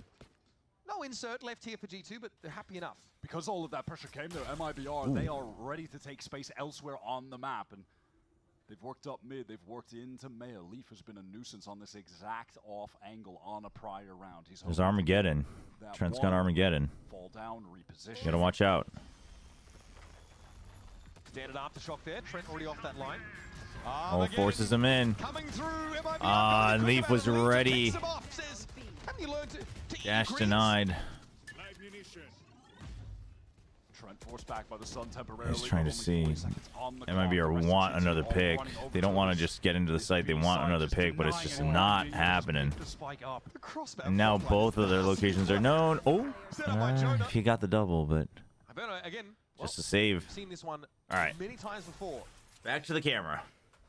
Trent had such an excellent usage of the Armageddon into the salvos there. Heaven, it forced the MIBR players forward, and Leaf had already repositioned into Hell. He just had the perfect setup. 10 seconds left. My camera, Both Armageddons the phone that I use for my camera is it's stuck. This time it forces MIBR to get running. And you know, there might have been a timing window there for MIBR to just accelerate through Mail, get into B, but there were maybe 5-6 seconds of wait time after Shenum had absorbed that aggression on A that allowed for Trent to the get bar. closer, repositions to occur, and by the time they actually went in, they were forced in, and then G2 were set up in some good positions to deny them. Reasonable time to take a timeout here. MIBR probably with enough money to force Guardians if they would like to, or just like half armor a lot of the time. The Rolling Thunder here for Artazine is on deck. He and Shenum not quite able to get into the game as they would have liked ever since the round 1 and 2 after another classic standard MIBR pistol win. It's been a little quiet on the attackers front. This is going to be MIBR now putting their economy on the line when we get back into this. Fraud has already had Good some very timeout. successful timeouts for the team in this series. Was back on Lotus. What cam are we using? I'm just using a older Galaxy phone, S22. Do you know the anime about a girl that can turn back time after what? No. That is a weird anime, but I guess not the weirdest idea I've heard. The girl that can turn back time after taking off her underwear. Very weird. Wait, why? How does Ospas have similar powers? Like what? 75% of G. 6 out of 8 of their matches have gone to the final map. Jeez. All dominance it felt like to start off with, and now they have been getting tested by every single team every series. And aside from that loss to Sen in the upper bracket, they have met those challenges, beaten them. That's why they're making it to Toronto. That's why they're still in this tournament. No one has made it easy on them, though. This time, that characteristic mid-push from MIBR is going to be a little stifled with a Viper's Pit set up. Oh boy. Oh boy. On the walk. He's got backup. Oh boy. Out of this timeout. I mean, there's so much money. You gotta expect the op. Tazia, though, much more well-behaved than he was on that Ooh. pavement map, and still it's not enough. The discipline was there, but Valen steps up and forces him to fight. We saw Sentinels yesterday exploit. Let's main smokes down. A's the most likely now. Frequently, he needs to not succumb to that same fate against G2. He's the one to try and get active a lot in these early rounds. Might need some more variation, though, as Aspas is just hammered with so much util. This is definitely shades of yesterday's game for MIBR. Losing that loose player on B, their fast hits getting stuffed by util. It's like a nightmare that repeats itself. I love this from G2 out of the timeout. Cool. We're going to buy the op. We're going to push up into B main, take control, do something different. Wow, that's rough. And whatever I mean, he just always seems to know his opponent's position and thoughts really, really well. Oh, you just mean the time traveling part. Any percentage of an extent. Yes. They were just that I can get behind. Immediately I thought the focus was on the weird way of getting time travel powers. They're just losing out to Piggy's advantage, perhaps. Boss looks like he was stunned up there by Trent. Valen just gets the spam. It was as good as done when Ospas is isolated in the site and picked off. Yeah. Hey, Slippery. I'm in the process of rebooting it. It died because I forgot to have it plugged in, and then it now did an update, and it's initializing everything. So. Jonah's caught close right now. Yes, he has this wall to tuck into, but it's going to go down. They're surely going to clear this. Surely. Yes. Wow. That one hurts a little bit. And here's Aspas getting deep, getting amongst it. He's gotten into the back lines. Damn, dude. Yeah, how did Ospas get there so fast? What the heck? Very cool. Thrifty there for MIBR. Big round. Say that without a hint of sarcasm, it was 4 Stingers brought in to start the round. End up picking the right side there. Yeah, they picked the right side, and finally someone from G2 to MIBR's liking has... Oh, he just walks right through a ramp all the way through. That's crazy. That fault line to get caught. Ospas finds the initial kill and then just sprints into the back line. It's like you come home at 3 a.m. and Aspas just turns the light on as he's sitting in the armchair. I've been waiting for you. Set up in this board. Oh my god, instant fight now from G2 in main. All of the players stacked up with that util. Again, it's been so nice. The combo of Trent's util is there. However, perhaps the defenders have overstayed their welcome. Burner's able to cut them down to size and even up the odds. Jorg can't post up on that rafters angle. Arzine slaps Both it down. MIBR has gotten very good at like resetting just really at a micro level, like briefly in the middle of the fights. Sometimes a bit too much, I actually think, to their detriment, but overall it's a very good characteristic. In hand for Arzine. And Leaf has finally arrived on the scene. The cavalry's here. He's very healthy. But he's got to put it together with Valen, who's still snaking his way into screens. But not so healthy anymore, is Leaf. Wants to try and take this fight without backup, by the way. Valen is not there. Valen's creeping in. Leaf's trying to buy him so much time. Both G2 players weak. Time is ticking. Valen Oh, dude, but they... G2 turn around just in time. He gets caught by the stun. No time at all. Leaf at 11 up. Yeah, no time now. Artisan knows for sure. Just trolling the guy. Damn, well played. These hits on A are starting to look real nice, but I love the response early from G2. Cam is back. We're back. We are in business. Close. And as soon as that wall drops, wide swing from Verno. The players that got G2 the advantage fall themselves. Do you like the jet on this map? I don't mind it because it's Ospas. I mean, I don't think it's just bad. You had Jaw trying to post up on main, but didn't. Give me a second. I'm sneeze. Beat him to the punch. Was in the sight. Was on the angle. He goes. I don't think it's just bad, but crumbling from there. MIBR have taken. I'm okay with it because it's Ospas, but not just because like Ospas is really really good, but also just because like Ospas plus his team will commit. Like they'll commit to the dive. They basically they play much more around. Like when we fight, we want to fight really well. They definitely feel like their mortality has been kind of exposed to them over the last So, few weeks. like I would be okay with something on it, you know? Now maybe that same level of confidence isn't there, or maybe it's too Because much in that kind of the round. reason that you would favor other duelists here on Split is just with how many corners there are and how Sentinels can set up. Other duelists can do a little bit more for themselves on the entry. But if you have a team that can set you up and you know how to get in and dig deep, right, and then you're a good opper, then hey, like I'm okay with it. Nothing bad. He's playing just a solid game at the moment. But when someone is playing at a level that astronomically high, you have to keep your eye on them and just tally where their performance is going. Yeah, is that more obvious if he goes off the boil, right? Yeah, 100%. This is a full buy. I mean, Jet also just works so well with the breach. There's a dude. What is that, man? Dude, a blinded, a nearsighted fadeaway run and gun headshot. He's just him. Yeah, there's a reason Jet breach was an age-old combo as well. It's because you can do fast hits like that, and it's much more instant. It's much more impactful than, say, if you try to do it with a Raze or something else. In comes Verno, knife in the back at 2 Brutus. Don Jonah. And already it was looking like it'd be unlikely they'd try with 3 guns. Even less so with 1. There he is. Jonah's seen enough. They went forward. Oh, they have him trapped in. Overextend that they can maybe find a kill, find a way back into the Verno, you don't need it though. Going to be stacked against them. Oh.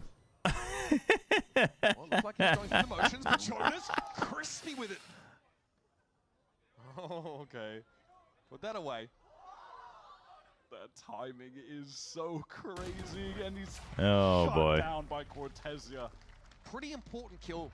MIB are obviously happy to chase into that. Look at the money on G2. This is now starting to snowball. Yep. That's why. Because it's not like they were super close to their ults, but they just wanted to deny all the weapons. He already had his ult anyway. It's so ridiculous, and then there were follow-up misses. So it's not like you were giving something over to him. Find the kill onto Leaf. And that's what it's like to coach Aspas, I guess. Some of those random moments just tend to fall in your favor. Yeah, they don't feel so random. Yeah, not with the amount After we've you've seen them hundreds of times over the years, do they? All right, Bruno's got Armageddon. You got Pit for post-plant. Junip has the Rolling Thunder, but the buy's not good. Just making sure they have enough to afford. Maxed out. But it's kind of sucks because you ideally would like both of the remaining rounds if you're G2. Aspas spotted egg, gets ahead of it. Joel Kidd is gate crashing out, doesn't quite feel confident. I do think MIBR is a bit stronger on the attack compared to G2, but okay. A second would have been nice. Oh no, the near side. Oh. There's no way, brother, please. Okay, but Valen? Oh, by the paranoia. Dude, he could have had that too. Okay, doable. Oh no. Very, very aware. For MIBR, despite G2.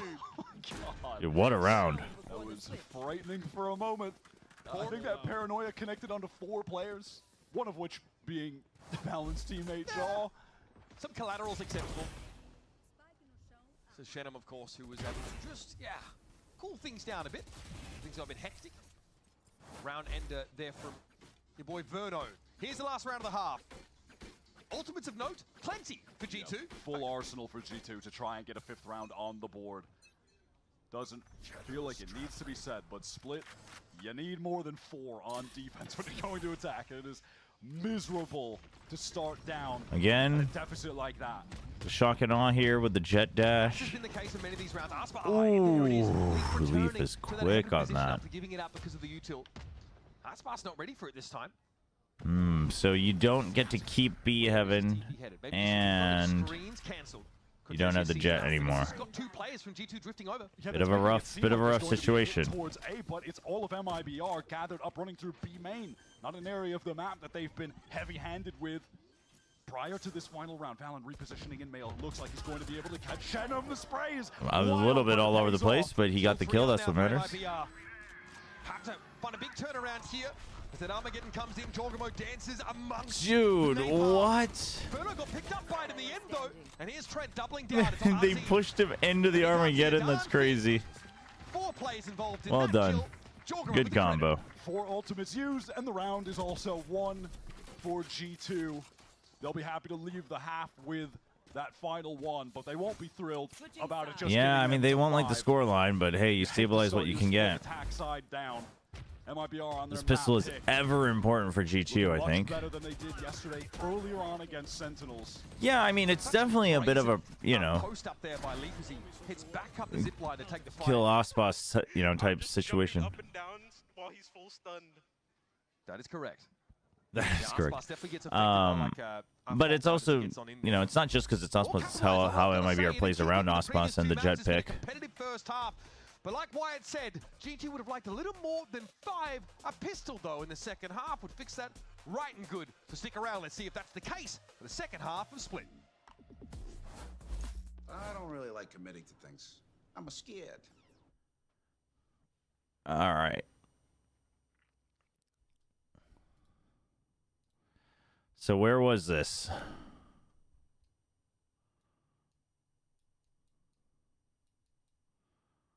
KGL assist ton. It's not English, I don't think.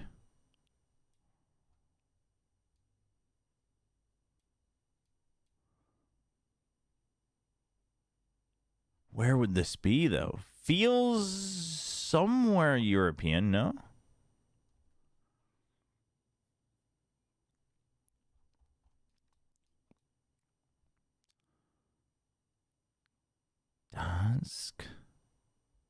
Dansk is what? Wait, why does that seem familiar? Could it be Netherlands? Netherlands seems like a good bet.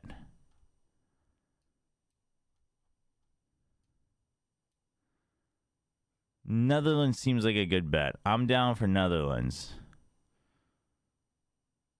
A little port. And this is a oldie though.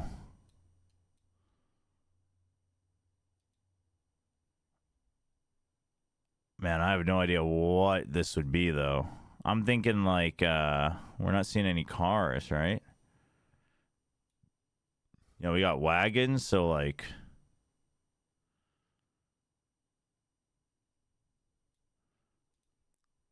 Oh, 1916. Oh, Denmark. No, that makes more sense. Denmark.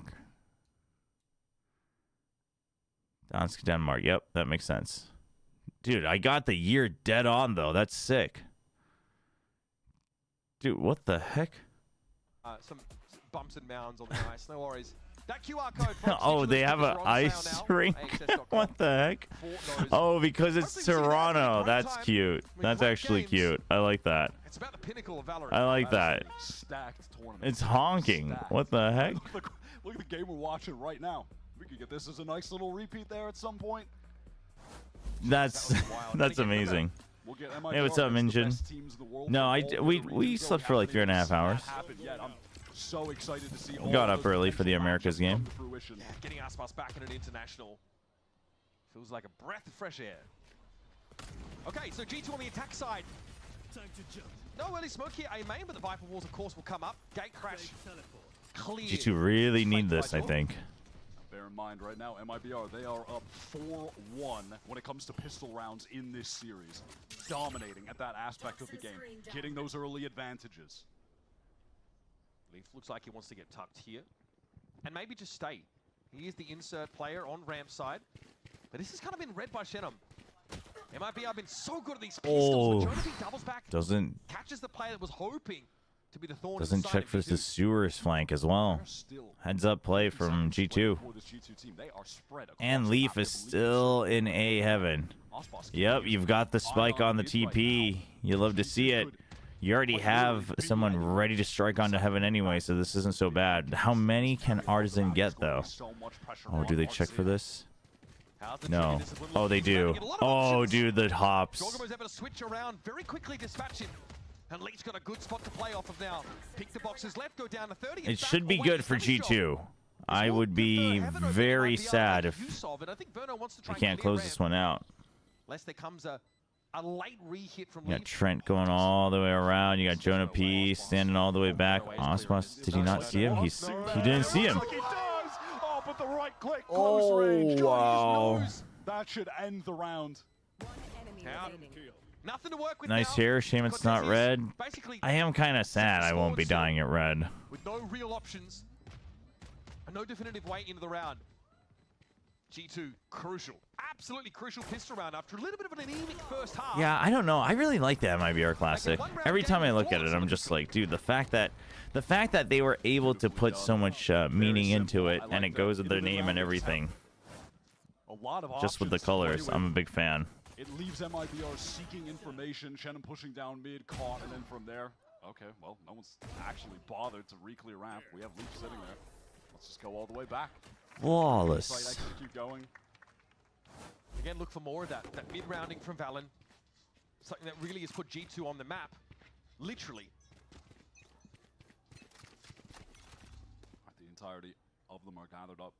B-main early outside of Leaf, who's just playing to contain and get information on that A side specifically. All right, but that's just the bare minimum they needed, though. Like, you needed to get the pistol to really feel like you had a shot here for G2. Still a long way to go. Was Nongshim Talon at least a good game? I mean, it was a fun game. Obviously, from Nongshim's perspective, I think it was very clear that Talon was the better team of the day. I think map 3, there were definitely some rough moments. Like, map 3 was one where you could just see the kind of breakdown, the mental breakdown of a lot of the Nongshim players. So that was unfortunate to see from a Nongshim perspective. But other than that, yeah, I mean, it was still a fun game. I think it was still more fun to watch than the, like from a, you know, neutral viewer compared to the Paper XT1 game. But it went to 3 maps. You know?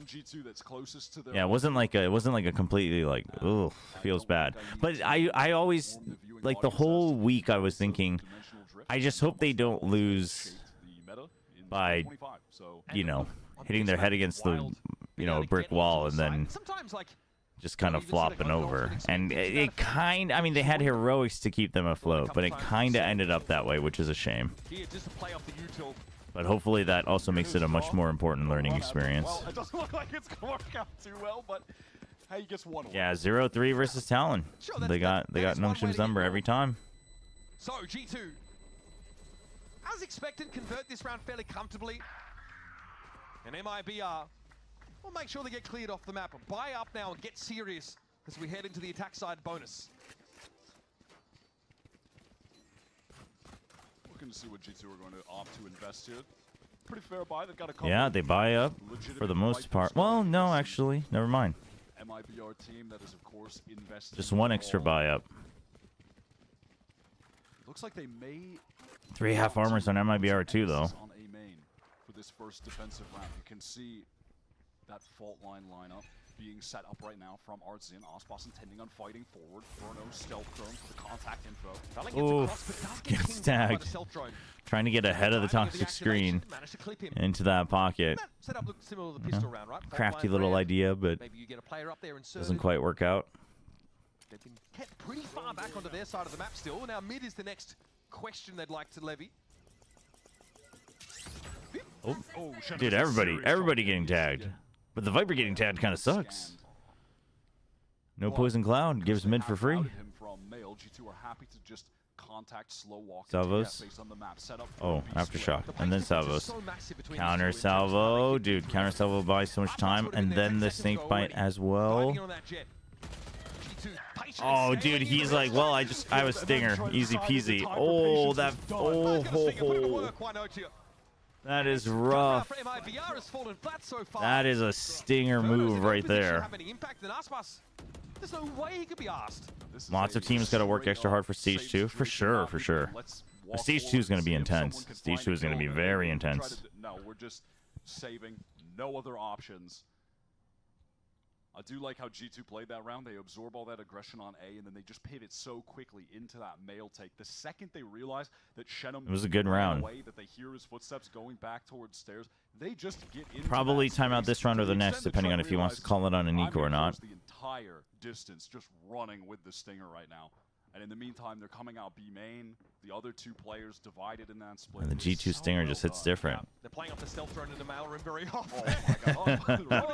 They want that rifle. Oh, that was dicey. No one else really there to go for him, and that's Aspas' gun ripped away from him. He's up Ivy. Oh, no, no, no, no, no. Oh, yay. That is a dank reference. Importantly, the rifles that MIBR were hoping to hold on to, they just could not carry out of the round. I didn't catch the rifles. What do you say? G2 do eventually explode into heaven. It's just the tempo's very. Chobra, do you think EG can make champs? I mean, I think so. I don't think it's like a miracle if they make it. I think they're in a spot to try to make champs. I don't think it's easy, but. Gonna go ahead and get Jonah onto the line to stun. Josh RT looks like he needs a vacation. Well, hopefully he doesn't need one. Hopefully he doesn't need one tonight. Hopefully he can get it the day after. But he lands on the spot that Verno had targeted with the salvo. Oh, that's an ugly one still. Your ult in. That's a nice and early ult, so you just use it to get in. That wasn't part of the plan. It's a fast flank. No hard sentinel. Standing in main, watching their teammate lose a 1v1. Okay, but hear me out. Jaw has been able to get into screens at least off that dimensional drift. There are a plethora. Double stack here. Set up to try and fight for this. Oh no, it's happening. You know what? Don't let reality get in the way of a good narrative. Why? Just don't worry about it. Forget about it. Not only do they win the eco, they recover 5 rifles from it. That's crazy. That is a big turnaround. Holy. A massive econ swing. What happened here at the beginning? I mean, yeah, Valen is just forced to team. He goes oh, the salvos. Stunned. Leaf is running in because Jaw is in there in the dimensional drift, which was used to lose an eco round. But then the rest of the team can't even swing. That's rough, yeah. He's the ult too. That's a rough round to lose. Where they're pretty unfavored against like a stinger posted up on that corner. Maybe with better spacing, they come now you got Armageddon for Verno. Risk to take, and it blows up in their face in the worst way possible. Fortunately for them, their economy was out of control. If it had been in a tighter situation, MIBR would be in crazy control of this game all of a sudden. But it just resulted in a situation where both teams have multiple full buys ahead of them. Valen is just the first death again. Dude, yeah, Valen, I think G2 need a timeout, actually. Losing your Omen so early is rough. Jogamo, thankfully, is really going pound for pound against Aspas, but... Okay, so you need to be aware that this could be happening, right? You know that it's G2. You know what Leaf likes to do. MIBR has been very good about that the first 2 maps. See how well aware they are that they could have gone all the way through. That was a window for them to try to get in. No heaven check. Second opportunity is Leaf. He's worked his way into he just leaves it. Helps clear mid. They want to go for the flank as well, maybe? Go for the pinch again? You say, hey, let's just give up base height. I was on an island. Let's group up. Let's go for the pinch. Seems like it. I actually kind of like the call from MIBR. Leaf still has the opportunity 30 in the round. Eventually, they're going to happen on the right guess. To set up a bit of a crack here. If there's an anchoring presence or not, we're about to find out. Here comes that Heaven fight. It's definitely... Yeah, lots of time taken, though. Shenum is so far because they didn't actually have full info that it was A. May not have the time to wait for Shenum. That man is on the run through the attack. You got Armageddon on both sides. Paranoia, you draw it theirs. A lot of delay for MIBR to try to get back in. G2, they are investing into winning this 3 versus 4. Counter Armageddon and the salvos. Still alive to be a factor in this retake now. Trent down. Leaf has the Ooh, the reaction from Artizine. Gonna be all alone. Alt line, Shenum not available for the trade. Now it's a 1v2. Time. He's trying to get the diffuser. He just wants the headshot. Oh man. Oh, you could feel the desperation. Oh, that's rough. Economy is looking strong for them. Dude, the swing, yeah, the econ swing for MIBR in that previous Thrifty is huge. It's getting so much value now. Oh, so good for them on their map pick. Valen frustrated that back-to-back rounds, he was this early first death for his team. Great shots on Jonah there. He is unfortunately not able to connect. Yeah, the momentum swing for sure. No timeout yet. Yeah, but G2's not going to have a good econ next round. So I don't know if you... Well, you could still call it one or two of them by Stinger. You could still do that. Valen has Stinger again, which is going to mean that he still wants to get up close and personal, but he can't be going in dying first. Player at MIBR for a while, even above Aspas. This has been a bit rockier for him. The pressure's definitely been felt. And the start of the series wasn't the beginning he was looking for, but now starting to purr along. All right, G2 have gained some mid control. They're letting lead. Pinch onto Heaven is available. Fake pressure onto B. Send the clone and a little bit of extra vision for Omen. Drone to push through. Paranoia, a clone up there to try and sell it. MIBR, both players. What's the setup here for MIBR? To double up. Smoke here might be tricky though for the defenders to come back and fight into Heaven through. Shenum experiencing that right now. He's too low. Vulnerable from the snake bite and taken down by the salvos. Cortezia just slammed instant. Damn, the setups are good from G2. And Aspas is too far away to do anything about this right now. Having to retake with an op. Yeah, it is one of those things where G2, like everything they do, there's extra layers to it. There's like a fail safe, etc., etc. MIBR is not quite like that, but they know how to kind of, you know, dig deep on a timing, but a little different from G2. Aspas says, I'm keeping this shiny boomstick. I'm gonna go this way. Trying to write a paper on the effects of Chobra jinxing on Valorant match outcomes.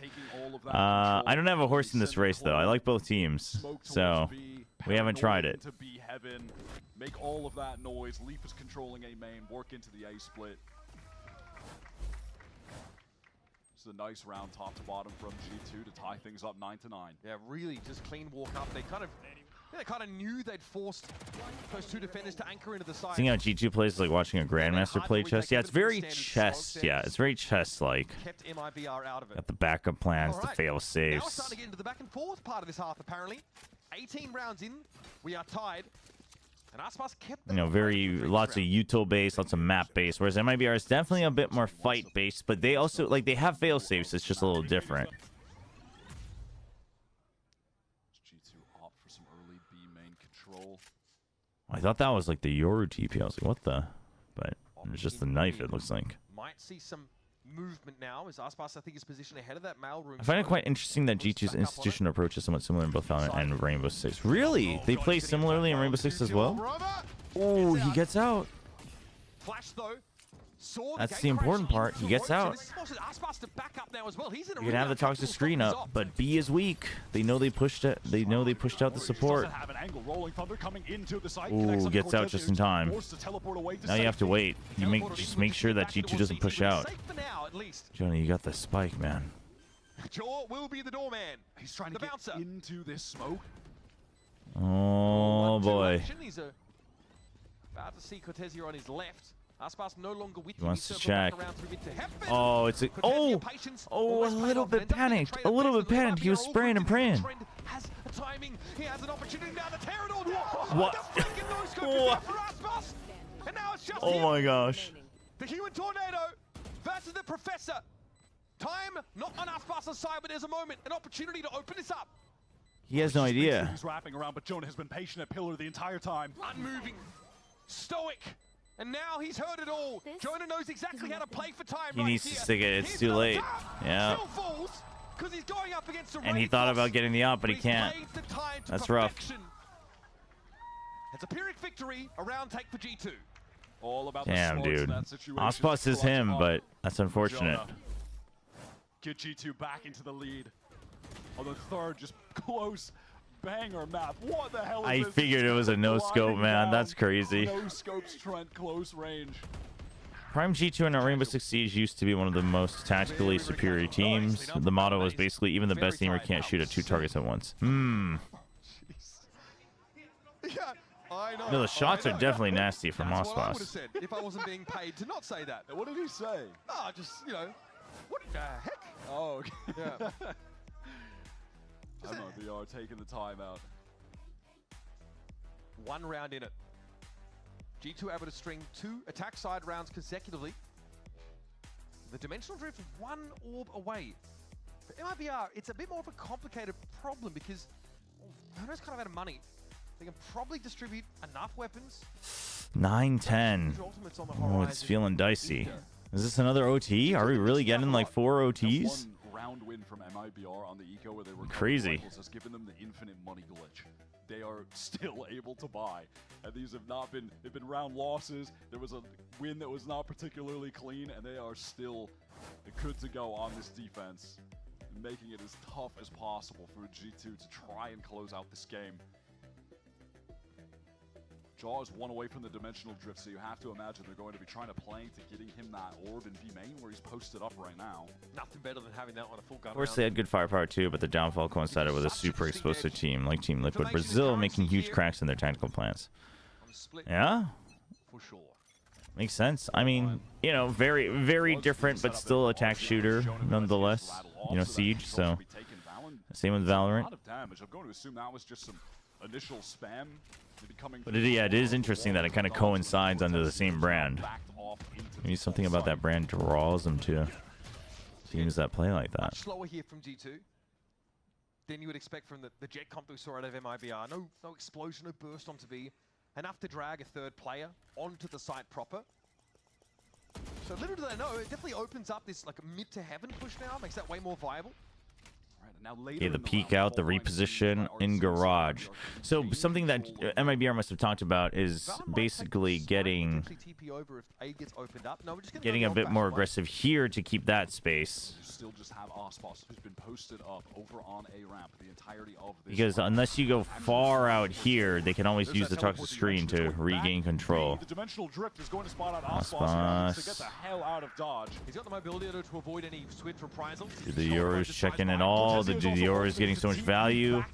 See, his new ult would stop somewhere like here, so or in heaven. Cortezia with 2? How did he get 2? Stunning little brace, but there's more to be done. Jorg playing on the side in an elbow. Verno is extracted. Oh man. Dude, Cortezia getting 2 was so big though, but they're low. Down to no HP, able to survive. The G2 IGL has hit some stunning. I don't know how he gets 2 there. That was crazy. We got to see the replay. Yo, give us the replay. And G2 finally opened up a bit of breathing room. The money for MIBR is looking a little dodgy.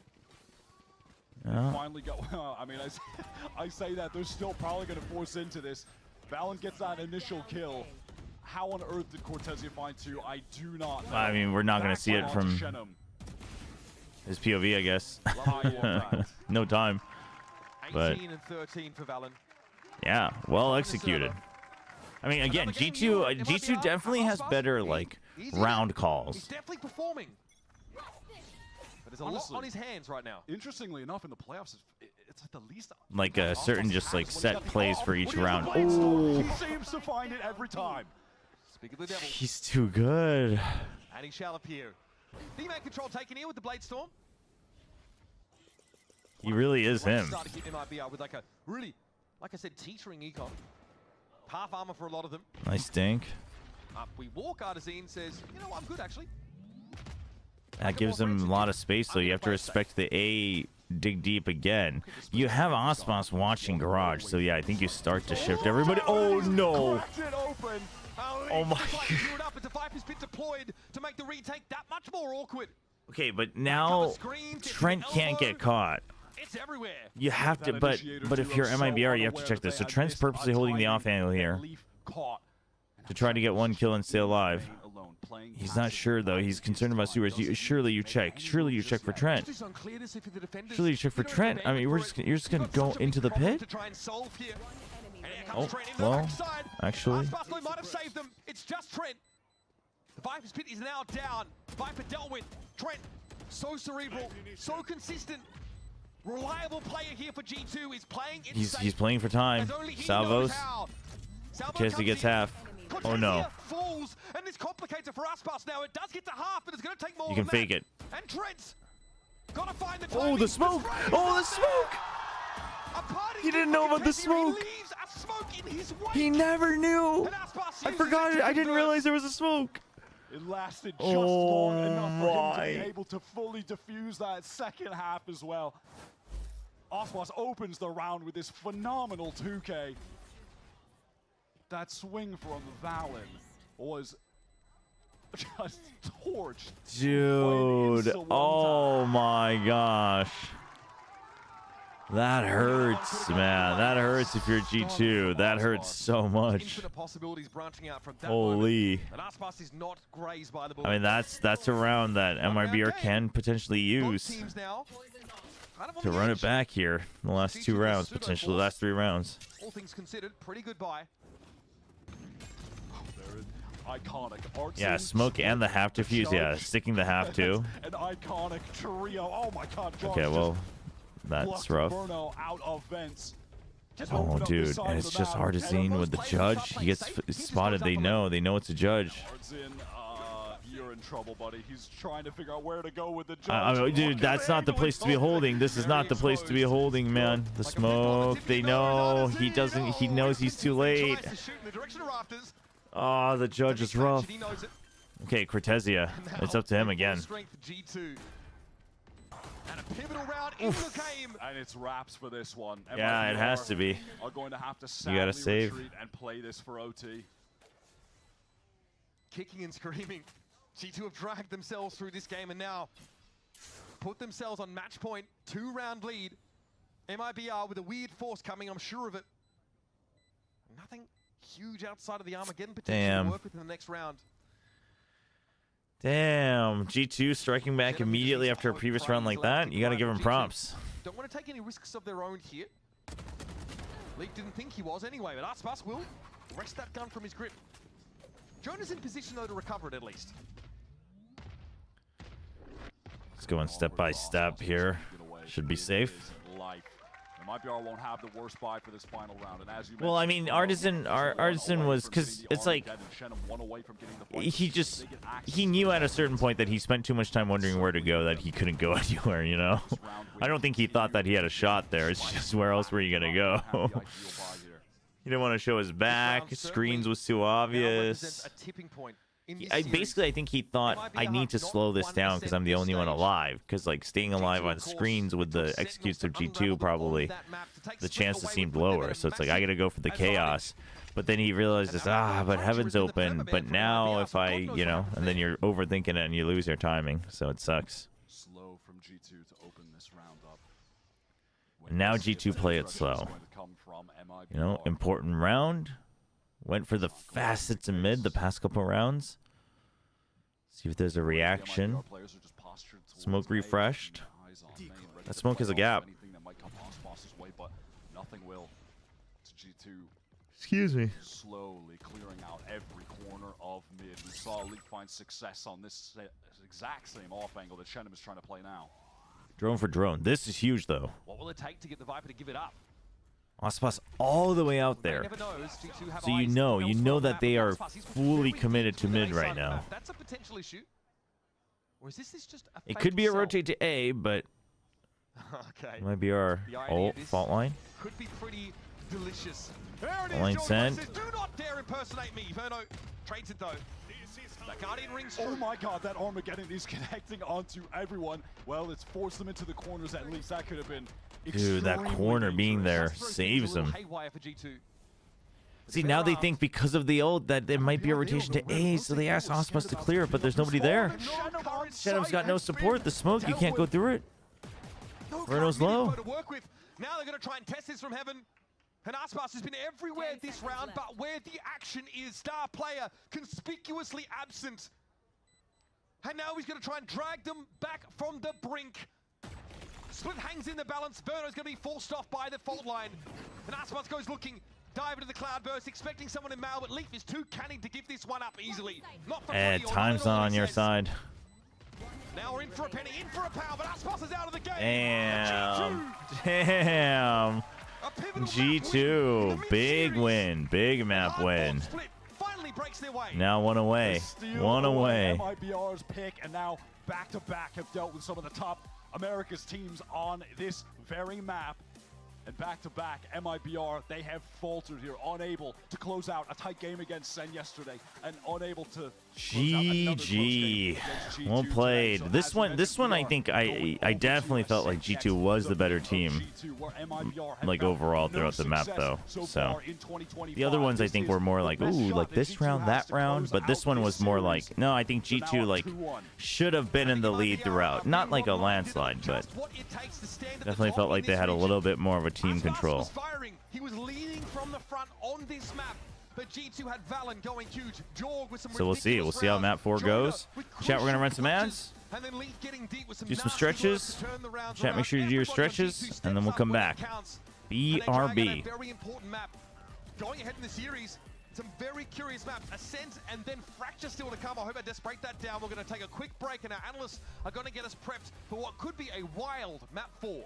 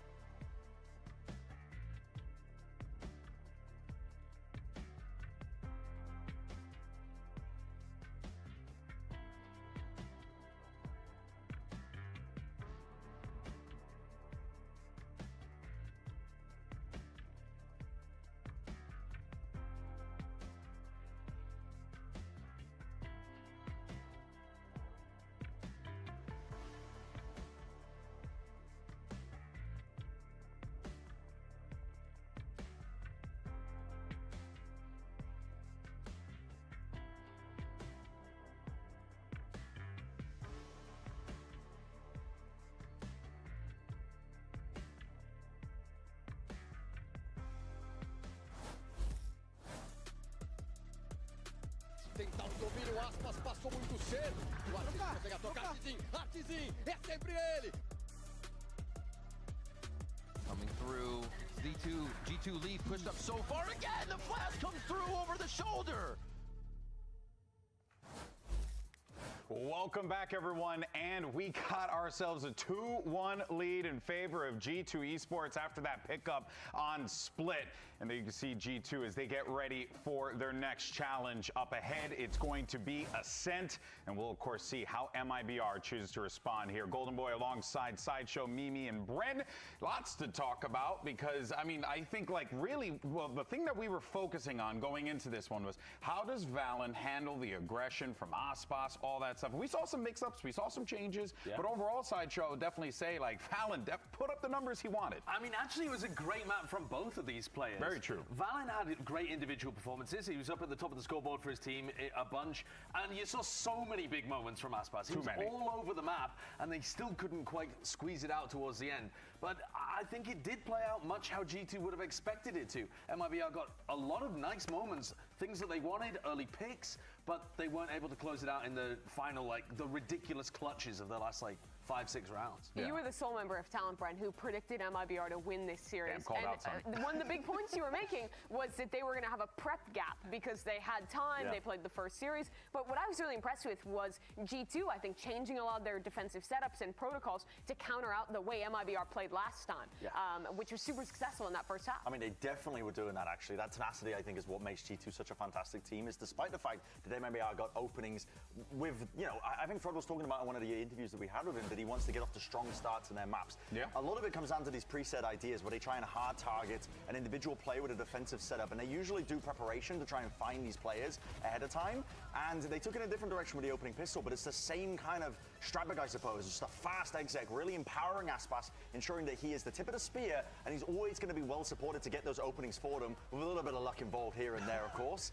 But listen, the point still stands that despite this, despite MIBR getting off to these strong beginnings, G2 still have that extra element that makes them so damn dangerous. It doesn't matter that they go down in rounds. Every map is still winnable to them. They don't play like they're down rounds. They don't play like they're scared at any point. They were able to claw it back in every single essence, despite the fact that MIBR always open up strong in these maps. And it was clear to me watching that G2 put a priority on like knowing that the attack side protocol for MIBR was these stun dash plays that they're doing all the time. They got caught off a couple in early rounds like you showed, but towards the end of that half, they started changing setups, playing further back, and putting a big prio on fading that stuff out. Exactly, Jorgamo in the spot where those smokes players would normally be playing, so we can TP out just in case they do those trap plays. Well, I wanted to take us to round 4 actually as well, really dial things back to the early part of the map, because one of the things that you'll notice they're doing all the time, G2, is getting heavy flanks off on these defensive retakes. Look at Leaf right now going all the way through sewers. We've been treated to a bunch of maps now where neither team's really playing a hard sentinel role. We'll just come off the back of Lotus, for example,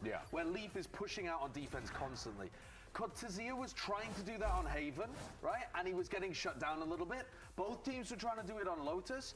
And then in this half, on the defense, G2 were getting a lot of value out of playing those retakes where you have the defense flanking and taking a ton of space. Now, I think that's really important as we move on to Ascent too. Because if you get people getting active and you have these big, like, mid-pressure rounds where you then get a wraparound towards, you know, an A retake or something, for example, then that's going to be another area where the Sentinel players are going to get super tested.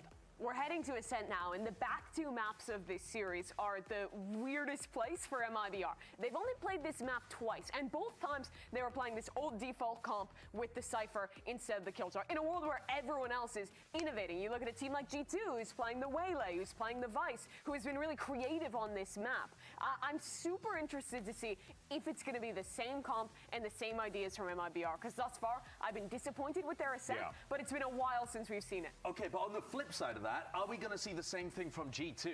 Yeah, because they did get countered by Sen. They got hard countered by Sentinels. The Waylay has to dash out through choke points, and the Waylay can't have the gun out at the same time. It's not like playing Jet, where you have the gun, you prime the dash, and then you go in. Instead, it's much more like you're like holding your hands as you dash out into the site. Doing some theory crafting or some thought process. Could maybe you bring back the Yoru into the fold if you're All right, I'm back. Maybe just totally could. Yeah, what are the All options You here that you could could literally potentially one-for-one sub the Yoru or the Jet in instead of that Waylay. Yeah, I think I would hard agree with that. And to be honest, we're already seeing, I think, signs of G2. I had to talk to my wife for a little bit. These Waylay comps. We saw when they tried to play Fracture most recently as well. When they had Good morning.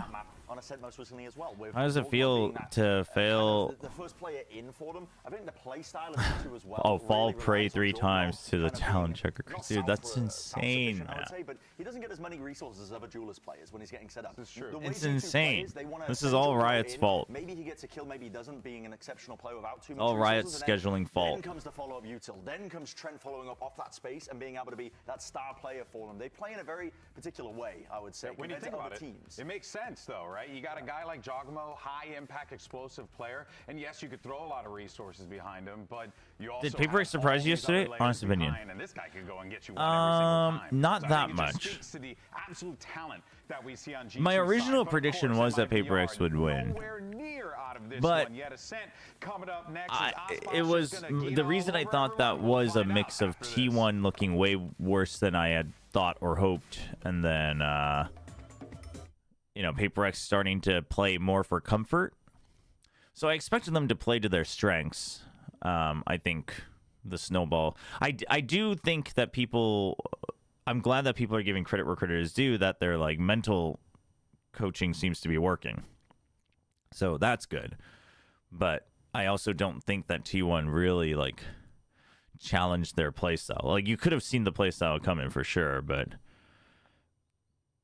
that was a. So we'll see. I don't have much faith today though for Paper X.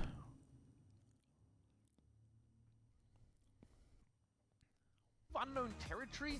If you're looking at MIBR, a team T1 looking worse than Nosham, just bigger shit. the classic old style comp. Well, What I have they mean, brought to the table? What I has think I changed said it since yesterday, where I was like, I mean, this is the same problem that Nosham was having, where you're just kind of ramming your head against the wall here. Lost to Fury, a running And that, comp, and I honestly thought because feels they had bad already for locked both the playoffs, teams. that they were saving their Oh, real let's look at the comps for real the quick. playoffs. Maybe that was the case, or maybe that was just the kick that they needed to figure out that we should leave 2021 behind and live in 2025. Oh, I And guess we saw plenty Gambas of for bucks. Twitch. G2, they're sticking Dude, to the G2, they won the split. Theorizing about the potential for Jaw to just switch over to Yoru, maybe go The to Waylay, all right. but sticking to his guns with the Waylay. So perhaps what happened against Sentinels is something that G2 felt they could fix on their own. It wasn't just them getting I am exploited, curious. the Waylay getting exploited, not having the gun up speed that Jet boasts. So they're stuck to their guns. They're going to bust them out here as we head. Because I'm surprised that they're still keeping it. Obviously, not much time to adjust, but it's odd. Don't know if something isn't on Brim, there's a chance, right? Well, the reason I think I have less hope for Paper X today is that I still have high expectations for Boom to learn from their losses. Like, they've been consistently doing that. Obviously, again, just 1 week is a pretty short time, but I think It'll be back to back. I think Boom can be very well prepared for it, but we'll see. And that crucial top seed heading into Toronto. Yeah, no Void. Meet Drone. Yeah. For those waking up, in case, I think I'm still waiting on 1 or 2 people to respond to the winner emails. So check your emails that you registered the giveaway with. The names that you registered with, or initials, I guess, are now on the Gleam page. So check it out if you're not sure. My hate for Autumn was happily confirmed. I mean, it's... Dude, I can't believe that they brought back Meteor Tail. Like, I don't know, man. Can't move through that. Arcrow's triggered yet again. Artazine low, has to peek out. Needs to try and extract something out of the round. And Aspas is set up on Heaven. Burner's gotten deep over towards Jin now. Jaw has a lot to look at. Everywhere, all at once, but no time. It's going to be tough. Reliable Trent delivers a death blow. Verno's got nowhere to be. Yeah, Verno just says, ain't giving you points. Give them another orb by swinging out. Even on a pistol round, you can just see... To be honest, before playoffs started, Genji was the one I least expected. Yeah, I mean, I thought Genji would still take some time to grow into it. I originally had Talon beating them, which and obviously we saw, they played the first game very well, the Haven very well. So I think, I do think that first day Talon could have... Forget Trent. I do think that first day last week, Talon could have won, but Gen G then upgraded even more going into the Boom game. So like Gen G definitely fast tracking their upgrades. What are your thoughts on DRX versus Talon? You know, I think DRX is still the safer pick. Through the wall. G2 are waiting for that. But now mid control should be elementary. Shenham also step up, get knocked back down. He is low. But I think Talon can. I think Talon can win. Easy cleanups. Probably no intentions of going back. They're just going to run through tree. Good old G2. G2 Stinger. Verno feels the pinch. Two Bulldogs. Sheriff. Ghost to go to work with. G2 have it locked down pretty early. Oh, this match has been very good for those who are just coming in, for those who are just waking up. This match has been very good. Against Sentinels, they lose the BO. Very, very well matched. I'm excited for all three teams from Americas going to Toronto. We were saying this with the early birds, that it does feel like, for the first time in a long time, every team going from Americas is a really good team, not just really good players. Not skipped a beat, I feel, while Sentinels have ascended to a totally different level in this last week or two. And MIBR definitely felt the onus on them to step up to that challenge. They don't want to exit this stage with another third place finish. You heard. DRX is missing flashback. I mean, they're missing his skill. I don't think they're missing, you know, him suddenly bailing out. But, I mean, we'll see. The hope of Brazil. The best they've looked in a long time. Getting onto their first buy round. Yeah, no, this game they've been very well prepped against each other. Outlaw. Okay. It's been very good. Classic Leaf Vice on attack. Yeah, Talon's pattern continues. I don't know if I would feel better knowing that Nongshim simply fell prey to the pattern, or if we lost because Talon's like making a run. Oh no. Again, just doesn't look back at explosions apparently. Oh, the collat. This time resurfacing in mid. That was carnage.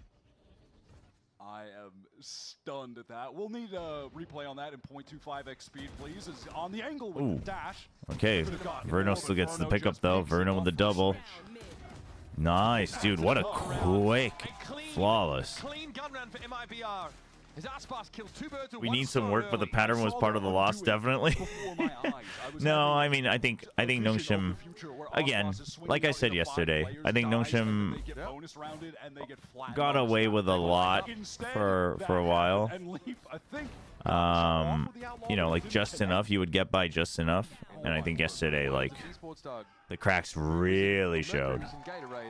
Like both mental, etc. Like the mental game in the third map.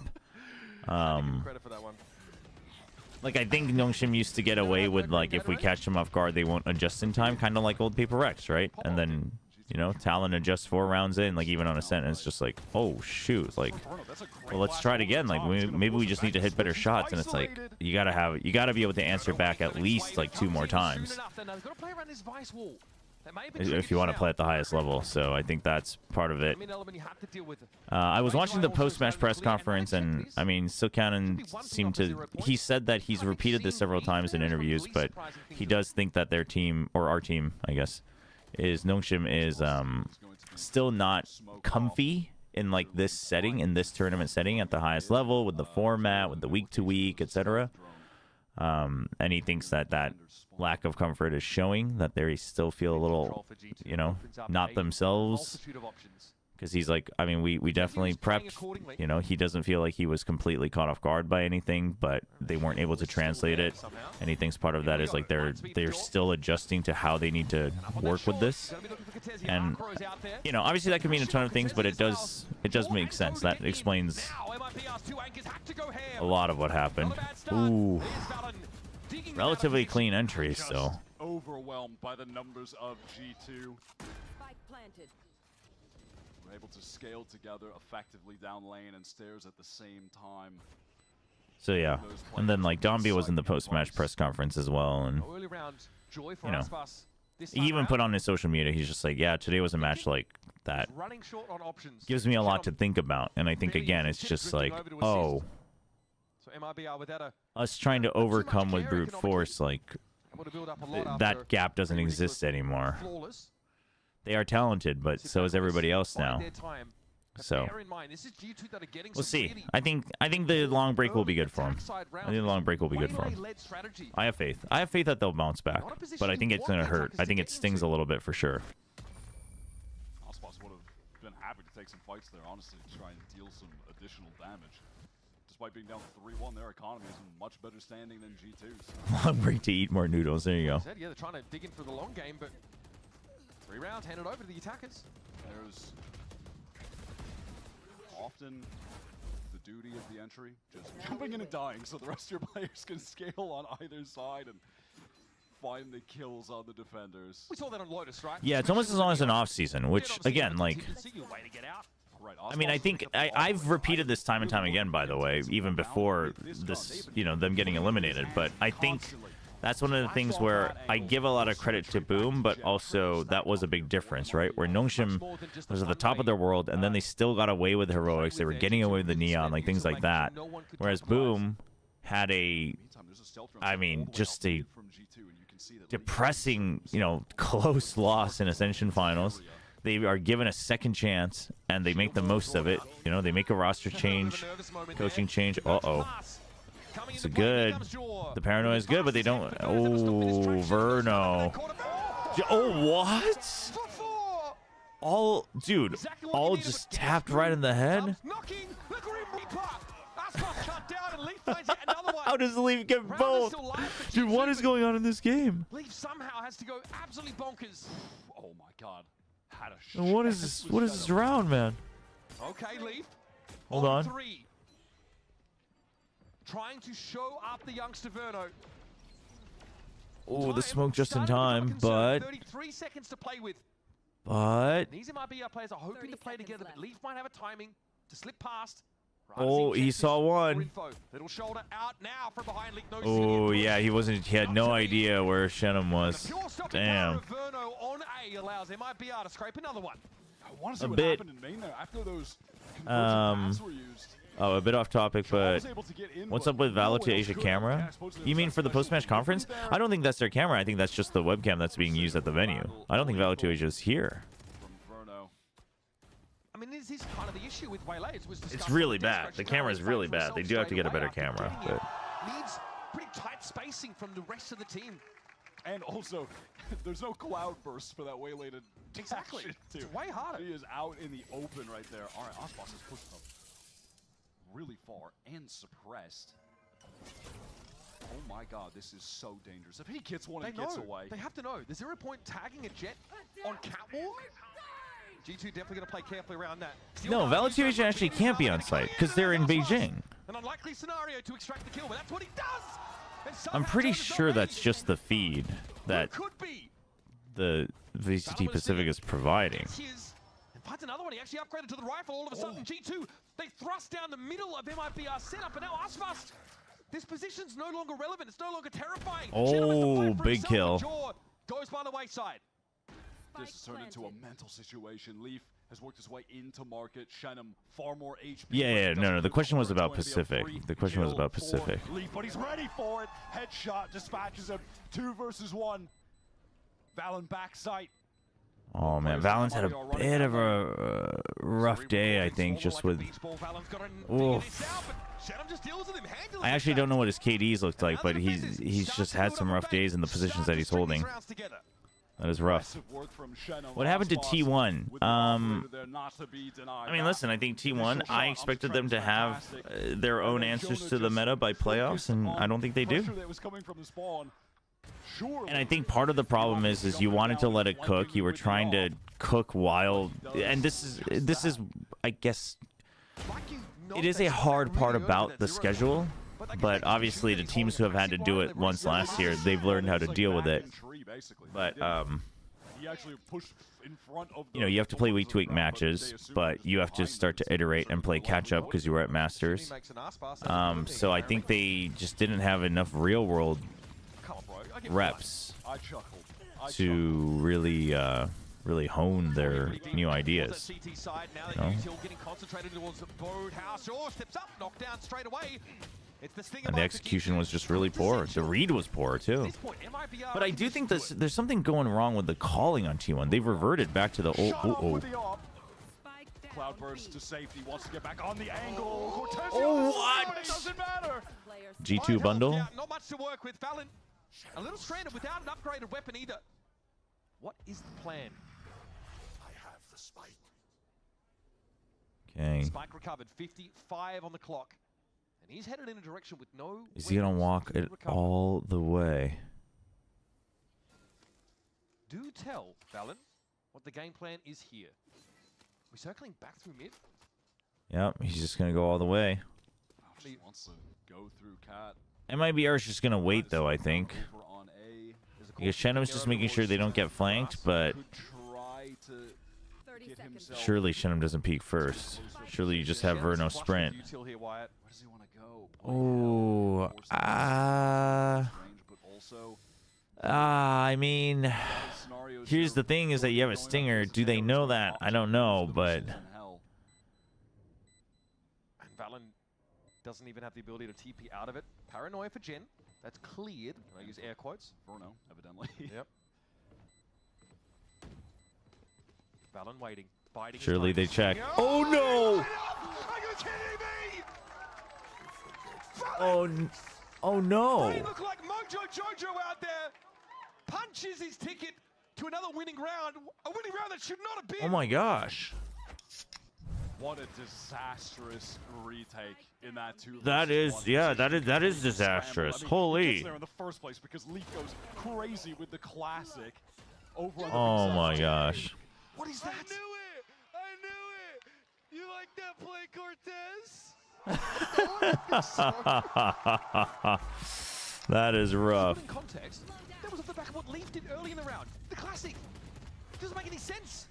Feels like absolutely none of that should have happened. Can I bribe you with Not 25 one gifted bit. subs to root for DRX? MIBR still have enough money Yeah, to you know buy what? up. 25. Their economy is fully You can buy my support for a team for 25. That's doable. 안녕하세요. Welcome everybody. People all waking up, huh? Yep, working out of there. Quick refract. It drew the crosshair away from Shenum, and now Verno can't even trade. Yep, that is one of the better ways to use Waylay. The controller down so early in the piece. Now, yeah, A is open. Come right on in, they say. I mean, G2's already feeling pretty good right now with already 4 looking like a potential 5. Drastically limited. Leaf is ready for this. If Cortezia could win this fight, there's a chance at this retake. It's really the only opportunity. Good steps. Still guarded. Leaf says, forced into the sight line. Aspas gets there. That is wild. Just a pixel of him, I'd suggest. Valen again in hell. I mean, I think this one... Not again. Really? We're going to go for this? I know you don't want to give more rounds, but the creds aren't good at MIBR. Now hunting. Blood in the water. He can taste it. And there it is. Valen dealt with. Ooh. Trying to be on the site. Riddled with holes. Okay. This time, All right. Valen is able to clean up. Man, this Ascent game is back and forth stuff. Cortezia. Yo, AutumnBuzz13, thank you for the 5 gifted. Thank you. Thanks for supporting the stream. Appreciate it. If you got a gifted sub, please give a little thank you over to AutumnBuzz. Cool way for G2 to get in. Shenum just forced to look to the left. And then Aspas in this moment, because of the steel garden, Leaf had to force the issue and run a Cortezia so he exposes himself to the sight line. That was a really I actually cool think play. Leaf was trying to counter Steel Garden. So if I were to ask you to support Boom today, are you going to increase your price? It's unclear. Yeah, we'll have to... It's definitely not going to be Either way. 5 gifted for the Paper X game.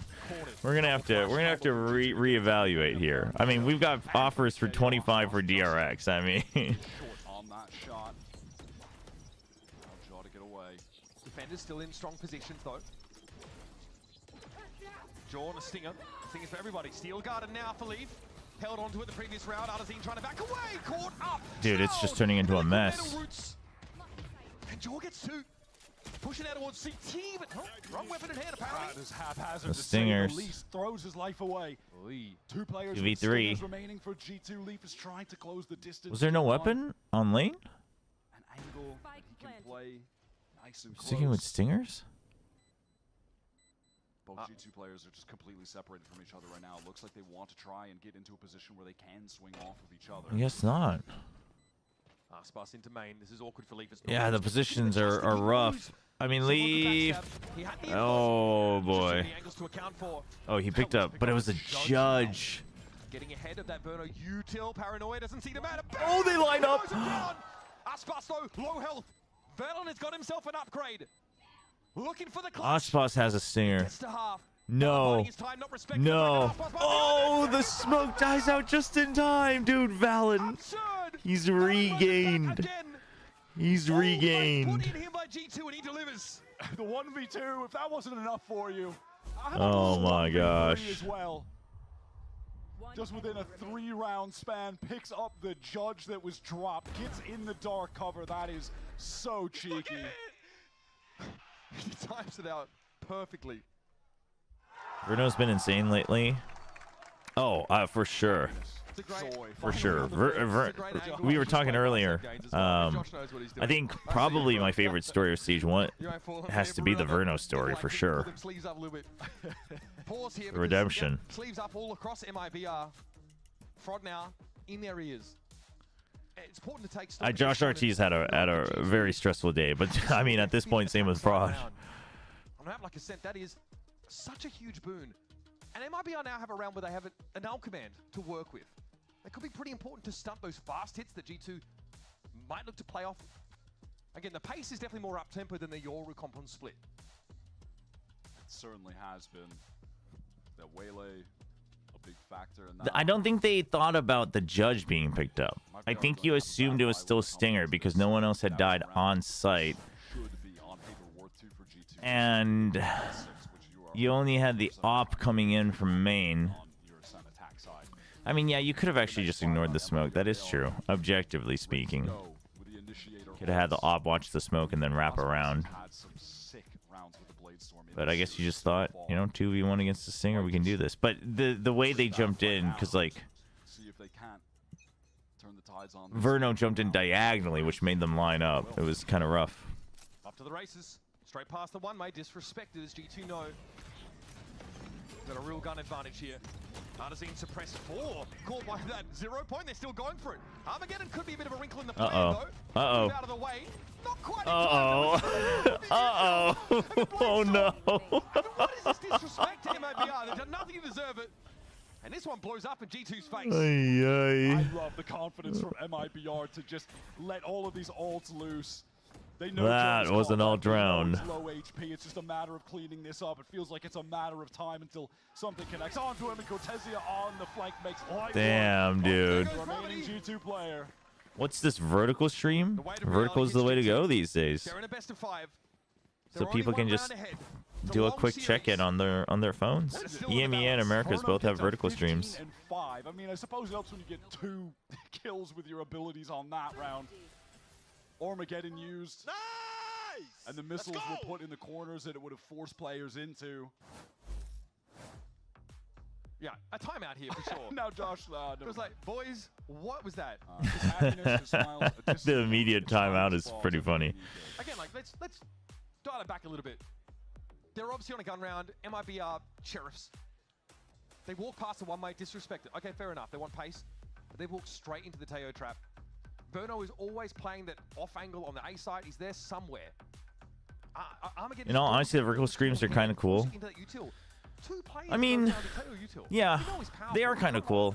You know, it's not ideal, but also, I mean, if you're watching vertical, if you're willingly watching vertical, I don't think you're looking for the most ideal UI. They went for it and they come up huge. It's kind of ironic, isn't it? Most people that watch VCT on phones are most likely Pacific audiences. I don't think that's actually true. And the thing is I think the difference is it's not even about Pacific, but it's probably more of like most people that are watching the vertical stream are super casual. Like you're just checking in real quick or, you know, because I think people who care would just flip their phones and watch in horizontal. Like even on your phone. Like I see people watching like, you know, League and these days Valorant as well every now and then on their phones all the time on the subway. But they just hold their phone sideways. Jonah has a bulldog. Look at this trap, though, over towards the B side. Are they going to go for some kind of convergent paths Armageddon play? Maybe no, it's just an Armageddon straight up on A. Armageddon and A to go for the fake, and then they get the pick. Oh, man. Good money Dash at the ready. by both sides. The Benjamins lit on fire. Scattered to the winds. Arjun is trying to make some sense of this round. If not for MIBR, at least do it for me. What the hell am I seeing, man? Osbos, aware that Trent is in spawn, it seems. Should be able to Ready for the pick. Cleans up Trent. It's 3v3. Conversion pass is used to buy time, but it really only buys time for one. Everyone else had to rotate anyway. Osbos knows he has to pick up speed. Uh-oh.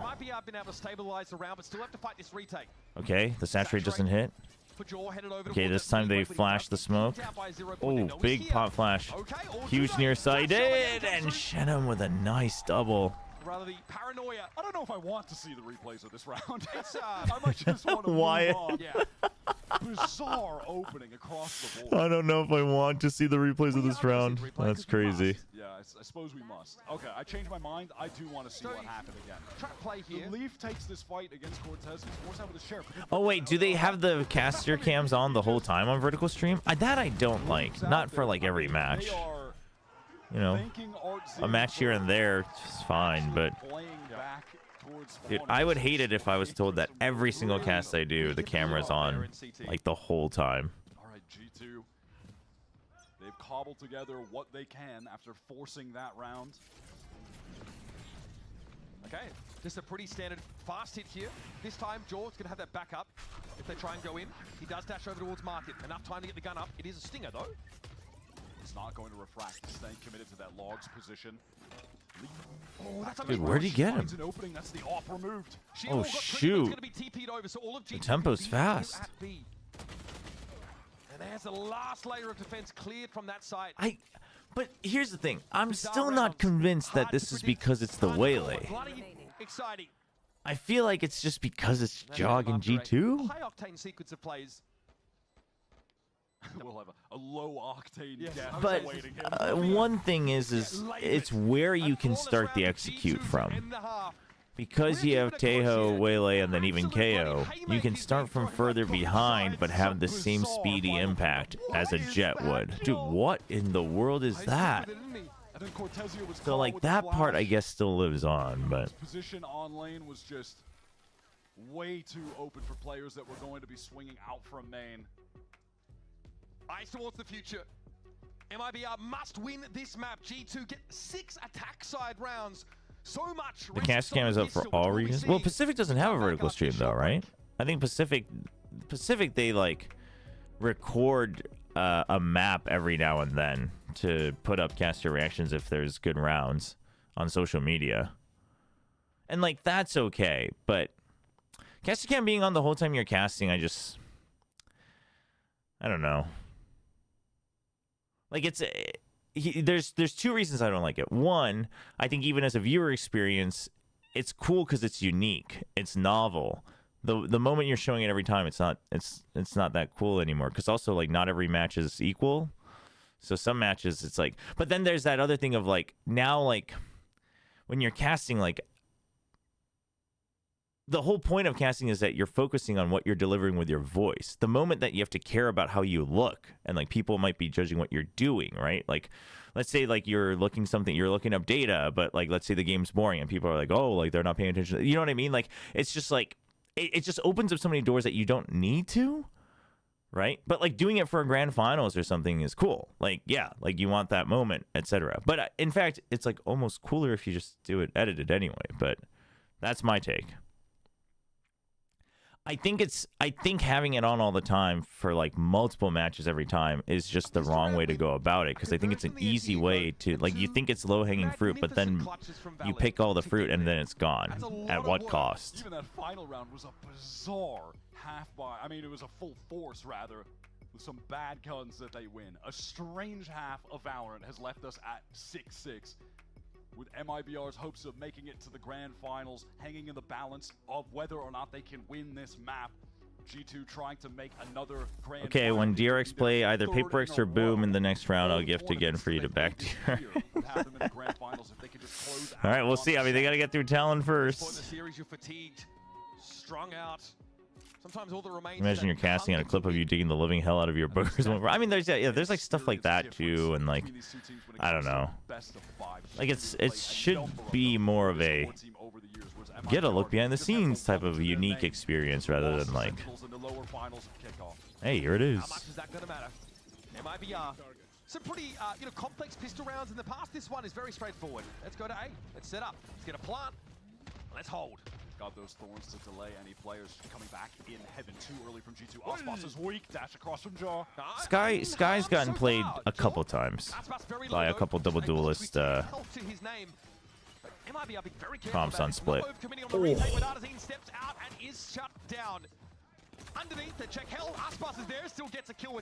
Very quick reactions from G2 as well. Oh, the spam. Don't reload at the same time, guys. Oh no, he don't know. Reload. Oof. Oh my gosh. Dude, can we get some breathing room in this match, please? Do it with 2 pistols, a 1v2 and a 1v3. Man, I don't know if they deserve the map win. If MIBR can run it all the way back, that would be pretty sick. Not even run it back. I mean, the fact that they've stayed in this game is ridiculous to begin with. They really wanted to play off of the arc rows that Cortesia flashed. Like, you get the sound cue. Sky was definitely playing, I think, twice in China, but I think once more in EMEA. But it was Jaw who got that free kill because of their willingness to aggress. And unlike G2, MIBR, not a fan of the second round force after getting the spike down.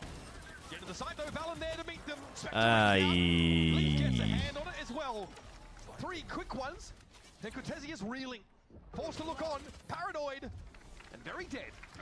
Well, Leaf is 1 away from Steel Garden. Rounds of Valorant, 1 orb away from getting that Steel Garden already. And that could have some massive value on a bonus round versus the full buy. If he can get 1 orb and get that off in a retake.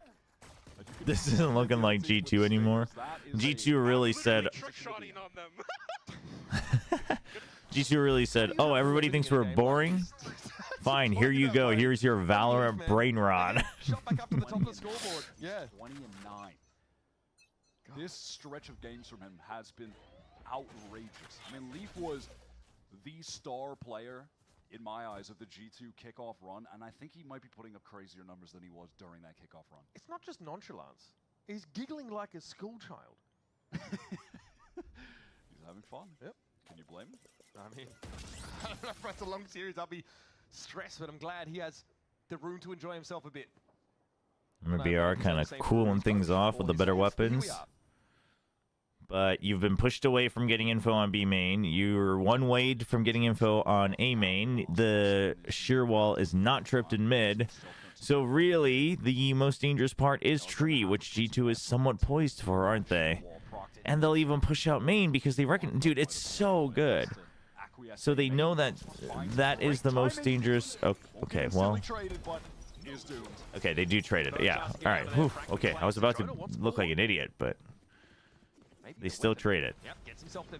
So because this is most dangerous, they push this while you've got the KO coming, and then you trade. But Jonah P gets a little too extra curious. But he had to get extra curious because the Vice was dead, which meant sheer wall was gone. It's not great. Time is dwindling a bit, but it doesn't look like G2 should be in position to stop this plant unless they really heavily accelerate. Trent doesn't even have missiles right now. Valen trying to hold down this cross, but he just can't do it. Valen. To the stun. Oh, there it is. Trent caught. Valen trades it. Now there's rifles to get. Okay. Valen might now have a window to pick it up. Numbers even. Valen Give gets me the 2. bulldog. I mean, already good damage done, but G2, they feel like they can do it. The ability to get in. They feel like they have 1 more shot. Just need to back up. This could Last be minute. hard-hitting, Is it going to be a last minute jump in of like, hey, Hail Mary? Here we go. On top of Jen. Sets him up for success. Oof. Just barely. Couldn't be replicated the 3rd time. Shenom will cut him down. Had the dink through the box. Not gonna lie, I think that T1 needed a break. I mean, T1 definitely still not sure what they want to do in this meta, so I think the break is good.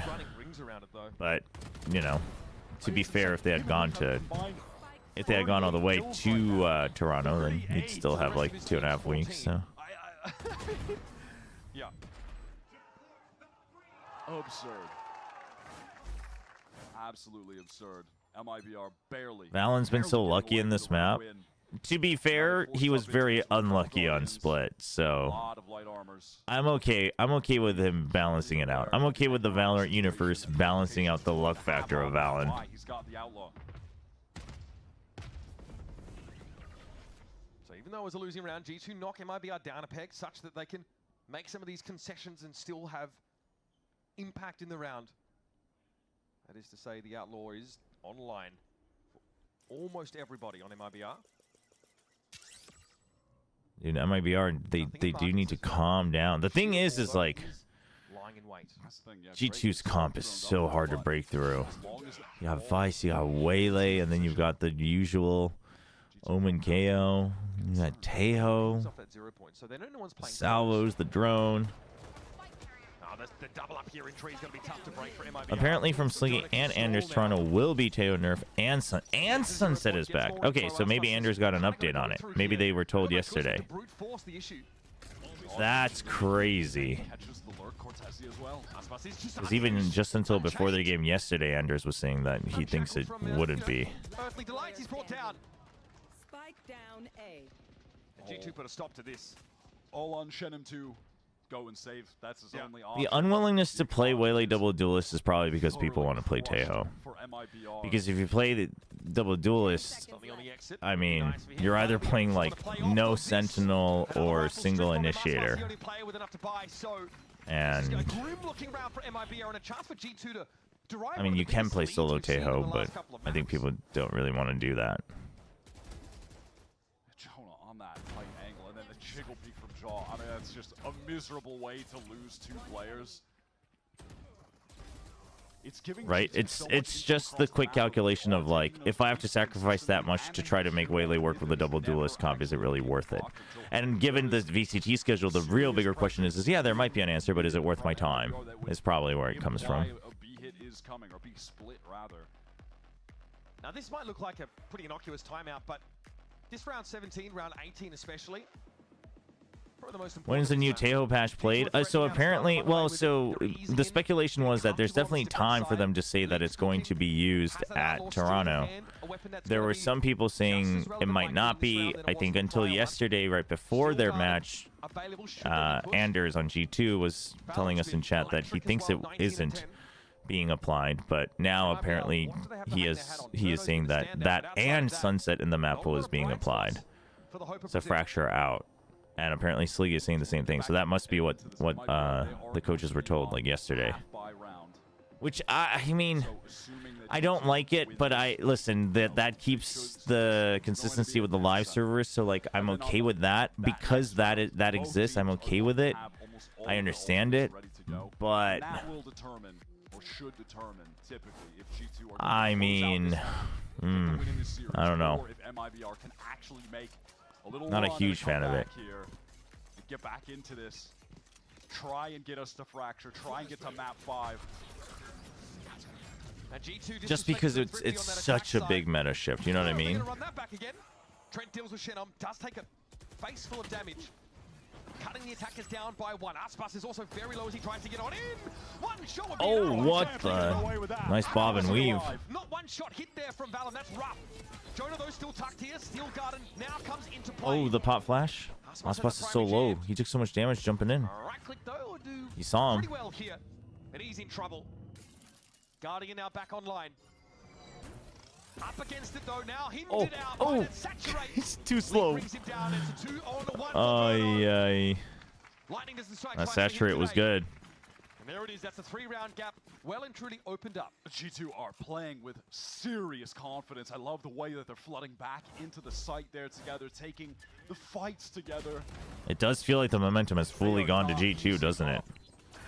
Was seriously concerned. Ooh, the new flash. That was the bounce flash. Okay, okay. 20 HP, nothing connected onto him. That was a bizarre little situation, but G2 did not ease up. All right, you got Steel Garden and Armageddon on MIBR. Steel Run, 4 MIBR players, and they're going towards him. Yep. They're like light armor locked. Okay, Steel Garden to start things with. Gets MIBR in. Aspas with an uncontested right. Yeah, buys time. G2 playing off foot for the most part though, so no early casualties for the defenders. And the Razor Vine snarl Verno up. He opts to stand in place. There's that null command. But it's the flood during the plant. It's the flood again. Got one that's gonna have to be enough. The dash in to really try to create that space. Nice skill from Shenum though. Low though, he is. Shenum, Verno needs to cover. Verno needs to cover for him. Oh no. Now cleared from the corner. But that's fragment used. Honestly, you have to consider that. I do think you have to consider using this. Whoa. I mean, that's bold. Verno knows it's coming. Puts it to good use now. Artizine has to take this one. Okay. Verno with some util, and it's the Teo battle. Trent beats Oh! I think it really felt like Verno's movement indicated that he double guessed himself. This G2 team are too clutch. Because he went for the peek, he didn't see him, and he was like, wait, box or no? He was like, do I go out and flush in towards the box or not? And then he was like, no, and then he re-peeked, and he just wasn't ready for it. Trent was too kick. Oh, man. Two remaining players for MIBR fight together. Emotions the number 6 with his hands, because that is his kill total right now. But it's not about the raw number of them. Valen and Leaf have that taken care of. That kill, those two, worth way more.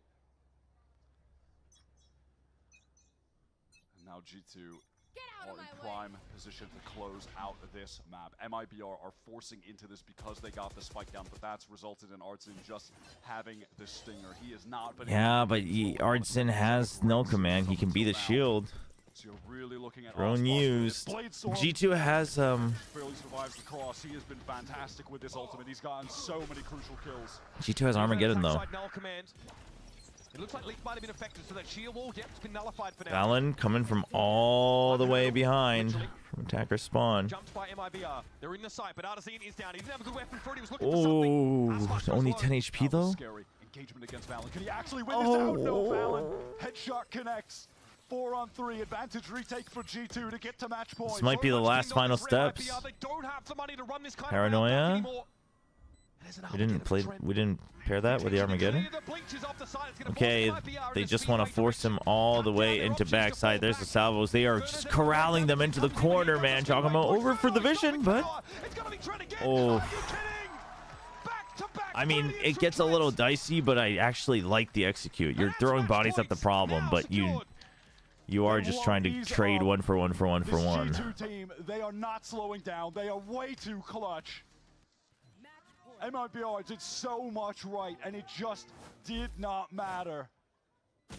This kill from Valen is huge to open up B main, get them into that 4-on-3 situation. Are you up still or up again? MIBR playing up again. Around some of that vice utility they still had.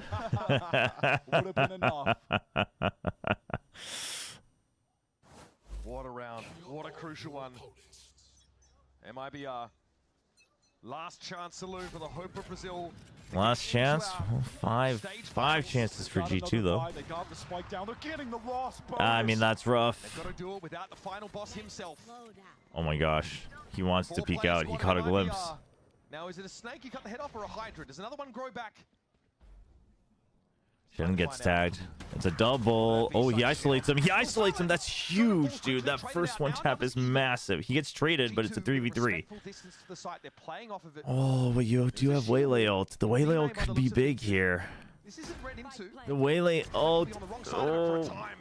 Snappy from Jaw. Cortegia wanted more room, but now. Let those loose on the site so the match point. Can get out. Go to the grand finals. That should get G2 into another grand finals. Yep, he used the ult. Wait, what? He wasn't hit. Artisan wasn't hit. Lucky IGL Artizine will keep them at bay for now. He has not been able I think they wanted to get ahead of it in case people jumped onto lane, but that is rough. Doubles his frags. That is rough. Because these rounds have gotten so close. Oh, insane shot from Jaw, as was this follow-up that he hit later in market. But because these have just been coming down to the one-on-one clutches, G2 are actually on an eco now. They're already out of cash. MIBR have an opportunity here to get to 9, but G2, they are the experts of the stinger. And it's a huge lead for defenders to have on Ascent. Just make that very clear. Cortezia, oh, that's ugly. That's a rifle, just hand it over. How do MIBR respond? They just try to get into A fast. It's 4 chances, no void. Just the moment it's 12, it resets. Oh no. Well, I think that's it. It's up to Verno and Pell. Verno. Will take away his only advantage into the round. And G2 recovered 3 whole rifles. He called it by it.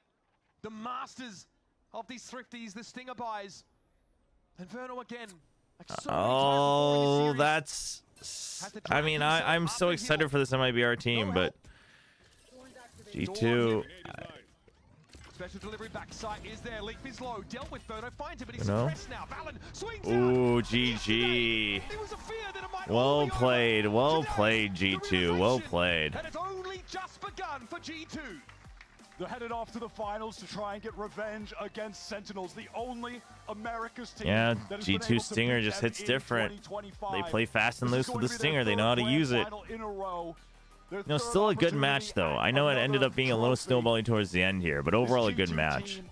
But I think, honestly, I think you kind of felt it in Split, where G2 started to look like the better team. Like, the first 2 maps was pretty back and forth, like one team favors the map, etc. But I think the Split, you started to see glimpses of it, and then G2, they come out on top. They were so impressive. They kept the game so close, but G2 are still a cut above. And again in this GG. Well played. Well played to G2. Combining for 50 kills. An unreal performance from the engine room of this team. Trent delivers back-to-back clutches in the dying rounds that make it feel like it's all but inevitable for G2. Alrighty. And this is a team, when you have a run like they had this year, chat. what point does it come crashing Yeah, down? well, no, not sleep time. I gotta go to church, and then I'll come back. Maybe I'll take a quick nap. I might be able to take a quick nap before Pacific. So, I am going to be hopping off here. Let's see. Maybe we can send you guys to, is Andrew streaming? He should be, right? I assume he'll kind of hang out with chat a little bit. Yeah, let's go congratulate him going to the grand finals. So if you're on Twitch, join us. Go say hi to Anders for me. Tell him congrats.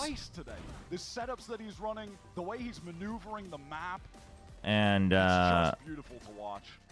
I will be back for Pacific. I will be back for Pacific. Today should be bangers again for Pacific, so I hope you're all there. Thanks for tuning in nice and early in the morning. Hope you guys enjoyed the stream. And I will see you all in a couple hours.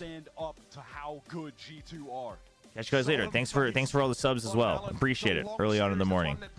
So thank you very much. See you guys in a little bit. They ascended like this. They've played global finals in this same way.